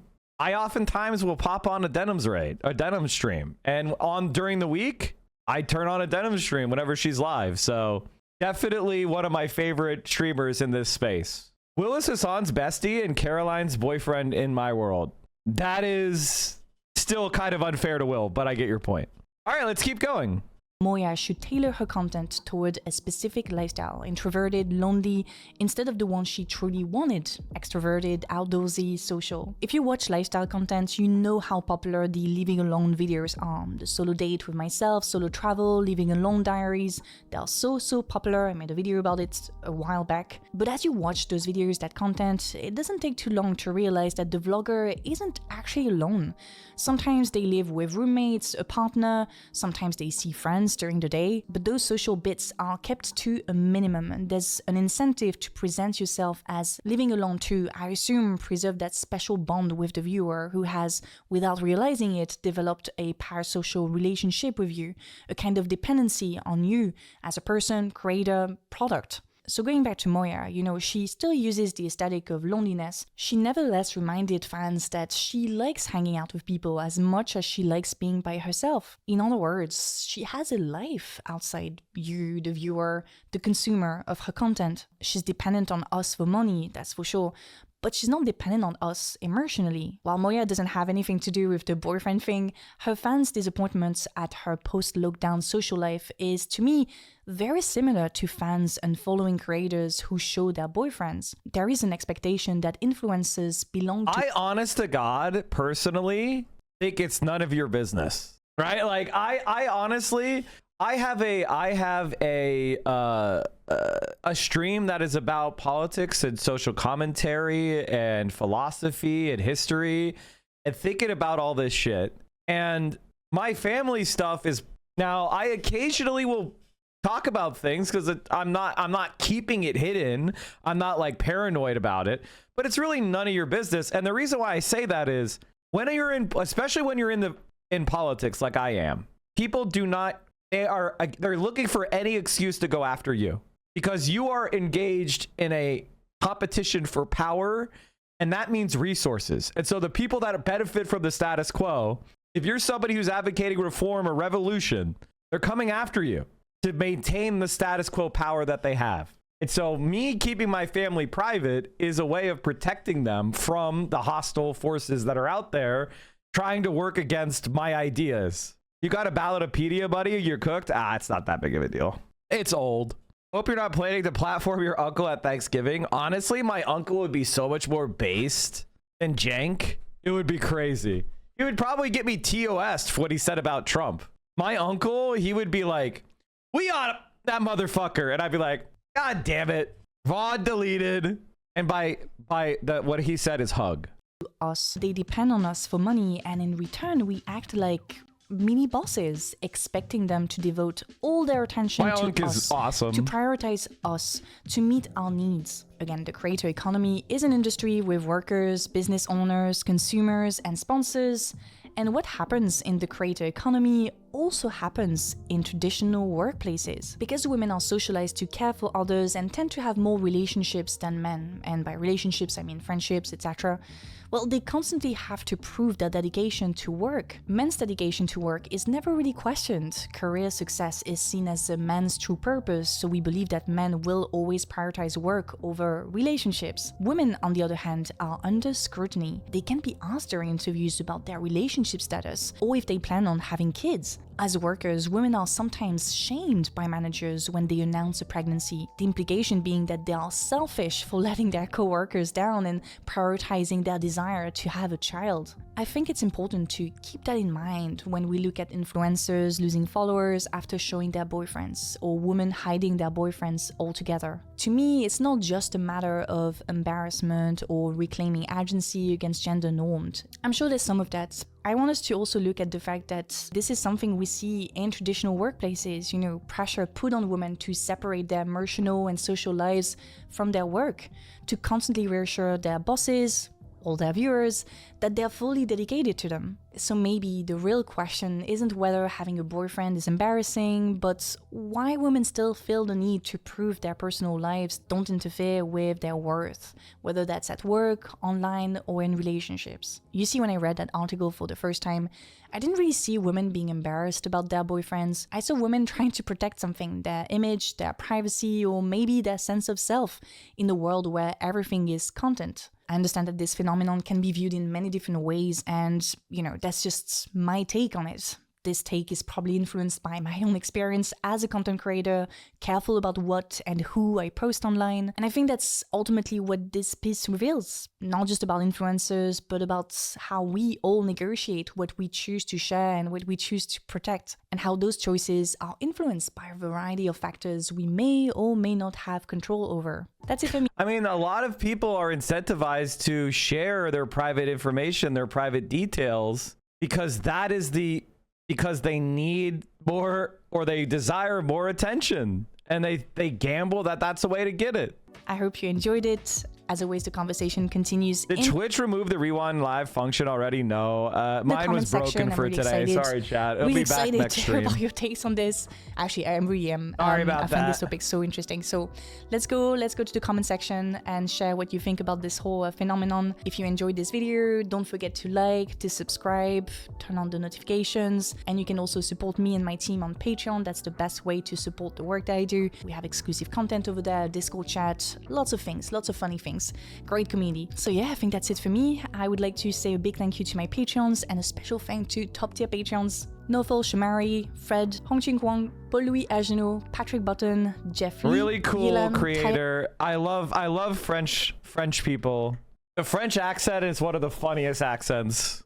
All right, let us get back to covering the most amazing crash out in the history of crash outs. Donald Trump is guiltier than hell.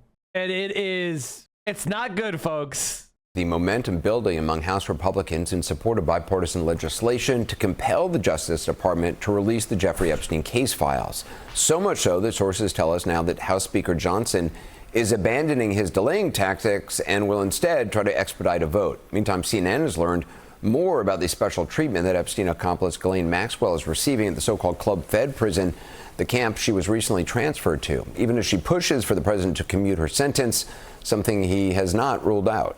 Would you consider a pardon or a commutation for Ghislaine Maxwell if It's something I haven't thought about. It's really something. It's something I'm allowed to do it, but it's something I have not thought about. Well, I'm allowed to give her a pardon, but nobody's approached me with it. Nobody's asked me about it. Okay, chat, just for a moment. I want you to imagine you have the power to forgive anybody in prison right now, in federal prison. And the person that is at the top of your mind is child sex trafficker Ghislaine Maxwell. And when people say, hey, are you going to pardon her? You're like, I'm allowed to. Bro, she knows everything. Can Trump pardon himself from all of this? That is an open constitutional question. What you're talking about is called an auto pardon. And most scholars say you can't auto pardon yourself. Technically, I don't see anything in the Constitution that says you can't. I'd have to go and look at the pardon power. Let's look at the pardon power. That's a good question. Let's read the plain text one more time. Pardon power in U.S. Constitution. Okay. The president shall be commander-in-chief of the Army and Navy of the United States and of the militia of the several states when called into the actual service of the United States. He may require the opinion in writing of the principal officer in each of the executive departments upon any subject relating to the duties of their respective offices, and he shall have the power to grant reprieves and pardons for offenses against the United States, except in cases of impeachment. I don't see that say he can't give himself a pardon. I mean, I don't know. Beyond textual limits, certain external constitutional legal considerations may act as constraints on the power. For instance, the court has indicated that the power may be exercised at any time after an offense is commissioned, reflecting that the president may not preemptively immunize future criminal conduct. And Schick v. Reed, the court recognized that an exercise of clemency may include any condition which does not otherwise offend the Constitution, suggesting that the president may not make clemency subject to a condition that is prohibited by another constitutional provision. So there you go. Aren't laws basically fake?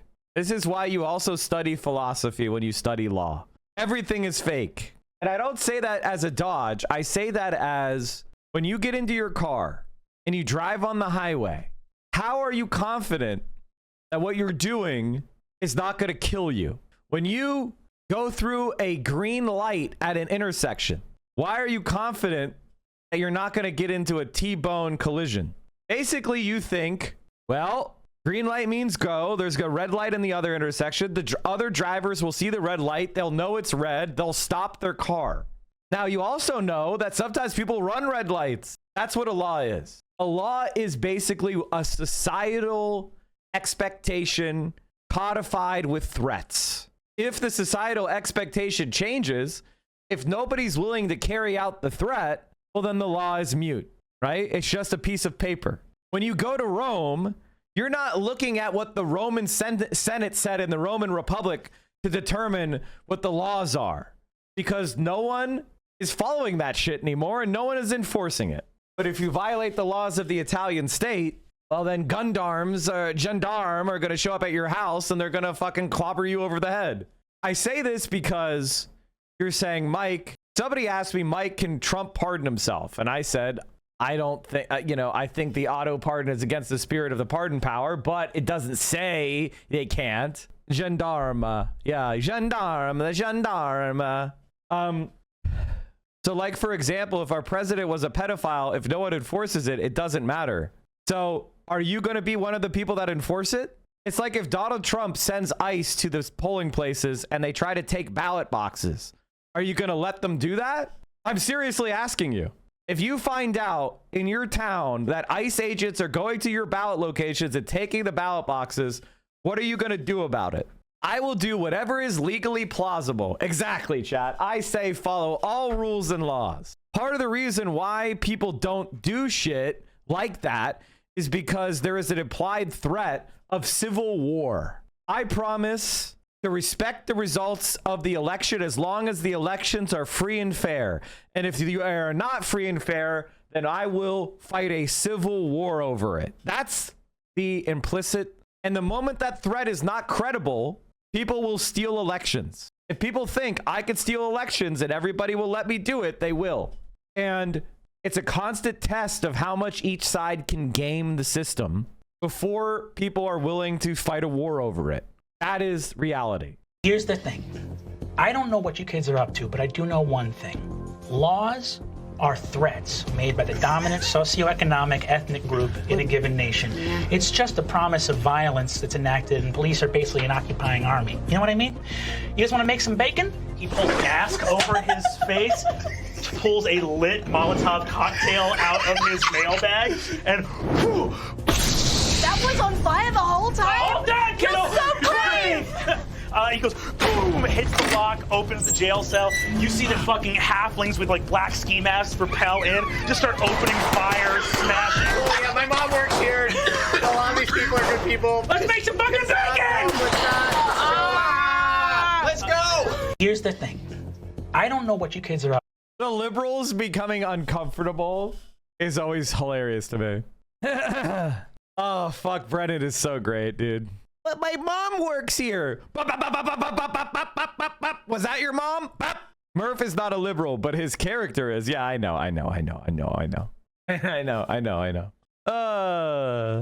My mom, she's still breathing. Oh, she is? I'll take a look at it. I will speak to the DOJ. I wouldn't consider it or not consider it. I don't know anything about it. But she was convicted of child sex trafficking.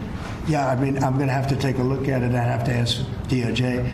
Well, as she waits in the camp she was transferred to after praising the president to his former personal attorney. That was all a hypothetical halfling invasion of a Dungeons and Dragons scenario where I was injecting myself as a character within the Dungeons and Dragons scenario that Brennan Lee Mulligan had created on the previous clip. Okay? That was my character role-playing within that fanciful world of Dungeons and Dragons role-playing. Todd Blanche, who's now the Deputy Attorney General, we've been learning about her life there. Safe to say it's a better life than her fellow inmates. CNN's MJ Lee broke the story. She joins us now. So it was already questionable that she got moved to this minimum security prison camp earlier this year. Convicted sex offenders, that normally doesn't happen. Would I play Dungeons and Dragons on... I mean, listen, I would. I just don't know anybody who's like professionally good at it. You know what I mean? And so it would be a real drag. Tell us what you've learned about her life since getting there.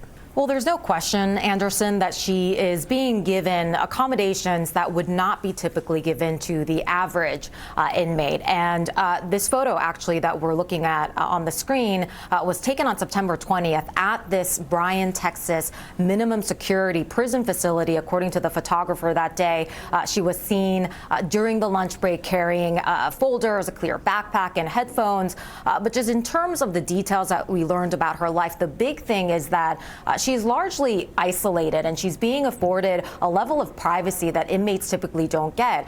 For example, her roommates at some point were moved out of her room. There are typically 4 roommates that share a room at this prison facility. When she didn't like at one point that inmates were able to look into her cell, sitting at tables that were close to the entrance, the tables were then moved. We also have an example of her using the chaplain's office at the chapel at the prison for visitations outside of regular visitation hours. A couple other details: meals and mail were at one point being brought to her. We're also learning that she has unlimited access to toilet paper. Typically, just for context, each inmate gets 2 rolls per week. Anything over that, you have to go to the commissary and buy a roll at $2.25 a pop. So remember, the important context and the timing of this is really important too, because there was this whistleblower that came out earlier this week and talked about some of these details and some additional details as well, including the fact that Maxwell apparently is working on a commutation application, and the prison's warden has been giving her help as she has been working on that. And some of Maxwell's fellow inmates are apparently upset about her being there. Are they speaking out? Yeah, you know, there was a lot of shock and I think outrage for many of the inmates inside this prison. So chat, this is for prisoners who are the least threatening, non-violent, highly rehabilitative, never broke a rule, basically prisoners that are working their way up in rehabilitation. This is they've never allowed child rapists in this prison. They are allowing a child rapist in this prison, and they are never allowed in this type of prison. Because as you noted, when you are a convicted child sex trafficker and you also have the vast majority of that sentence still to serve, you don't just end up at a minimum security prison. Okay, yeah, CNN is explaining it. Yeah. And I'm told that the warden at one point actually had a town hall meeting with all of the inmates after Maxwell arrived, and she basically said, do not talk about her to anybody. And she also said, look, she's going to be treated like any other inmate. I'm sorry, chat, but it's no longer unreasonable to say there may be a pedophile cabal operating in America. It may not be unreasonable to say that there is a pedophile cabal operating at the highest levels. Like, what the fuck are you talking about? You did a town hall at a minimum security prison she shouldn't be in, and you're helping her create a commutation fucking petition. If you're a warden at that prison, why are you helping her? Unless you're being directly ordered to do so by, like, what? The government? What the fuck is going on? And I guess killing Ghislaine is seen as, like, not viable. So they've decided that they would rather, like, butter her up. But that is so obvious. Like, what the fuck? They're like, well, we killed Jeffrey and that looked bad, so they can't kill her too. But there's an example of one fellow inmate at Bryan. Her name is Julie Howell, and she actually ended up giving a comment to a reporter. She actually had a daughter who was the victim of sex trafficking, so you can imagine why the presence of Maxwell in her prison would have been especially sort of troubling for her and really offensive, I think, in her view. And after she gave this comment to a reporter, she was summoned to the lieutenant's office. By the way, chat, notice how for white-collar criminals, suddenly everybody agrees that, maybe we shouldn't be so cruel to prisoners, right? If you're upper class, maybe we should have a prison where there's some green space and it says open-mindedness, honesty, and willingness. Suddenly, when there's white criminals involved, we suddenly figure out maybe we shouldn't be so cruel. Suddenly, the prisoners are human beings. I think, in her view. And after she gave this comment to a reporter, she was summoned to the lieutenant's office. She was scolded, and then she eventually was transferred out of Bryan to a higher security prison in Houston. What? They sent someone to a more higher security prison because they commented about Ghislaine Maxwell? Pedo cabal. I'm sorry. What can you say? What can you fucking say? Her father was an Israeli spy. Her father was one of Israel's most notorious spies, and she's being treated like a queen in prison. I don't know if you guys know this. Robert Maxwell, who's her father, was one of the biggest Israeli spies, and he got rich from media corporations, undisclosed investors, and he embezzled hundreds of millions of pounds from his own company's pension funds. And after he died, thank you, Vio. Vio has brought me food, chat. We have gumbo. Oh, when did you make this? Smells good in the house. We've got gumbo on rice. Ooh. Anyway, when he died, a hint of Maxwell's service to Israel was provided by John Loftus and Mark Ahrens, who described Maxwell's contacts with the Czechoslovak communist leaders in 1948 as crucial to the Czechoslovak decision to arm Israel in the 1948 Arab-Israeli War. It was Maxwell's covert help in smuggling aircraft parts into Israel that led to the country having air supremacy during the war. The British Foreign Office suspected Maxwell of being a secret agent of foreign government, possibly a double or triple agent, and a thoroughly bad character, and almost certainly financed by Russia. He had known links to British secret intelligence, Soviet KGB, and the Israeli intelligence service Mossad. After he died, let me say if there's a funeral.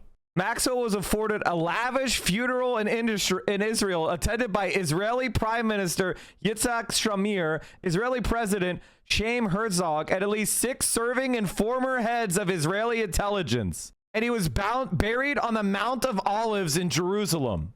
The president of Israel delivered the eulogy. This is Ghislaine Maxwell's father. She is the most Israeli spy person in the entire world, and she's being treated like a queen as a convicted sex criminal. Our government, I'm sorry guys, like, it's not even a conspiracy theory at this point. At the funeral, he said, we'll never be able to say all he did. And what's interesting, Anderson, is that we have learned that apparently this has happened to several other inmates as well who have expressed concern about Maxwell being there. And has anyone offered any explanation as to why Maxwell is being given special treatment? Yeah, I mean, first of all, we don't have actually a good answer as to why she was transferred to this Texas prison in the first place. So that's question number one. And second, in terms of just the different accommodations that are being made, BOP official basically said that they have a duty to make sure that any inmate, regardless of who they are, they have to be kept safe. And an official...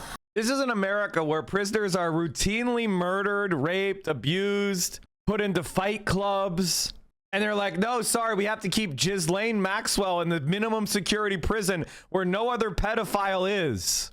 Said that basically there had been death threats that were being made to her, and so all of these accommodations were really important to try to keep her safe.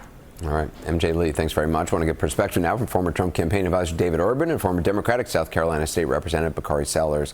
David, at this point, I mean, the steady drip of Epstein news cannot possibly be beneficial to the White House. Why do you think the president and his top officials have been fighting this effort to release the files? Yeah, Anderson, I have no idea. Like many others in the party, I think would just like to see it be dumped a long time ago. Get everything out there. It is out there. Let the cards fall where they might. Let's put this behind us. I think what I've repeatedly said, Anderson, I think the most important thing, I'm sure these files are interesting. I don't think they're going to be damning for the president. I think there was anything in there that would have been leaked out by the past administration over the 4 years that they were in there. He said that earlier in the day, chap. That's the talking point. The Drake defense. He's too famous to be a pedophile. What? I always keep saying, like, why don't we just call in the prosecutors who did this case, the federal prosecutors in Southern District of Miami, the U.S. attorney, and let's ask them why they gave Jeffrey Epstein a sweetheart deal. That's, I think, the most important question here. Why did he get a sweetheart deal? The guy who gave Jeffrey Epstein a sweetheart deal told this answer already. He said, He was told Jeffrey Epstein belonged to intelligence. And then the prosecutor who gave a sweetheart deal was hired as Trump's labor secretary. Now, if you're not that into politics, becoming a secretary, a cabinet secretary, is the political equivalent of becoming a governor, which basically means that you will have lifelong lobbying opportunities that are worth tens of millions of dollars. You are now permanently ensconced in the hyper elite. So if somebody says, hey, I'm going to make you labor secretary, that means he's going to be hired by law firms. He's going to be hired. If they were a left winger, they'd be hired by unions. Basically, you become one of the most influential people in the country for the rest of your life. He is now a member of the board of directors of Newsmax. The guy who gave Epstein a sweetheart deal is now of the board of directors of Newsmax. As I said before, congratulations. Thanks for doing the crimes. Here's your multi-million-dollar job. In 2007, Acosta's office entered into negotiations with Jeffrey Epstein about a plea agreement. On September 24, 2007, he signed a non-prosecution agreement a day before the prosecutor of the case was prepared to indict him. Epstein sought to negotiate the terms of the agreement and pressured Acosta to remove Marie Villanfana, the prosecutor on the case. And he did. He approved a federal non-prosecution agreement with Jeffrey Epstein. The secret agreement conducted without consulting the victims was later ruled illegal by U.S. District Judge Kenneth Mara in Jane Doe 1 and Jane Doe 2 versus U.S. for violating the Crime Victims' Rights Act. The 11th Circuit affirmed Mara's decision, but then sitting en blanc, revisited that decision and ruled otherwise in Doe number 1 versus United States. Holy fuck, I didn't even know about this. Okay, I want to explain something, chat. This is fucking insane. And the Roberts Supreme Court decided to let that judgment rest. Okay, I have to explain something to you, chat. What the fuck? Okay. How does our legal system work? By Mike from PA. All right, you have a federal trial court, and you have something called a circuit court, which is the Court of Appeals, and then it goes to the Supreme Court, right? So let's say that you get a judge, you sue someone, a judge makes a decision, right?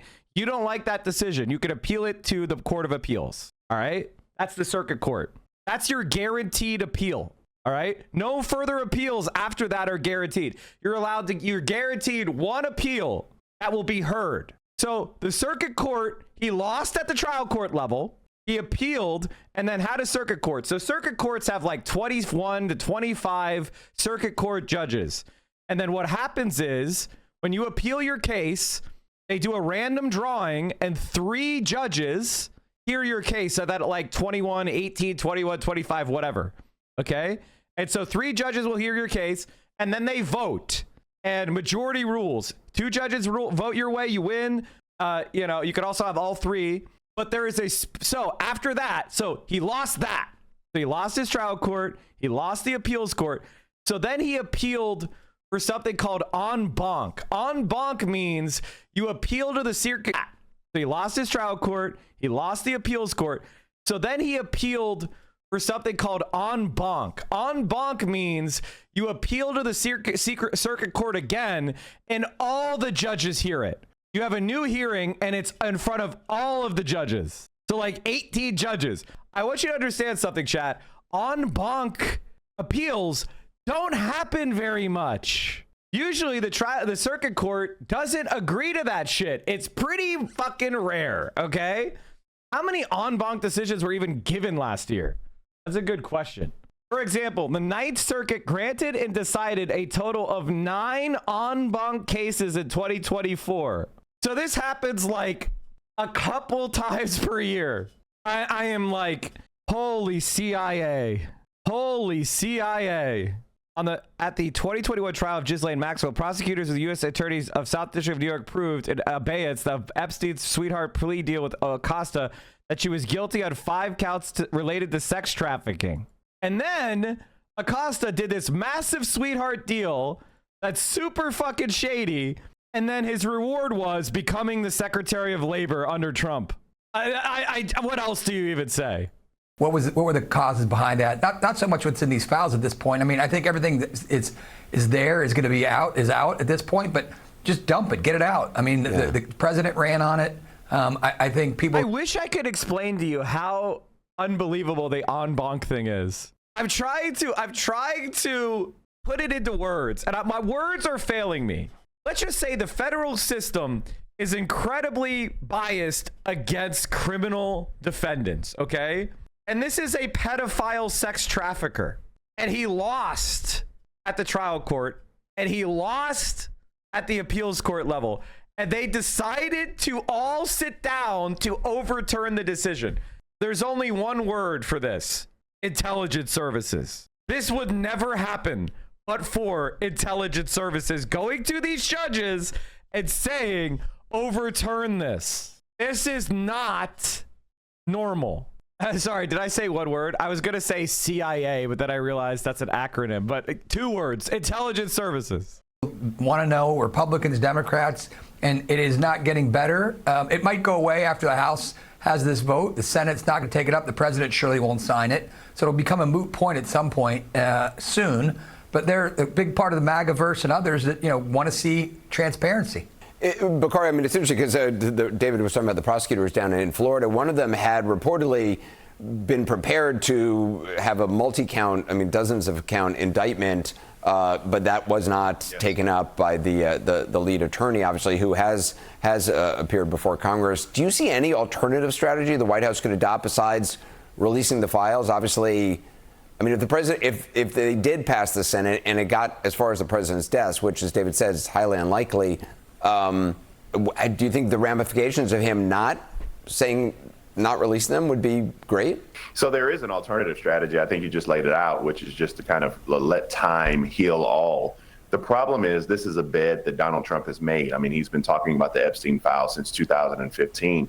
And I think that it becomes a little bit more complicated than what my good friend David Urban said when you're talking about just have the prosecutor who gave him the sweetheart deal come and testify in front of Congress, because now we have evidence that Ghislaine Maxwell is getting a sweetheart deal currently as she's sitting in federal prison, and she's in accommodations that are not necessarily deemed for those who are child sex offenders or child sex traffickers. And so it becomes a little... Why is Bakari Sellers so low energy?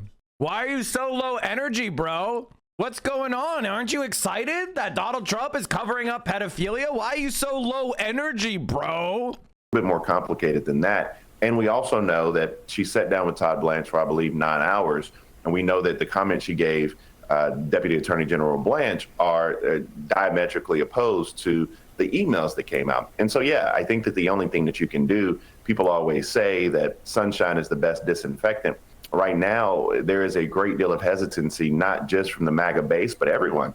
And then you have other politics at play. I mean, you have people like Nancy Mace, who signed on to the discharge petition, and she's running for governor of the state of South Carolina. Does that mean that somebody else, for example, gets that endorsement? So there's so many politics at play. But at the end of the day, one of the things that we know to be a fact is that Donald Trump palled around with the most notorious sex offender we have in the country. And he is reticent to giving the American public the full context of that relationship and Jeffrey Epstein's relationships with others. David, why wouldn't the president just, I mean, he's been asked multiple times about commuting Ghislaine Maxwell's sentence. Why wouldn't he just say, yeah, no, she's a convicted sex offender, or it's not something I would, I mean, he's talked about, I'll talk to the Justice Department, I don't know anything about it, which is what he often says. Hey, Anderson, I don't have an answer for you. I don't know. I dispute with what Bakari says.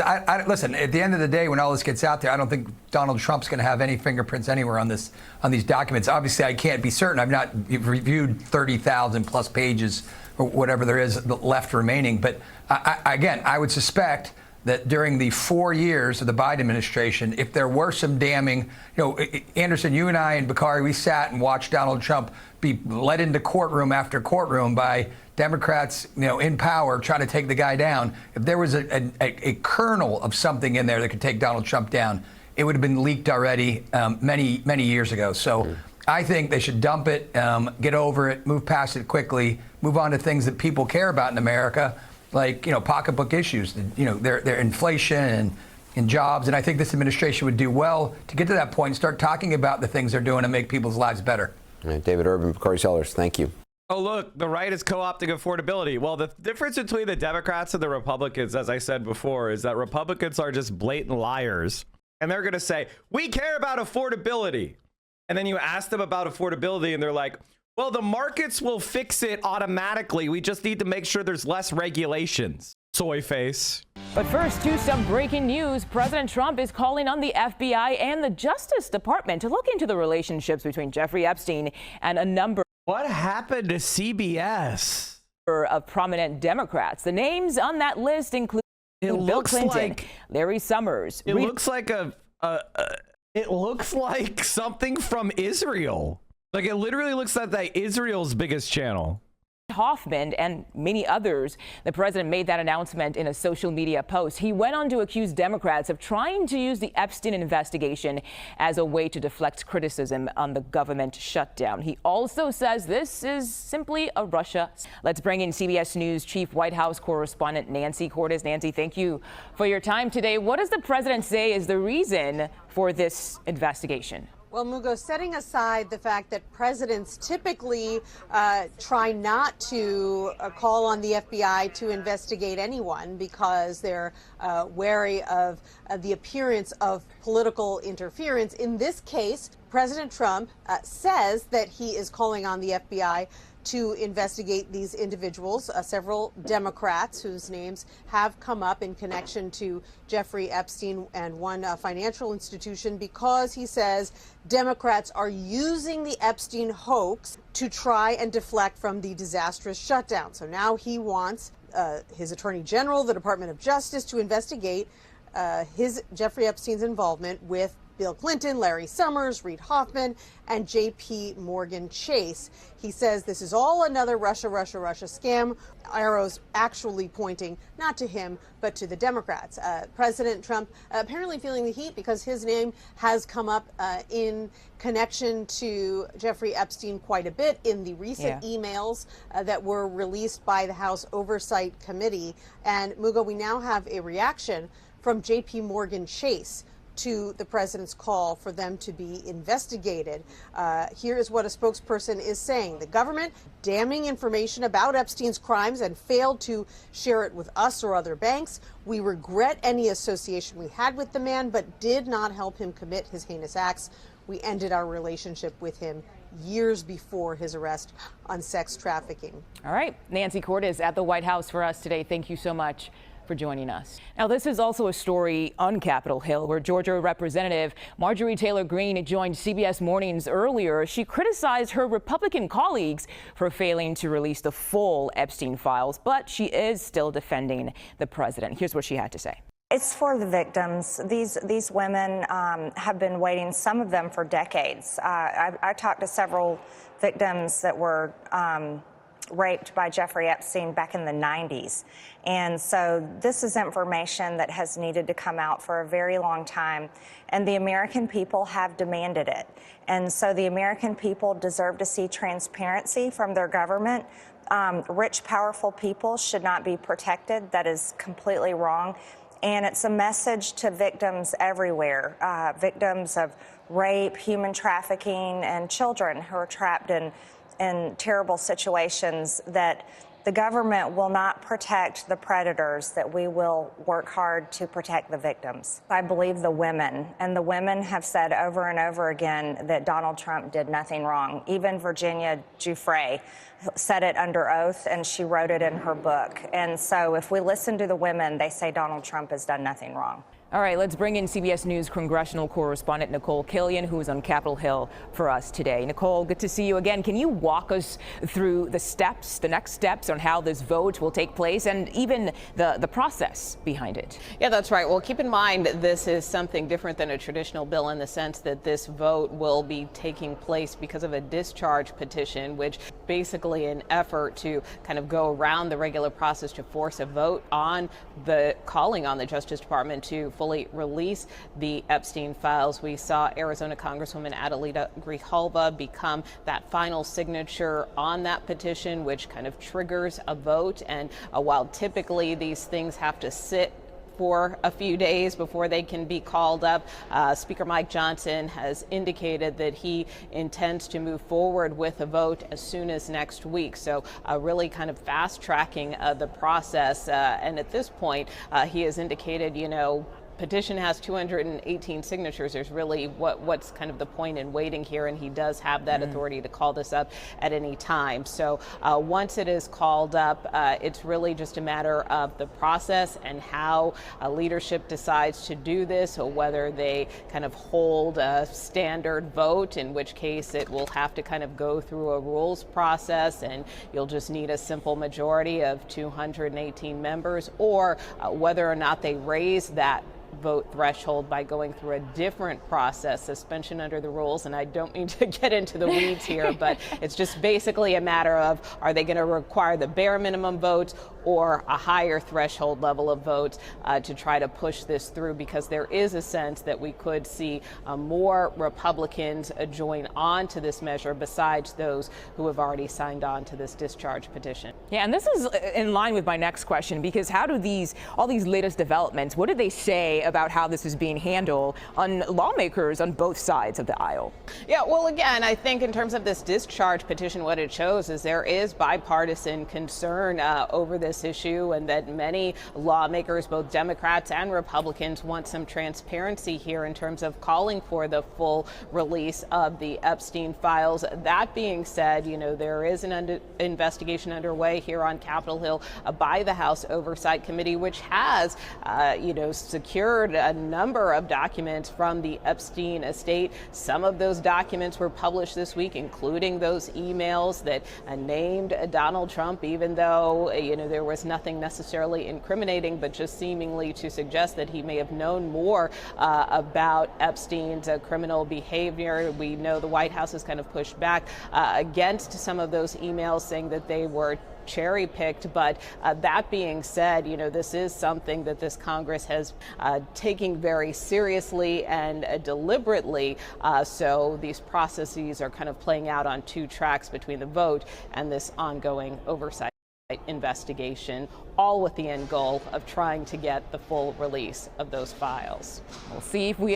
Mike, have you addressed the Trump blowjob email? I mean, what is there to say? It's just... There's an email seemingly implying that Trump gave Clinton a blowjob. That's that. Marjorie Taylor Greene. Now, President Trump, he is not answering any questions about the Jeffrey Epstein emails released this week, but he is posting on Truth Social blaming Democrats. The president claimed Democrats released 50,000 pages of Epstein documents in order to deflect from, quote, the Democrats are doing everything in their withering power to push the Epstein hoax again, despite the DOJ releasing 50,000 pages of documents in order to deflect from all of their bad policies and losses, especially the shutdown embarrassment, where their party is in total disarray and has no idea what to do. Some weak Republicans have fallen into their clutches because they are soft and foolish. Epstein was a Democrat, and he is the Democrats' problem, not the Republicans' problem. Ask Bill Clinton, Reid Hoffman, and Larry Summers about Epstein's. They know all about him. Don't waste your time with Trump. I have a country to run. I thought if it's a hoax, why are we asking Hoffman, Summers, and Bill Clinton about him? It can't simultaneously be a hoax while we're also asking about other people. So either they are guilty and it's not a hoax, or it is a hoax and they don't have anything to talk about. What the fuck are you talking about, man? Shutdown embarrassment. He went on to say some weak Republicans have fallen into the Democrats' clutches. The president's name appears hundreds of times in the pages that have been released, but we should be clear, he has not been accused of any wrongdoing. Earlier on CBS Mornings, we spoke to Georgia Representative Marjorie Taylor Greene about the Epstein files, and she criticized her Republican colleagues for failing to release them, but is still defending President Trump. It's for the victims. These women have been waiting, some of them for decades. I talked to several victims that were raped by Jeffrey Epstein back in the 90s. And so this is information that has needed to come out for a very long time. And the American people have demanded it. And so the American people deserve to see transparency from their government. Rich, powerful people should not be protected. That is completely wrong. And it's a message to victims everywhere, victims of rape, human trafficking, and children who are trapped in in terrible situations, that the government will not protect the predators, that we will work hard to protect the victims. I believe the women, and the women have said over and over again that Donald Trump did nothing wrong. Even Virginia Giuffre said it under oath, and she wrote it in her book. And so if we listen to the women, they say Donald Trump has done nothing wrong. And on the takeout yesterday, Major Garrett spoke to Epstein survivor Annie Farmer, and he asked her about comments Speaker Mike Johnson made on the show, where he said lawmakers have to be careful about protecting the survivors' information. I feel confused about what that means. I've never know what he means when he says that. Obviously, there's so many of us. I don't think the American people think this is a hoax. But what I will say is there has been a lot of misinformation that has floated around this case for a long time. And actually, that misinformation... Oh, what's the misinformation? Information is very damaging to those of us involved. And very confusing. And so, in my mind, the best way of making sure we have the facts about this straight and we can separate fact from fiction when it comes to the Epstein case is to release all of the DOJ's files, right? They investigated. There's a ton of information.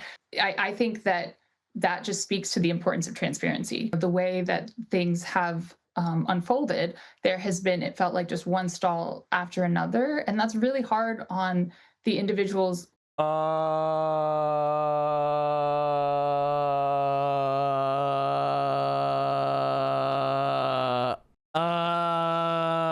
This is why I named my signature piece of legislation Big Beautiful Bill, because I think back to those beautiful days with a big beautiful bill, and I'm like, I miss those days. They tasted so sweet and a little bit salty.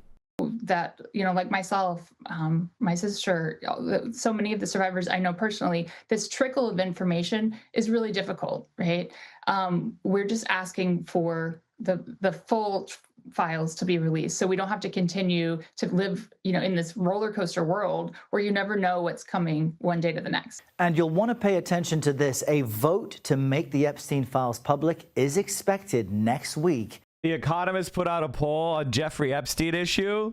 Do you approve or disapprove of the way Donald Trump is handling investigations into Jeffrey Epstein? Disapprove 60. And yet the Democrats are not pushing this, chat. I've never, ever, ever, ever, ever seen a scandal that is this universally bad around a Republican. And yet the Democrats are fucking quiet about it. And this was September. I'm sure it's far worse now. Far worse now. Courier has created a searchable database with all 20,000 of the files just released from Epstein's estate. Donald Trump's name appears in them more than anyone else in 1,628 documents. Oh my Lord. Why the hell did he campaign on this? I'm so confused. I think it was Trump's method of like distancing himself by like hugging it. You know what I mean? Like, oh, I'm so not worried about this.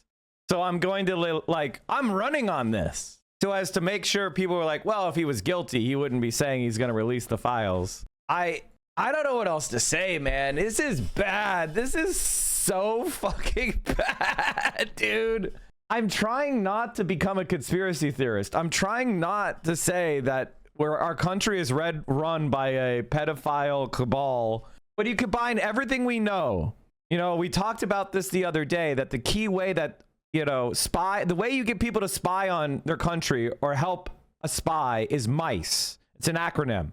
Money, ideology, compromise and coercion, and ego.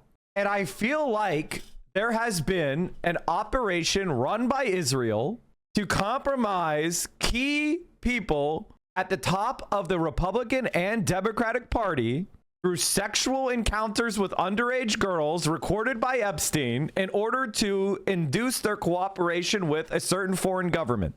I think that is a reasonable hypothesis at this point. And I don't know what you even do with that. And the way the Democrats are acting, a lot of them are acting like they know they're compromised. This is Democracy Now!, democracynow.org. I'm Amy Goodman with Nermeen Sheikh.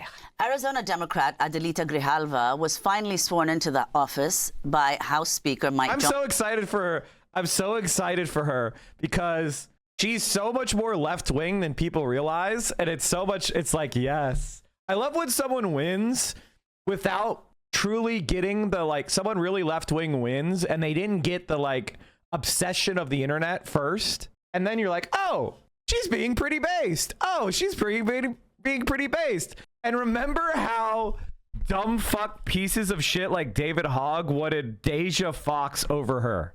Remember this. A bunch of your chorus creators wanted Deja Fox over her. Johnson on Wednesday, 50 days after winning her seat in Congress in a special election to fill the congressional seat left vacant when her father, Raul Grijalva, died in March.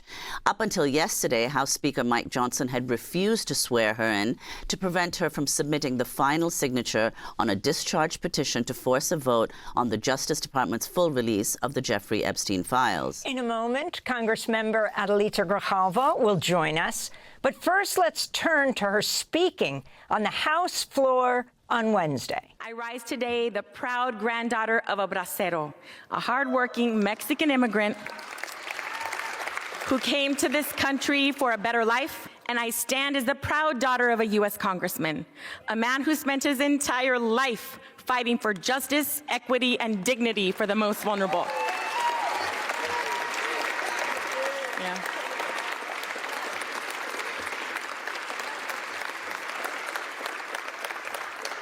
From working as a vaquero to serving in Congress in just a single generation, that is the promise of this country. That is the America I want to raise my 3 beautiful children in, Adelina, Raul, and Joaquin. Stand up, baby. Look at them.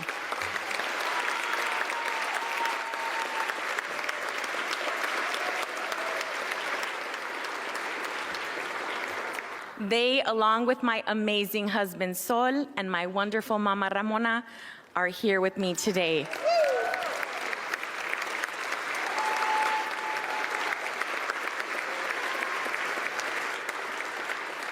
Muchas gracias por su apoyo y tu amor. And thank you to la gente of Southern Arizona for making history, electing me the first Latina, the first Chicana from Arizona to ever go to Congress.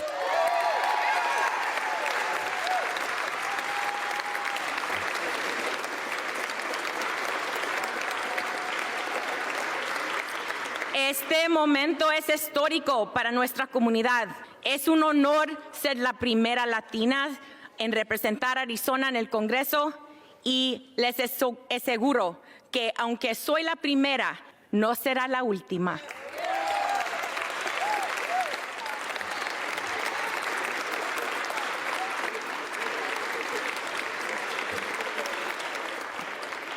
And while we celebrate this moment today, our American promise is under serious threat. Basic freedoms are under attack. Healthcare premiums are skyrocketing. Babies are being ripped away from their parents by masked agents. We can and must do better. What is most concerning is not what this administration has, but what the majority in this body has failed to do. Hold Trump accountable as a co-equal branch of government that we are.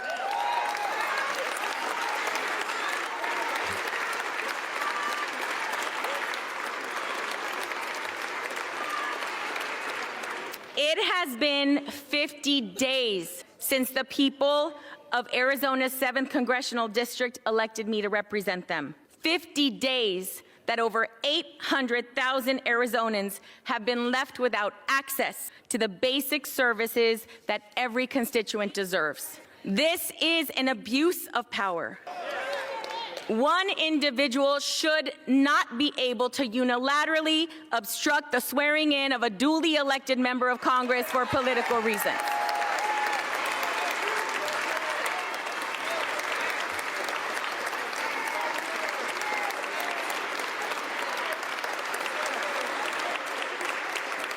Our democracy only works when everyone has a voice. This includes the millions of people across the country who have experienced violence and exploitation, including Liz Stein and Jessica Michaels, both survivors of Jeffrey Epstein's abuse. They are here in the gallery with us this evening. Thank you for being here.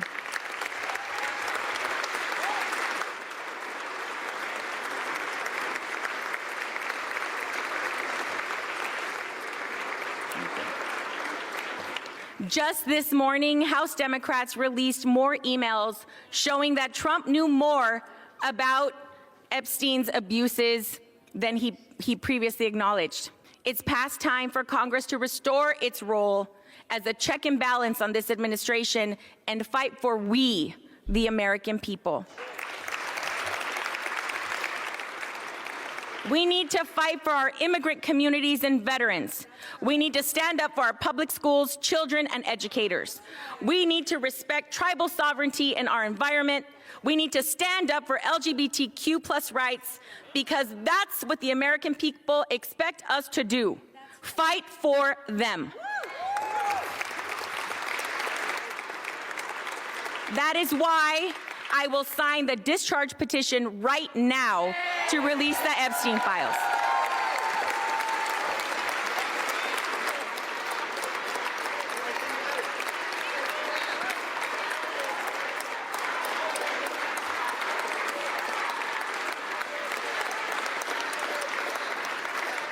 I think one of the things that I find to be very cringe, and I'm just gonna put my marker down, is if you are, quote, anti-veteran, you're a LARPer. It's as simple as that. That is a cringe position for children.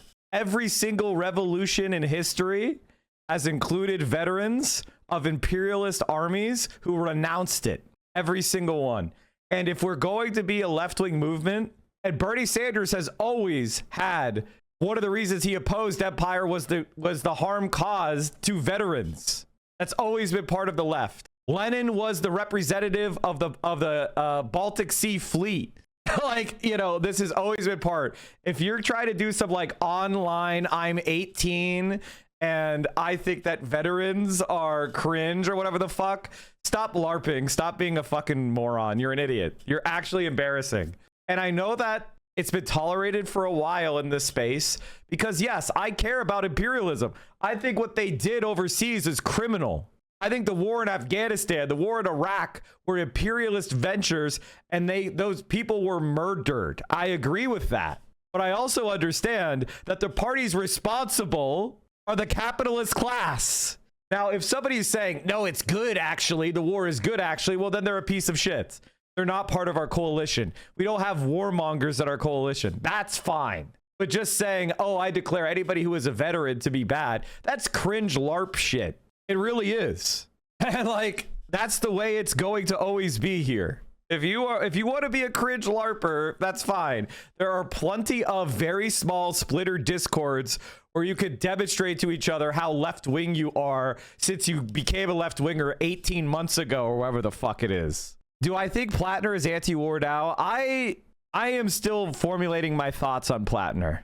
For me, I was right about what he did in this. I told you he came out and he said that he was a bodyguard for the State Department.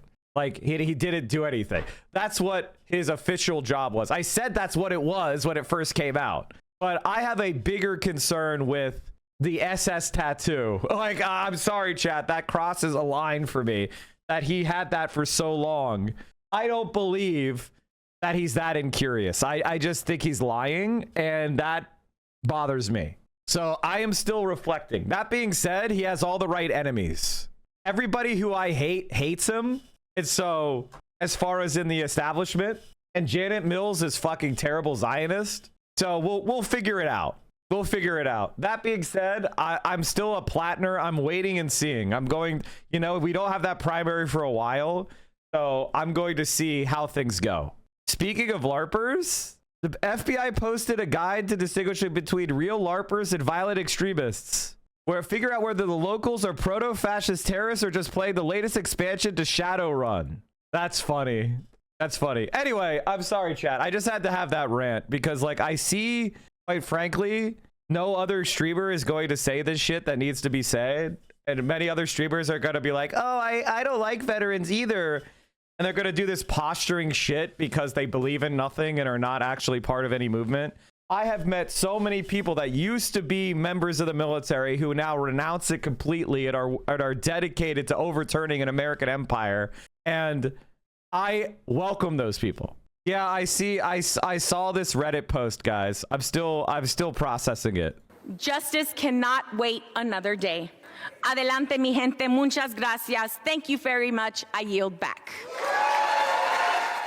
That was Arizona's newly sworn-in Congresswoman Adelita Grijalva speaking on the House floor Wednesday. She did great. She joins us right now from Capitol Hill. No longer do we have to call you Representative-elect Grijalva. This is your first full day. First of all, I want to say she's doing a great job. They're holding her back for the Epstein shit. Fuck it. All right, you want to make me Mrs. Epstein? All right, motherfucker. I'm going after all the Jeffrey Epstein people. You're gonna not swear me in because of this shit? Well, fuck it. Let's go. Let's go to war, bitch. She's going to go to war against every single Jeffrey Epstein associate that's still in public life. Fucking awesome. And she immediately goes on Democracy Now! The vibes are great. The vibes are great. In office.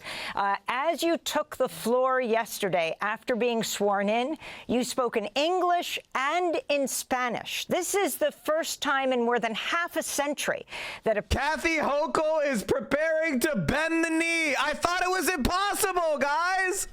I thought it was impossible, guys. I thought it was impossible. Pie in the sky. Wait, Hochul? Kathy Hochul is bending the knee to Zoran? He's not even sworn in yet. Person who was elected was prevented from becoming a Congress member for what, more than 7 weeks. Your thoughts today? Yeah, Southern Arizona waited 50 days to be able to have a representative in Congress. Southern Arizona did their job, and Speaker Johnson refused to do his. And as frustrating as it was for me personally, it's more heartbreaking when people needed help during this shutdown that was completely preventable. But they needed help with their VA benefits, understanding whether they were going to get furloughed, whether they were going to get paid back, what is happening with Social Security and their immigration status. And I couldn't answer any of those questions. And so now we finally have the green light to be able to open up offices in district, offer services, onboard staff, and I'm very excited for the opportunity that Southern Arizona has given me. Well, Representative Grijalva, I mean, Mike Johnson, it was 50 days, over 7 weeks, as Amy said. His justification is that he couldn't swear you in while the House was out of session, but in fact, there's no such rule that would block your swearing in. On top of which, during this time, he swore in 2 Florida Republicans while the House was in recess. I mean, your comments on how this unfolded. Every excuse that Speaker Johnson rolled out, whether it was my race wasn't certified, we don't, that was never a requirement, has never been. He actually swore in 3 people less than 24 hours from the date of their election, that we can't swear in a pro forma, except that he did swear in 2 Republicans during a pro forma session. And the fact that we couldn't do it while we were, in a shutdown. There was a whole class in 2019 sworn in during a shutdown.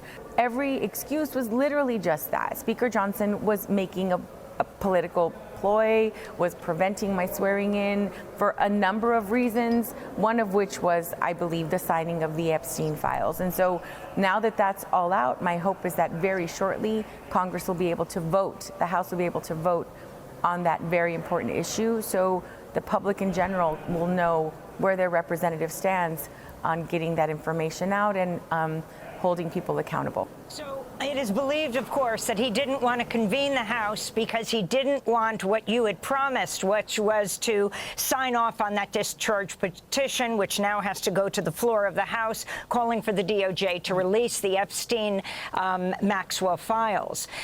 That was your first act in office. If you can talk about the significance of this, what this means. People just talk about, quote, the Epstein files. And of course, many people feel are maybe surprised a bit, since President Trump campaigned on releasing those files, that the fact that his name is mentioned throughout these files, that's why he held a Situation Room meeting yesterday. They called in your colleague, Congressmember Lauren Boebert, who is crossing the aisle to vote for the release of the files.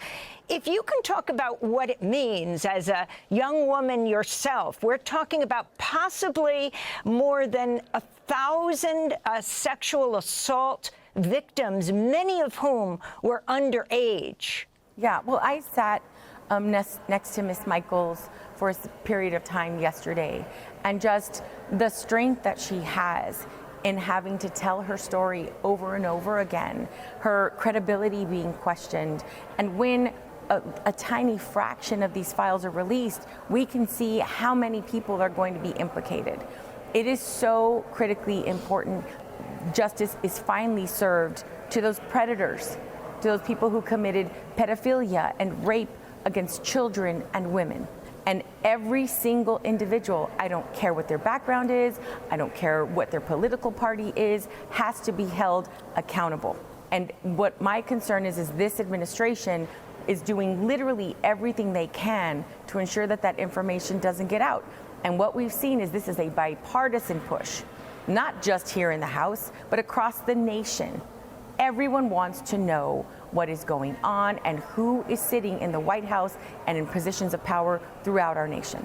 And Representative Grijalva, in fact, House Minority Leader Hakeem Jeffries has accused Republicans of running what he described as a, quote, pedophile protection program. I mean, what is your message, first of all, if you could comment on that phrase, and also, you know, your message to the survivors? What can they expect in the coming? By the way, chat, I just want to say, promise made, promise not kept. Hasanabi Piker, promise made, promise not kept. Motherfucker was out at the gay bars till 2 a.m. Posted on Instagram, LOL, I'm gonna be live in 2 hours. TikTok, motherfucker, where are you at? Somebody link. Okay, shut the fuck up. Link me the Instagram post again, chat. He was posting from the gay bars. Chat, I'm ready to be done, okay? I'm ready to be fucking done, but no, I mean, he's not here. So I have to keep streaming. I have him on, I usually put him on the other monitor, play a little bit of Ark Raiders. I really don't like watching videos on Instagram because they like are weird as fuck. I don't like meta at all.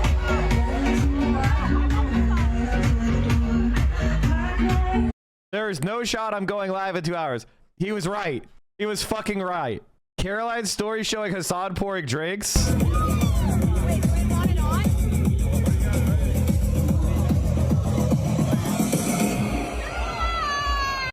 They're getting bottle service. Oh, he's done. No stream today.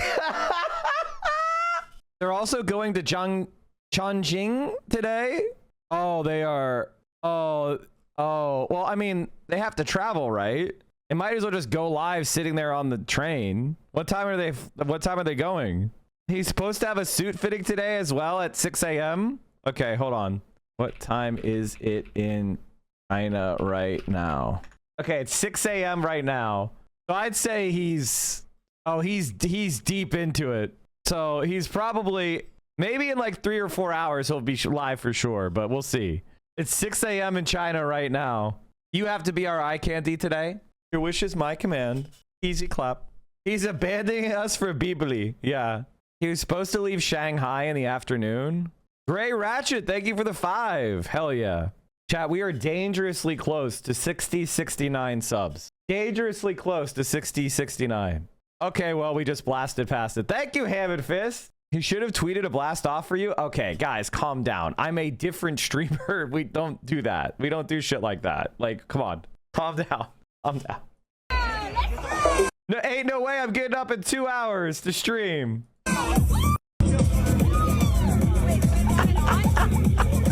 Unless we, yeah. Oh. Y'all think he's gaming today? No, he ain't. The only gaming he's gonna be doing is passing the fuck out. I did a trip like this to Europe, chat, when I was 18. Not when I was 35, where you're like blasting, you're going blast off. I was staying in hostels though, not 5-star hotels. So maybe that's a little bit different. I was paying $14 a night, you know, in a room with 6 strangers. So maybe that was a little bit different. 34. Oh, sorry.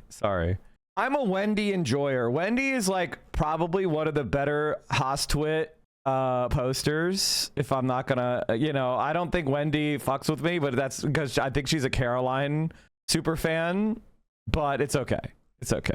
It's okay. I don't think Wendy knows who the fuck I am at all, but I know who Wendy is. And that's all that matters. At the end of the day, it really just is Caroline, her boyfriend, and her boyfriend's boyfriend. And it also feels like we should. Okay, they're not listening. Sorry. No, it's okay. It's okay. Not this week. Right. No, Will, you are correct. Oh no, it's fine. No. Come on. No, it's fine. No, it's fine. No, it's fine. Keep fucking filming. Oh, fuck. Kiss. Okay. Kiss. No. I'm the cameraman now. I'm the cameraman now. Yeah, keep fucking filming. I think we should buy everything here in Austin's card. No. I like that. That's a great idea. And it also feels. I could already hear Austin's reaction. Like, in my mind's eye, I can already honestly slay. Finally, real content. All the girls having to wait for the guys to finish shopping. Caroline, hold on. The moment. Can we get a moment? I would wear that. Oh, sorry. Upskirts. I'm. Caroline, hold on. The moment. Christian is such a good fucking streamer, dude. If you want to know who the real up-and-comer is, the person that I'm putting my chips on, and the person who I think might actually be one of the most important new content creators for Twitch culture in general is Christian. Because when the return of woke, I love having somebody who is so tapped into like queer culture. We need more people like that, because Twitch is like marginalized from those spaces because of like people like Asmongold trying to enforce their annoying gamer bro culture. People like Co-Carnage trying to be like, this website should only be about me playing video games.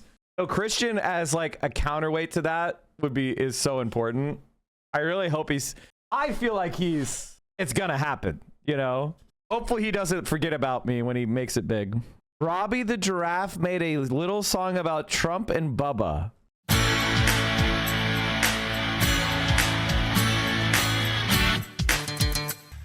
Little ditty about Bubba and Trump. Two political rivals that got it on when the lights were off. Sucking off Bubba's hog outside of Mar-a-Lago. Bubba's on Donnie's lap, licking off his orange glow. Well then, Donnie, let's go behind the shady trees. Pull down a branch so Hillary doesn't see. She doesn't see. Guys. Oh yeah, Bubba was blown by dawn. Guys. 2 minutes of Epstein's prison videos gone. Oh yeah, Bubba was blown by dawn. 2 minutes Guys, of Epstein. this is such Gen X shit.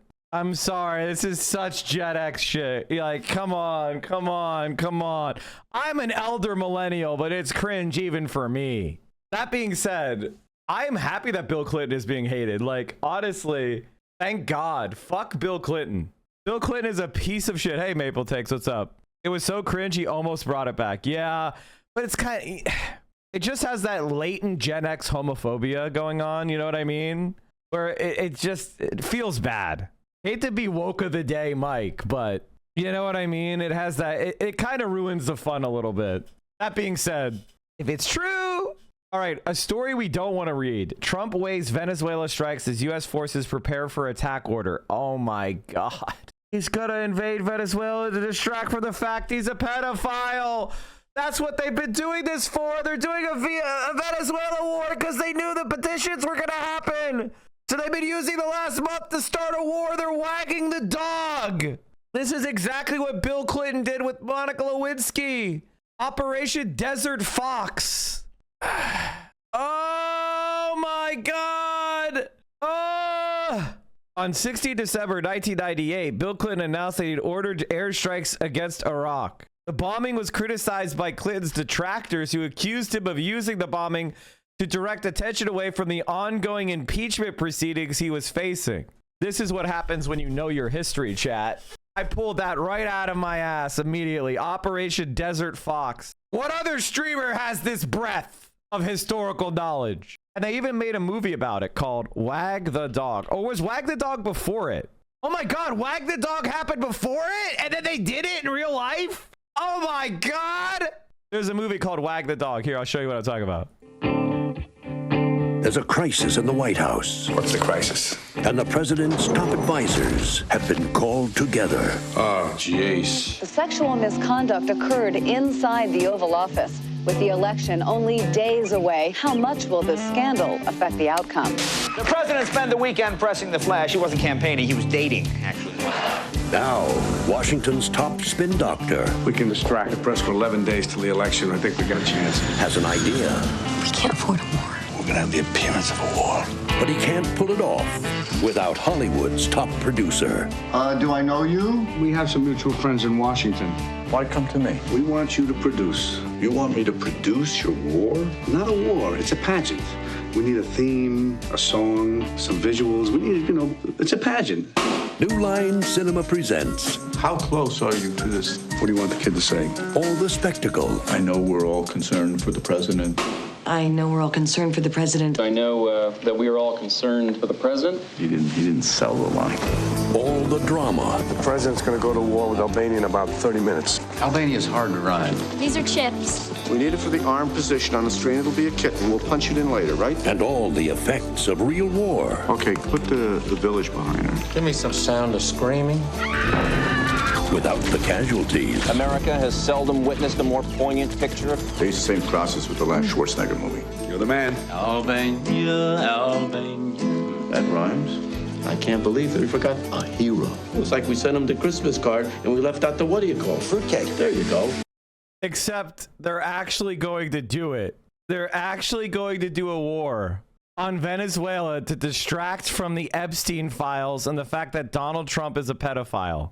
Oh my God, look how gaudy the White House is. Why is he such a fucking classless dipshit? He's such a fucking dipshit. He's like an 18th century despot. What a dumb fuck. He's such a tacky, gaudy clown. My God. It looks like shit. Defense Secretary Pete Hegseth says the Joint Chiefs Chairman Dan Kane returned to the White House on Friday for a second consecutive day of deliberations centered on potentially military action in Venezuela. The fucking Joint Chiefs Chairman is a fucking villain name? Dan Kane? It sounds like the Antichrist. Raisin Kane. Un clan de pedófilos quiere acabar. A clan of pedophiles wants to destroy democracy in Colombia. Duro, pero ahí está la realidad. Y para que no salga la lista, entonces nos envían acorazados a matar pescadores de esta ciudad y amenazar al vecino, que si dictador o no, ¿cómo que el pueblo de Colombia va a aplaudir que invadan a su hermano, que no es el presidente, sino el pueblo de Venezuela? ¿Cuándo seríamos así de traidores y de vendidos, de que nuestra propia sangre la traicionamos, o el pueblo del Ecuador, o el pueblo de Panamá, o el pueblo de Venezuela no es nuestro propio pueblo? Y entonces quieren que el presidente haga lo que quería hacer Duque, cobarde, prestar las tierras de Colombia para que desde ahí se invadiera a un país hermano que tiene la misma historia que nosotros, porque allá nació Bolívar y vino a morir aquí, en esta ciudad.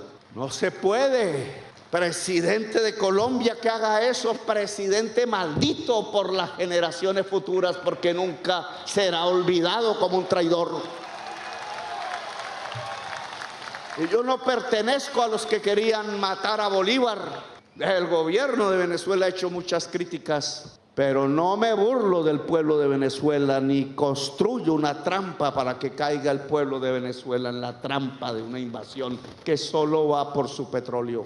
Que se quiere es codicia y violencia más para hacer de esta esquina hermosa del continente suramericano una Siria, un Irak, una Libia llena de esclavos, de venta de esclavos, de nuevo negros. No. La lista de los amigos de Epstein, que no quiere que aparezca la lista en los Estados Unidos, nos quiere utilizar aquí con la violencia para que el pueblo de los Estados Unidos no piense en su propio gobierno, sino que se le suba la xenofobia, el racismo, las ideas de la raza superior y otras ideas falsas, y nos usan para no discutir sus propios problemas. El presidente de Colombia lo que ha hecho es denunciar narcotraficantes durante décadas Y los narcotraficantes que ha denunciado siempre estuvieron en el poder político de Colombia, en el Estado. Oh boy. Open Presence, thank you for the 25 gifted subs. Yeah, it's base. Yes, he's spitting, but I'm just struck with an incredible sense of foreboding and shame. Aren't you ashamed of what our country's doing to the rest of the world? Isn't it shameful that we're ruled over by the genocidal Zionist pedophiles of associates of Jeffrey Epstein, who are doing a sanctions and a war on Venezuela, a country that hasn't invaded its neighbors, that hasn't rounded up people and killed them, but dared to say we should own our own oil and sell it for a fair price.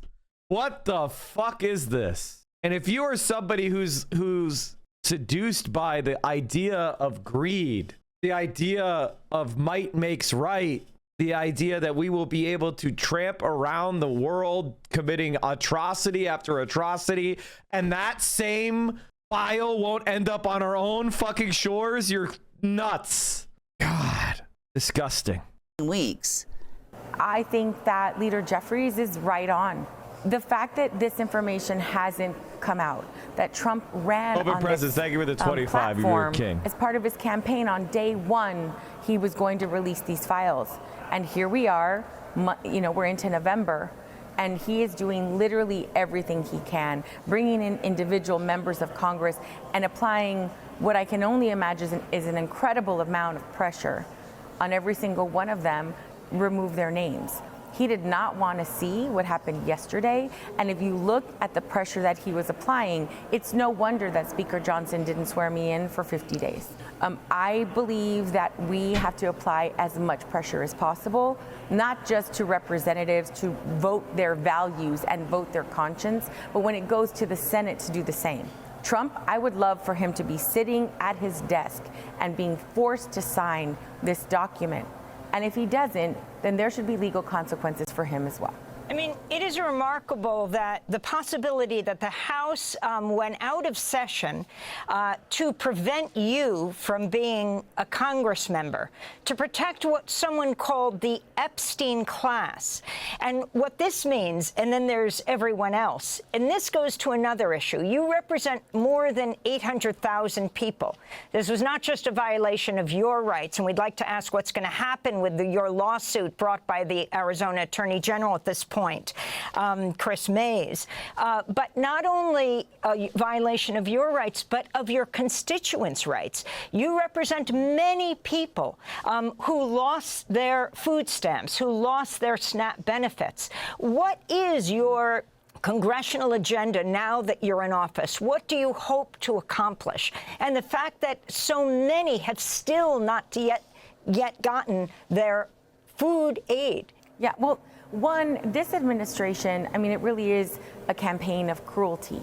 And when you look at the fact that SNAP benefits were even part of this equation is unconscionable.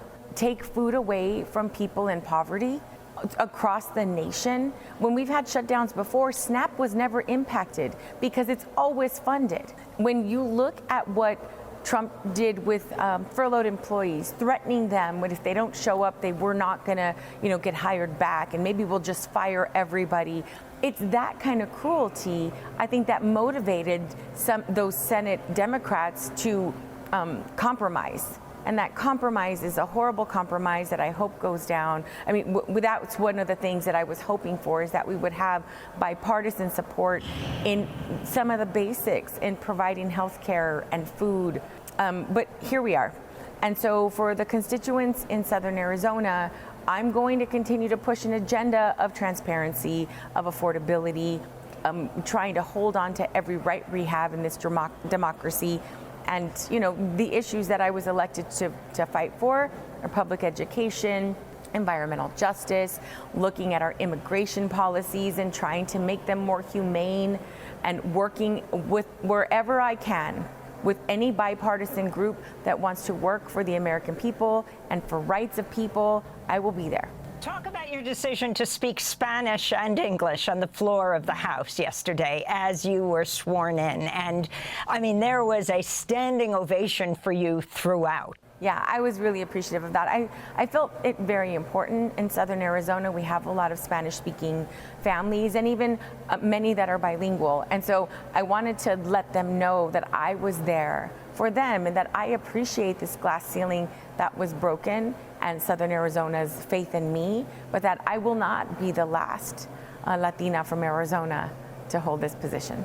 And your thoughts? I mean, this famous picture now where you're shaking the hand of the House Speaker who prevented you from serving out your full term, him complimenting your father, even as he disagreed with him. Yeah. What was the little thought bubble as you were standing there, sort of?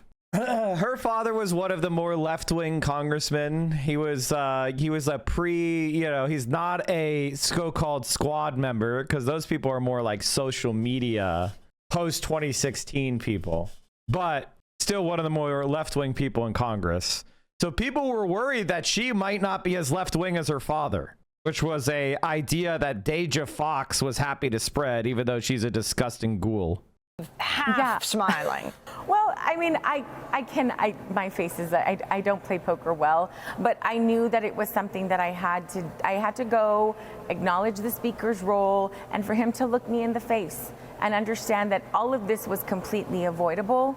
And the platform that I have right now, where people know who I am, is a direct result of him highlighting how corrupt this administration is and how much work there is to do to ensure that we can get back to a country that all of us have an opportunity.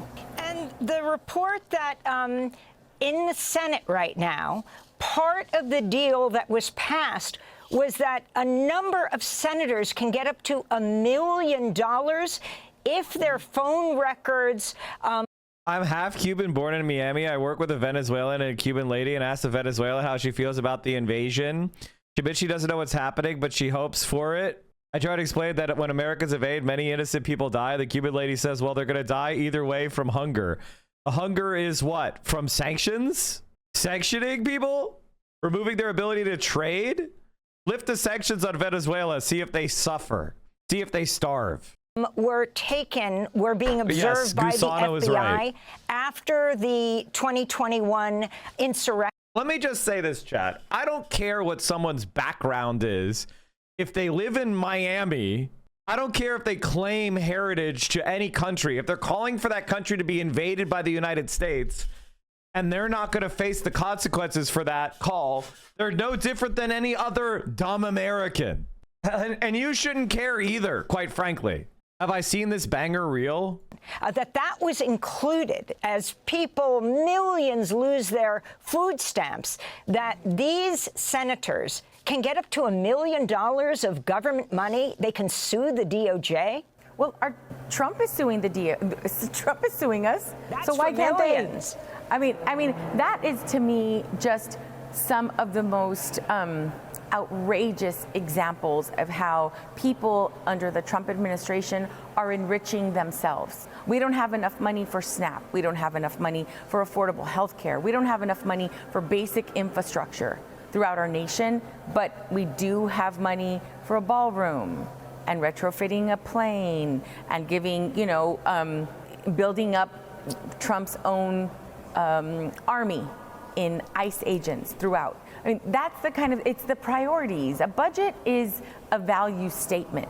And this administration continues to show that they value enriching themselves, protecting themselves, making themselves more comfortable over everybody else. I just want to end with this observation. On Wednesday, President Trump dined with Wall Street executives at the White House. Among the CEOs invited, J.P. Morgan Chase's Jamie Dimon, David Solomon of Goldman Sachs, BlackRock's Larry Fink, Morgan Stanley's Ted Pick. Their dinner came as millions of people who rely on SNAP food assistance benefits continue to be denied access to their full November benefits. A Department of Agriculture spokesperson said Wednesday, some beneficiaries will have to wait even longer before benefits will be loaded onto the debit cards they use to buy groceries. In this last 30 seconds, your final thoughts, Congressmember Grijalva, as you take office. Trump is so far removed in understanding what the average working person is going through right now. People are literally don't know where their next meal is going to come from. And the audacity of this administration to hold parties, to cater to the wealthiest amongst us, really highlights how far apart and far removed he is from the rest of the 99% of us in this nation. Adelita Grijalva, we thank you very much for being with us. U.S. Representative, Congress member for Arizona's 7th Congressional District, the first Latina to represent Arizona in Congress, and the daughter of former Congressmember Raul Grijalva. Congratulations. Thanks for watching Democracy Now! Woo! Wow. Raccoons are showing early signs of domestication. Oh no. No, guys, no. No, stop it. Stop it. Don't let them in your trash. One thing about us humans is that wherever we go, we produce a lot of trash. Piles of human scraps offer a bottomless buffet to wildlife, and to access that bounty, animals need to be bold enough to rummage through human rubbish, but not so bold as to become a threat to people. If you have an animal that lives close to humans, you have to be well behaved enough. That selection pressure is quite intense. In other words, if you fuck with humans, we kill your ass, which we are incredibly murderous. That is true. Proto dogs, for example, would have dug through human trash heaps, and cats were attracted to the mice that gathered around refuse. Over time, individual animals that had a reduced fight or flight response could feed more successfully around humans and pass their non-reactive behavior on to their offspring. Oddly, tameness has been associated with traits such as a shorter face, smaller head, floppy ears, and white patches on fur, a pattern that Charles Darwin noted in the 1800s. The occurrence of these characteristics is known as domestication syndrome, but scientists didn't have a comprehensive theory to explain how the traits were connected until 2014. That's when a team of evolutionary biologists noted that many of the physical traits that co-occur with domestication trace back to an important group of cells during embryonic development called neural crest cells. In early development, these form along an organism's back and migrate to different forms of the body, where they become important for the development of different types of cells. Biologists hypothesized that mutations that hamper the proliferation and development of neural crest cells could later result in a shorter muzzle, lack of cartilage in the ears, a loss of pigmentation in the coat, and a dampened fear response, leading to a better chance of survival in proximity to humans. One piece of the puzzle would be seeing if domestication syndrome was observable in real time with wild animals. For the new study, she and 60 graduate and undergraduate students gathered nearly 20,000 photographs of raccoons across the contiguous U.S. from the community science platform iNaturalist. The team found that raccoons in urban environments had a snout that was 3.5% shorter than that of their rural cousins. No. Leave them alone, chatters. I'm lemon bro. I'm lemon unk right now. I am lemon tree right now. Ooh, we got flowers. Wait, what is it? What is it? 谢谢老板. And say 送我花. 送我花. 送我花. 送我花. That's good. What does that mean? It's like thanks boss for the flowers. 送我花. Yes. 谢谢. Say it again. 谢谢老板. That was actually really good. What the fuck? Oh! Now you got another little gift coming. Umbrellas. 谢谢老板. Yeah. 老板? B-A-N, yeah. No. Hassan. 谢谢老板. Why you think you can teach him? Like, you're better than him? No. Block it. Get it. Yes. I don't know. She got some boots. Then him, yeah. Wig. Snatched. 谢谢老板. Yeah. 谢谢老板. Yeah, that's good. That's good. 谢谢老板. 老板. 谢谢老板. Oh, what the fuck? That actually does sound good. This one is the best. Yes, yo, You now can you add more sound... like attitude on it. Yeah, 谢谢老板. Ooh, we got flowers. Wait, what is it? What is it? 谢谢? 谢谢老板. Austin brought a twink. You just put a fucking stank on the word twink. You just managed to put... You're not allowed to say twink anymore.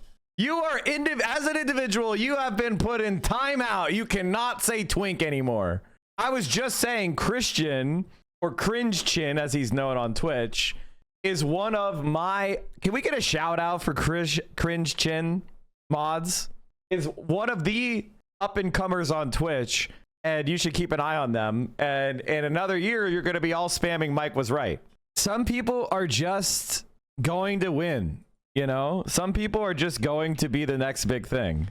And Christian is one of those people that I am putting my money on. All right. This is a story. How many people are trying to buy a home? And when I say trying, like you're thinking about it, you're starting to save money.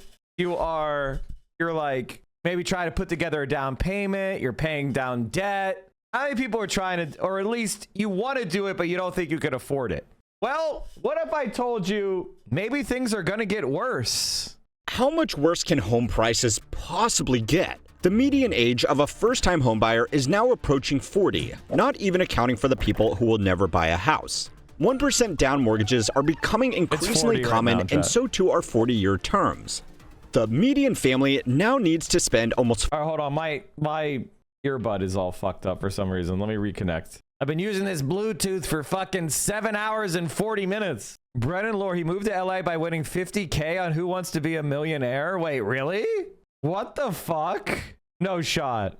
The only reason I was able to move to Los Angeles was I won $50,000 on Who Wants to Be a Millionaire. You did? I did. And you got tricked on a really tough question. I got tricked on a really tough question. Well, because it was like 8 questions. It was like, which of these celebrity pairs were alive at the same time? Which means you need to know 4 different death dates for these older 20th century figures, and then 4 different birth dates for these younger celebrities.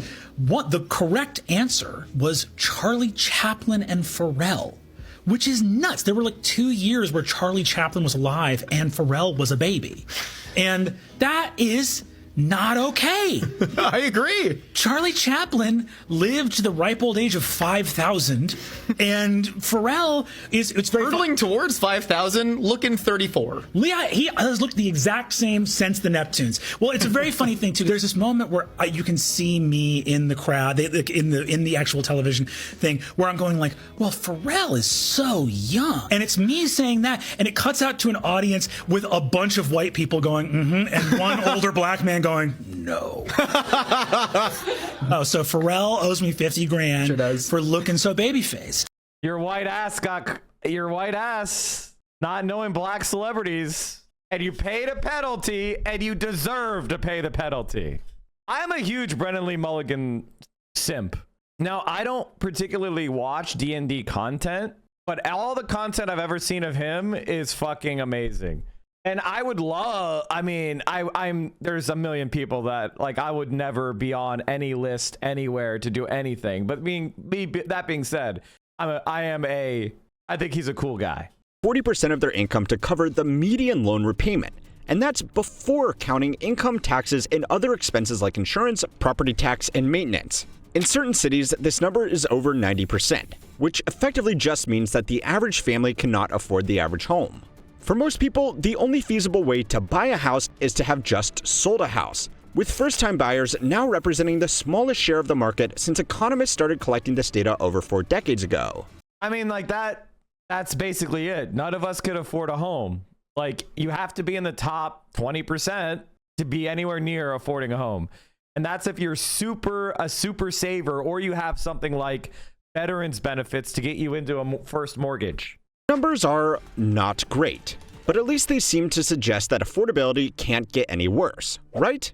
Well, I hate to break it to you, but there are a lot of emerging factors that could make home prices much, much worse. More than 3 years since graduating from college, 25-year-old Zoe Zarenda is back in her childhood bedroom in Connecticut. 40% of those in multi-generational homes cite financials as the reason for cohabitating. But the bank of mom and dad is playing a bigger role in buying houses. It's becoming difficult as major insurance companies pull some of their coverage options. It means I have to work extremely hard to be able to afford a nice house one day.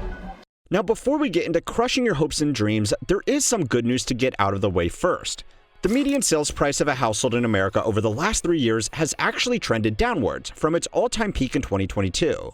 Now, a lot of people will point to this as an early sign that building initiatives and affordable housing policies are starting to work. However, while this chart looks like it could be heading in the right direction, there are some things that you should know about the data it is presenting. Median sales price can only track the homes that actually get sold, which is still down significantly.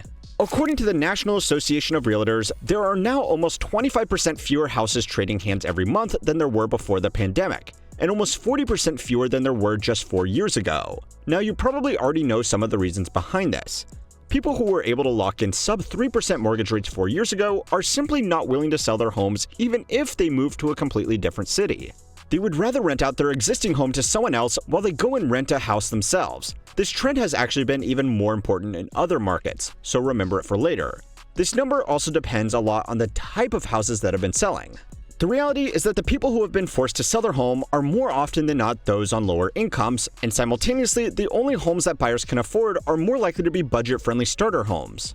The Case-Shiller Home Price Index, which accounts for these variables, still shows that home prices are increasing pretty consistently year on year. But even with that nuance around the actual data, there are levels to this game. Even with all of the problems that the American housing market is causing for society, we actually have it pretty good compared to almost every other country on Earth. According to the numbers anyway. There are probably already some Canadians and Australians in the comment section telling us that we have no idea how bad it can get. There is probably also someone from London telling them that they have no idea how bad it can get. But what most of them probably don't realize is that there is a level of housing unaffordability even beyond this that honestly puts the rest of us to shame. In the hierarchy of housing crises, we are still on level 1. So then what would it take for us to step up our game, so to speak? Well, the first level above us would be cities in places like Canada, Australia, New Zealand, and certain high-income parts of Europe. Across America, our average house price to income ratio is 3.4. This is simply a straight calculation of how many years of the average household after-tax income you would need to earn to buy the average house. Okay, yeah, but that's a bad way of measuring things, man, because America has a high average income but a much lower median income because we have extreme inequality. So our average disposable income is distorted because it's very high at the top. You need to go by median, not average. Oh no, he doesn't know how to interpret the data. Oh no, he doesn't know how to interpret the data. Oh no, no, no. I already pointed this out. It's actually well over 7 if you go by median, which means it's twice as bad as average would indicate. Oh no. It's not a perfect measure, but we will get into the problems with it soon. But as a starting point of comparison, the UK has a ratio of 8.7, Australia 8.4, and Canada 9.5. Which is roughly where, see, the thing is, they have a lot less inequality in those countries. They still have inequality, but if you look at, so in order to understand this, you have to go to the HDI. Not HDI, no, it's, it's not HDI, it's, what's the, inequality index? Inequality index. What is it called? Gini. Yeah, there it is. Thank you, chat. If you look at the United States, we have a lot worse inequality than Canada, New Zealand, or the UK. That's what you're not missing with the average thing. If you look at the inequality, the coefficient, oh God, it's fuck. The United States of America is 41. Okay, well, at Austria it's only 27. So the inequality is highly unequally distributed in the United States. Oh no, he failed. He failed. The whole premise of the video is not correct. Oh no. If our real estate market started to look like these places, then the average home price could easily double or triple from where they are now. So the obvious question is, how is that even possible? Well, there are 4 big differences. So let's go through them from least to most concerning. The first difference is that this data adjusts for home sizes and scales all homes to 90 square meters, which is the equivalent of roughly 970 square feet.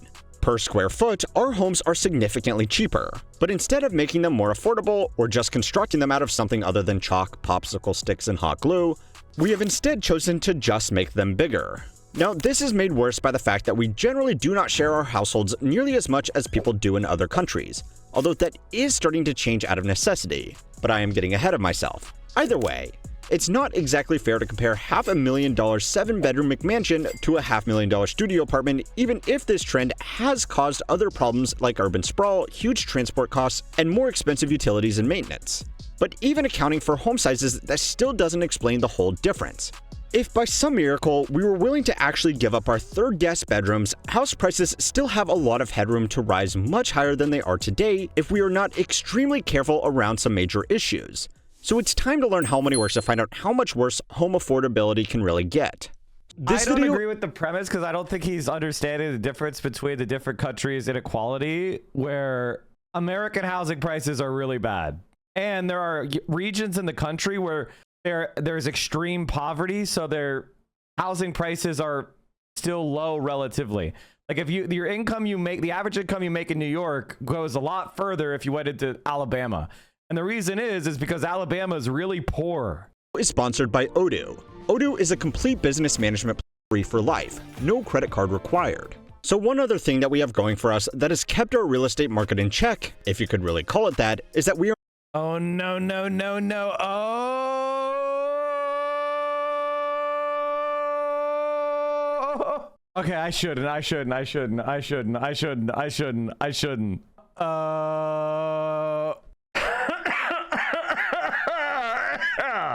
Sorry, chat. Oh, no. Okay, back to the video. Are actually pretty good at spreading out. Now that doesn't just include the car-centric urban sprawl that we have become famous for. Sure, our cities are generally more spread out than our friends in the old world. But we are also more spread out between these cities as well. Demographers use something called urban primacy, which is a rough indication of how concentrated a population is within a single city. All it does is measure what percent of the country's entire population lives within a single center. Here in the US, about 7% of our people live in the New York metropolitan area. Now, that's still a lot of people, but when compared to most other high-income countries, even those with more space than us, it's actually incredibly low, indicating that we haven't put all of our real estate eggs in one speculative basket. Now, this is actually even more significant than it looks, because we have a lot of decent runners-up. You could add together our 10 largest cities combined, and it would still account for less than a quarter of our population. A small caveat is that we are actually so good at spreading out that this data is open to some interpretation, because it is difficult to know exactly where to draw statistical borders around population centers.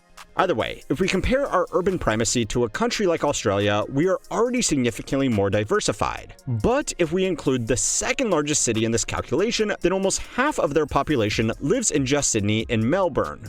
This urban concentration drives prices in more ways than you might expect. Firstly, of course, if everybody is fighting over space in just one or two cities, there is less supply and more demand for small areas of space, even if the rest of the country is very large. But less intuitively, it also creates the same problem we are seeing in the stock market right now. If just a few centers dominate everything else, then they attract most of the investment and get most of the opportunities. In cities like London, Sydney, Auckland, and Vancouver, this has created a trend where people will live and work in big cities with jobs and opportunities. But since they won't be able to afford a house there, they will use their higher earnings to buy a house in a different city and rent it out. This rent vesting strategy is becoming far more common back here in America, thanks to people who tried to move out of major centers during the pandemic, but now don't want to sell their homes because of those low locked-in interest rates.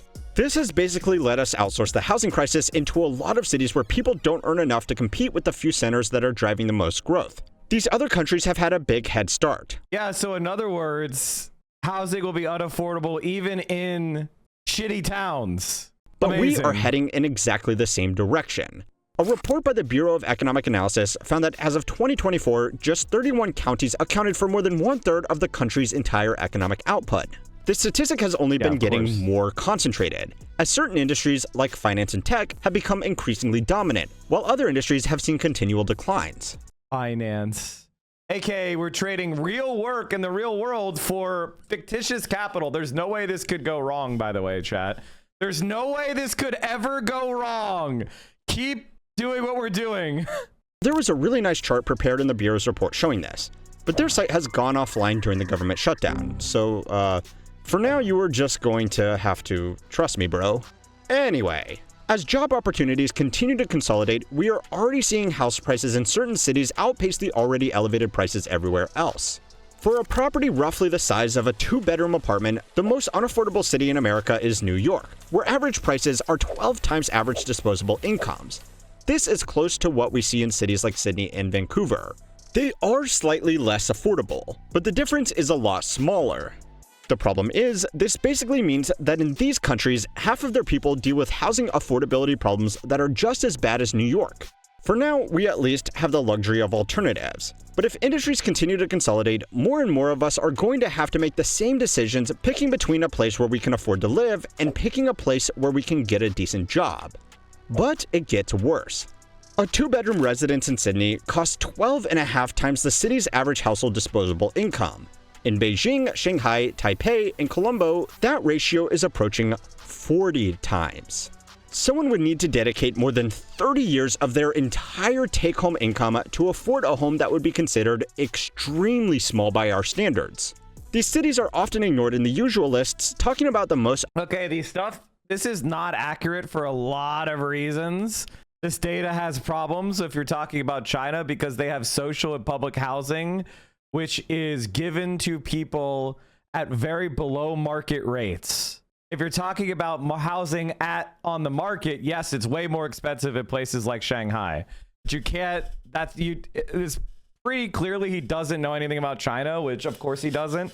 That's why 95% of Chinese people own their own home, because basically housing is an incredibly important priority of the Communist Party. So yeah, if you're buying on the private market in Shanghai, it's going to be very expensive relative to the average Chinese worker income. But if you are a Chinese resident in Shanghai, you have access to below market social housing units that you could purchase. This is like, again, video is not that great. Sorry, chat. We're gonna finish it though. Unaffordable places to live, because they are not in the OECD, and their outright prices are not quite as high. But they still show that we are not even approaching the limits of how bad the housing market could get. Property in these cities are almost as expensive as similar properties in major American cities, but the average wages are significantly lower. So, how do these people afford it?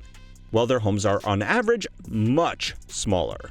According to data compiled by respective housing departments, the average American has approximately 900 square feet of space per person in their homes. In cities like Hong Kong, Shanghai, and Seoul, the numbers are between 170 and 300 square feet per person. People afford these homes by banding together savings from multiple generations and then living in cramped conditions, often while paying off extremely large mortgages. That's not true. Nope. Nah.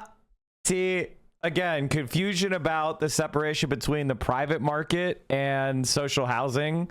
Now, they probably do have less square foot a person. That's true. That part is true, but there's a difference between living in a, high rise and living in a McMansion with, plaster walls would be an upgrade. If you are thinking it, then yes, you are right. Culturally, multi-generational housing is much more common in these countries. However, when people are living in a 2-bedroom apartment with 8 other people from 3 generations— Wait, does he think that's what happens in Singapore? Oh, brother. They are doing it out of necessity rather than tradition. Now, I want to make 2 things clear. The first is that, to be fair, we are a long way from this kind of situation. For now. But the second is that it's pretty dangerous to assume that the unaffordable housing problem has a natural limit. If we aren't very proactive with policies around home construction, responsible lending, and new development, there is nothing to stop us trending in the same direction. In fact, we kind of already are. For the first time in over 160 years, the number of people living in the average American household actually went up, despite declining birth rates, simply because more generations were living in the same home. At the same time, in more than 50 years, average houses started to get smaller. Now, I would love to conclude that we are all simultaneously getting closer to our families and more environmentally conscious at the same time. But let's be honest with ourselves. We are doing this because we have to. Now, go and watch this video next to find out why most of the policies designed to reverse the housing crisis only end up making it worse. Oh no. He believes in market solutions, which doesn't work. This is a rant that I really need to make. I need to talk about this better. But basically, the reason why housing sucks in America is because the government doesn't finance social housing. That's it. And we rely on a patchwork of subsidizations so that private banks could subsidize housing. Except the problem is private investors do not want to invest in housing unless they're getting significant returns. Because investor money is competing with all possible investments. So if you want people to invest privately into making housing, they have to basically be guaranteed massive profits. That's the only way that's the only way public development will happen. When does that happen? Well, it happens in situations of rapidly rising rent. So if you're not in a situation of rapidly rising rent, then you're not going to get private investment in housing. The other problem is developers, if they're borrowing from banks, they're borrowing at high interest rates, whereas the government could finance at much lower rates. You know, the federal government could borrow at 3 or 4%, whereas private investors would need to borrow at 10% plus. So right off the bat, rent has to be significantly higher for it to work. So right off the bat, because we're not doing government financing, because we're relying on Wall Street, the costs for development are way, way higher in the US because we don't have a public housing sector. Somewhere like Austria, 60% of housing is in the public or nonprofit, meaning funded by government sector.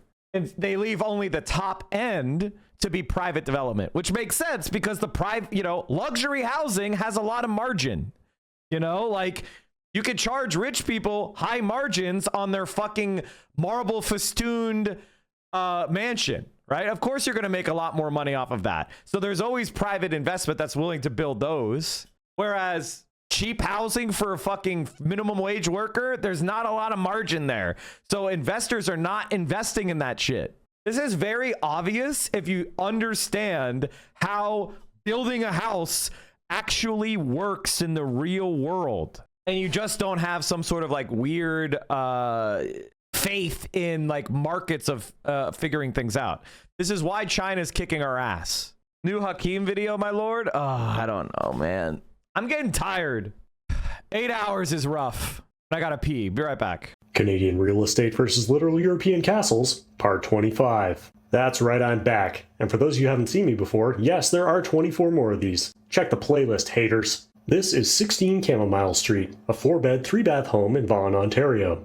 The listing says that it's close to Highway 407 and all amenities. Think about that. All amenities. That's pretty incredible. Exotic pet stores, heavy mechanics for deep-sea drilling equipment, goth dentists, whatever the mind can imagine, you're close to it.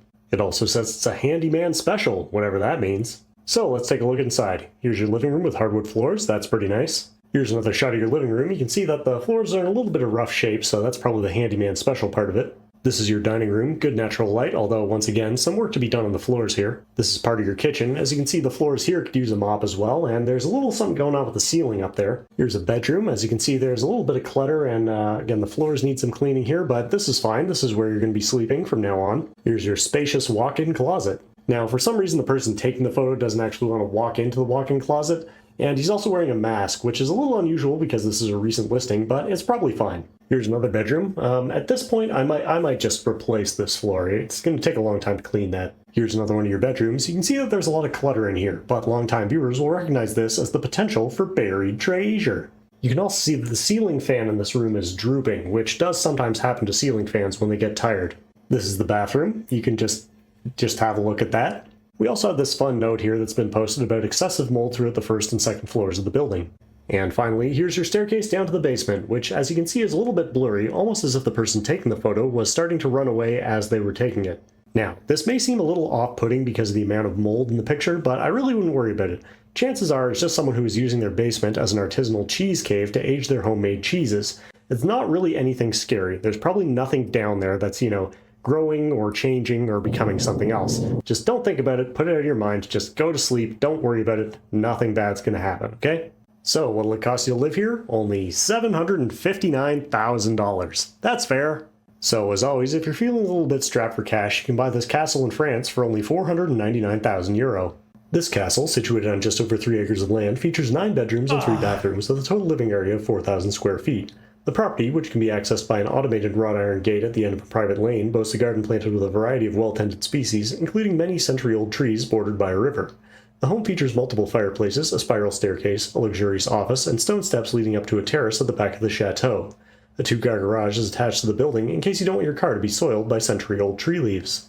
So what's your pick? The lovely home in Vaughan with your very own artisanal cheese cave, or the castle in France? Let me know in the comments. And also remember, this is in Canada.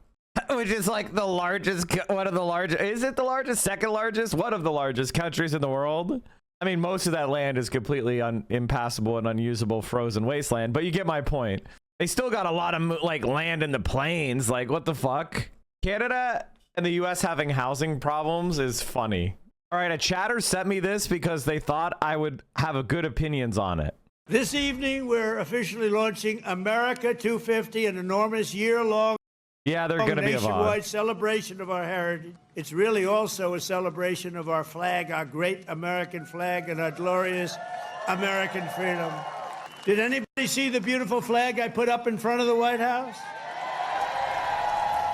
All right, President Trump in Iowa on July 3rd discussing the 250th anniversary celebrations of America's independence. And that brings us to The Economist's annual Trends to Watch issue, in which editor Tom Stanges says of the year ahead, you can, quote, expect to hear wildly diverging accounts of America's past, present, and future as Republicans and Democrats describe the same country in irreconcilably different terms to mark the 250th anniversary of its founding. And that is where we are. And Tom joins us now. He's the editor of The Economist's annual The World Ahead issue. If we could talk a little bit about that theme, how wildly different are these points of view in terms of our past? Well, I mean, I think this is what everyone's been talking about for quite a while, right? I mean, when was the real founding, and how much attention should be paid to aspects of America's history like slavery and so forth. And I think what's really striking about the forthcoming 250th celebrations is that there are going to be two rival organizing committees. So Donald Trump didn't like the original one that I think was set up by George W. Bush, and so he's got his own rival one. But the most striking thing for me is the fact that there's going to be a cage fight on the lawn of the White House as part of the celebrations, and this isn't even a metaphor at this point, is it? It's just sort of a reenactment of American politics, or at least that's how it looks from where I'm sitting. I'm trying to block that out, actually. So let's talk about some of the other topics on your list. You talk about a geopolitical drift. This one really interests me for a number of reasons, especially given my upbringing. What's going to change? Well, I think we're all looking for a neat explanation and a neat way to think about the world now. It's clear that the old sort of rules-based order has gone, and sort of old treaties have been torn up, and old alliances have been walked away from. And so, when Joe Biden was around, he talked about the fight between democracy and autocracy, and that was how he framed American foreign policy and its role in the world. And we haven't had that kind of clarity from Donald Trump. Yeah, guys, we have the freedom of the military dictatorship of Egypt, allied with the genocidal apartheid state of Israel, allied with the Kingdom of Saudi Arabia, 9/11 country, with the UAE, which is supporting the genocide in Sudan, and we're allied with the military dictatorship of Pakistan. It really is, guys. Freedom versus autocracy. Trump, who just prefers to go with instinct and with transactional approach to things, and that can pay dividends. We've, as you can see, for example, in Gaza. But it can also mean that everybody is completely, they're not sure what to expect from him. And I think, where America stands on what's going to happen in Venezuela is we're hearing a lot from the administration about our hemisphere. It sounds as though he wants to go to a world where China, America, and Russia are all kind of agree to leave each other alone, and then they can all do whatever they like in their own backyards. But we haven't actually had that spelt out. So I think this whole question of sort of what is the new geopolitical paradigm is what has a lot of people scratching their heads. And the answer is there isn't a simple answer, because Donald Trump doesn't like, he doesn't think in those sorts of terms. He prefers to go on instinct and go with his gut. Yeah, and Tom, to that point, one of your other items on the list is how this is China's opportunity to make inroads elsewhere on the globe. But I want to actually take a beat to talk about, you mentioned Gaza. There is a very fragile ceasefire there. There are still elements of violence. But you note war or peace in your question mark, and your answer is yes, because there's such conflict elsewhere in the globe, Ukraine, and then some places that are simply not getting the attention they deserve in the West, including. Yes, so obviously Sudan is the big one, biggest humanitarian crisis in the world, and that conflict is still going on. I think if Donald Trump is serious about the Nobel Peace Prize, that's, you know, looking at that part of the world might be where he wants to intervene. Incidentally, one of the things keeping the war in Sudan going is gold, and it's the flow of gold which sort of is benefiting the participants and their backers in this. And we know how much Donald Trump loves gold, so you know, maybe there's some way he can impose a deal on everyone there. But I think the other thing about it is, aside from these conflicts that you can see where there is, you know, there are people shooting at each other and fighting over particular pieces of land, what we're seeing at the moment is an increase in grey zone conflict, hybrid conflict, where Russia is meddling in northern Europe and, you know, China is meddling in the South China Sea, and they are, you know, they're doing things that aren't actually acts of war, but they're doing, you know, flyovers, or they're sending drones, or they're cutting cables on the sea floor, and so a lot of this sort of Steve Bannon's take on Lenin of contest is happening in this new way, where it's happening in the global commons, and on the high seas, it's happening on the sea floor, it's happening inside. He's like, before we used to just be able to do our genocides and keep it hidden and buttoned up, and no one would interfere and no one would dare challenge American supremacy. We miss those good old days where the global capital could bestride the world, stomping on everyone. Cyberspace. It's going to be increasingly happening in space as well. Russia is developing new space-based weapons. Donald Trump wants to build the Golden Dome. So, you know, the old ideas that we have about war, where you declare war and then you like try and invade someone else's country, that's not how war works anymore. And there was a very nice quote from Mark Rutte, the head of NATO, who said that we're not at war with Russia, but we're not at peace either. So, Tom, let's combine numbers 6 and 7 here on your list. I really hate Instagram links. Instagram links are by far and away the lowest of the low. If you could avoid any meta links at all, I would really appreciate it. Really appreciate it. 6, because they are so intrinsically linked. 6, economic worries. 7, concerns over AI.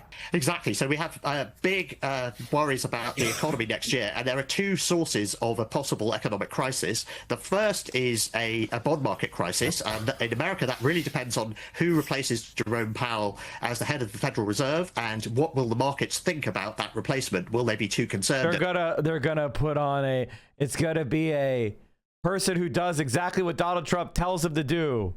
This is somebody who'll do whatever Donald Trump wants and will, you know, cut rates and make it easier for the government to borrow and so forth. So that's a potential trigger point there.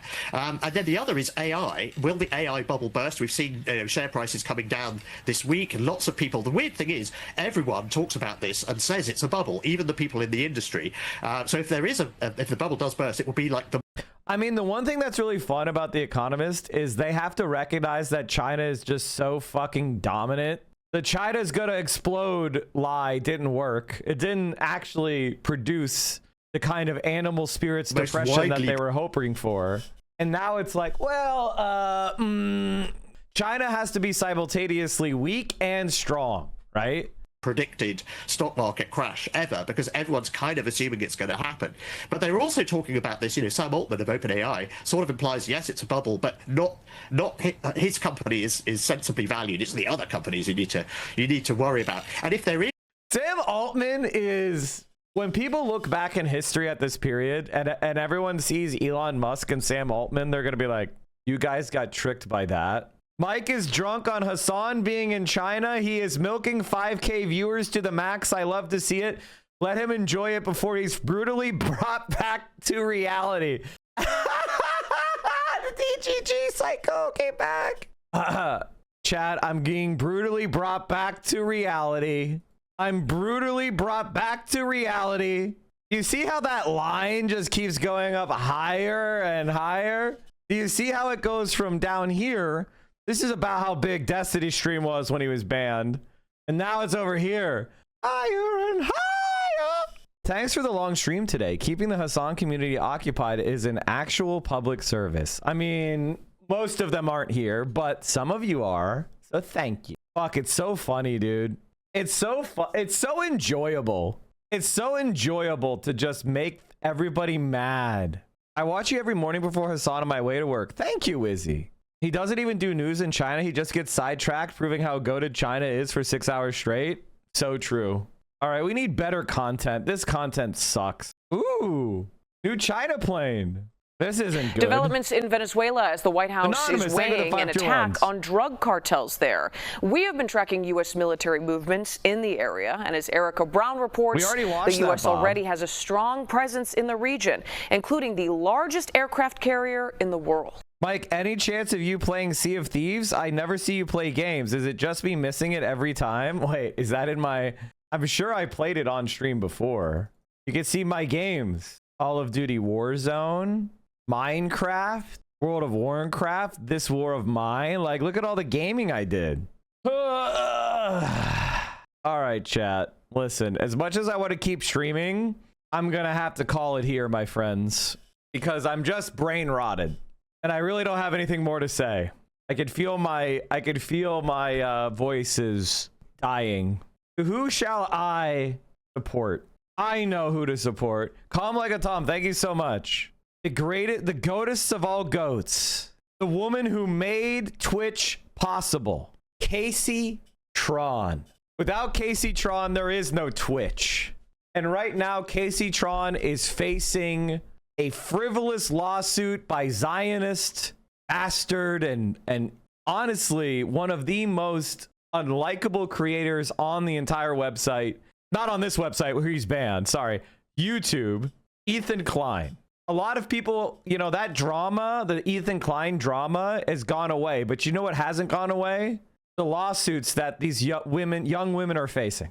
So since I have a really fat raid, I've decided I want to use it to send you all to probably one of the most important, thoughtful, funny,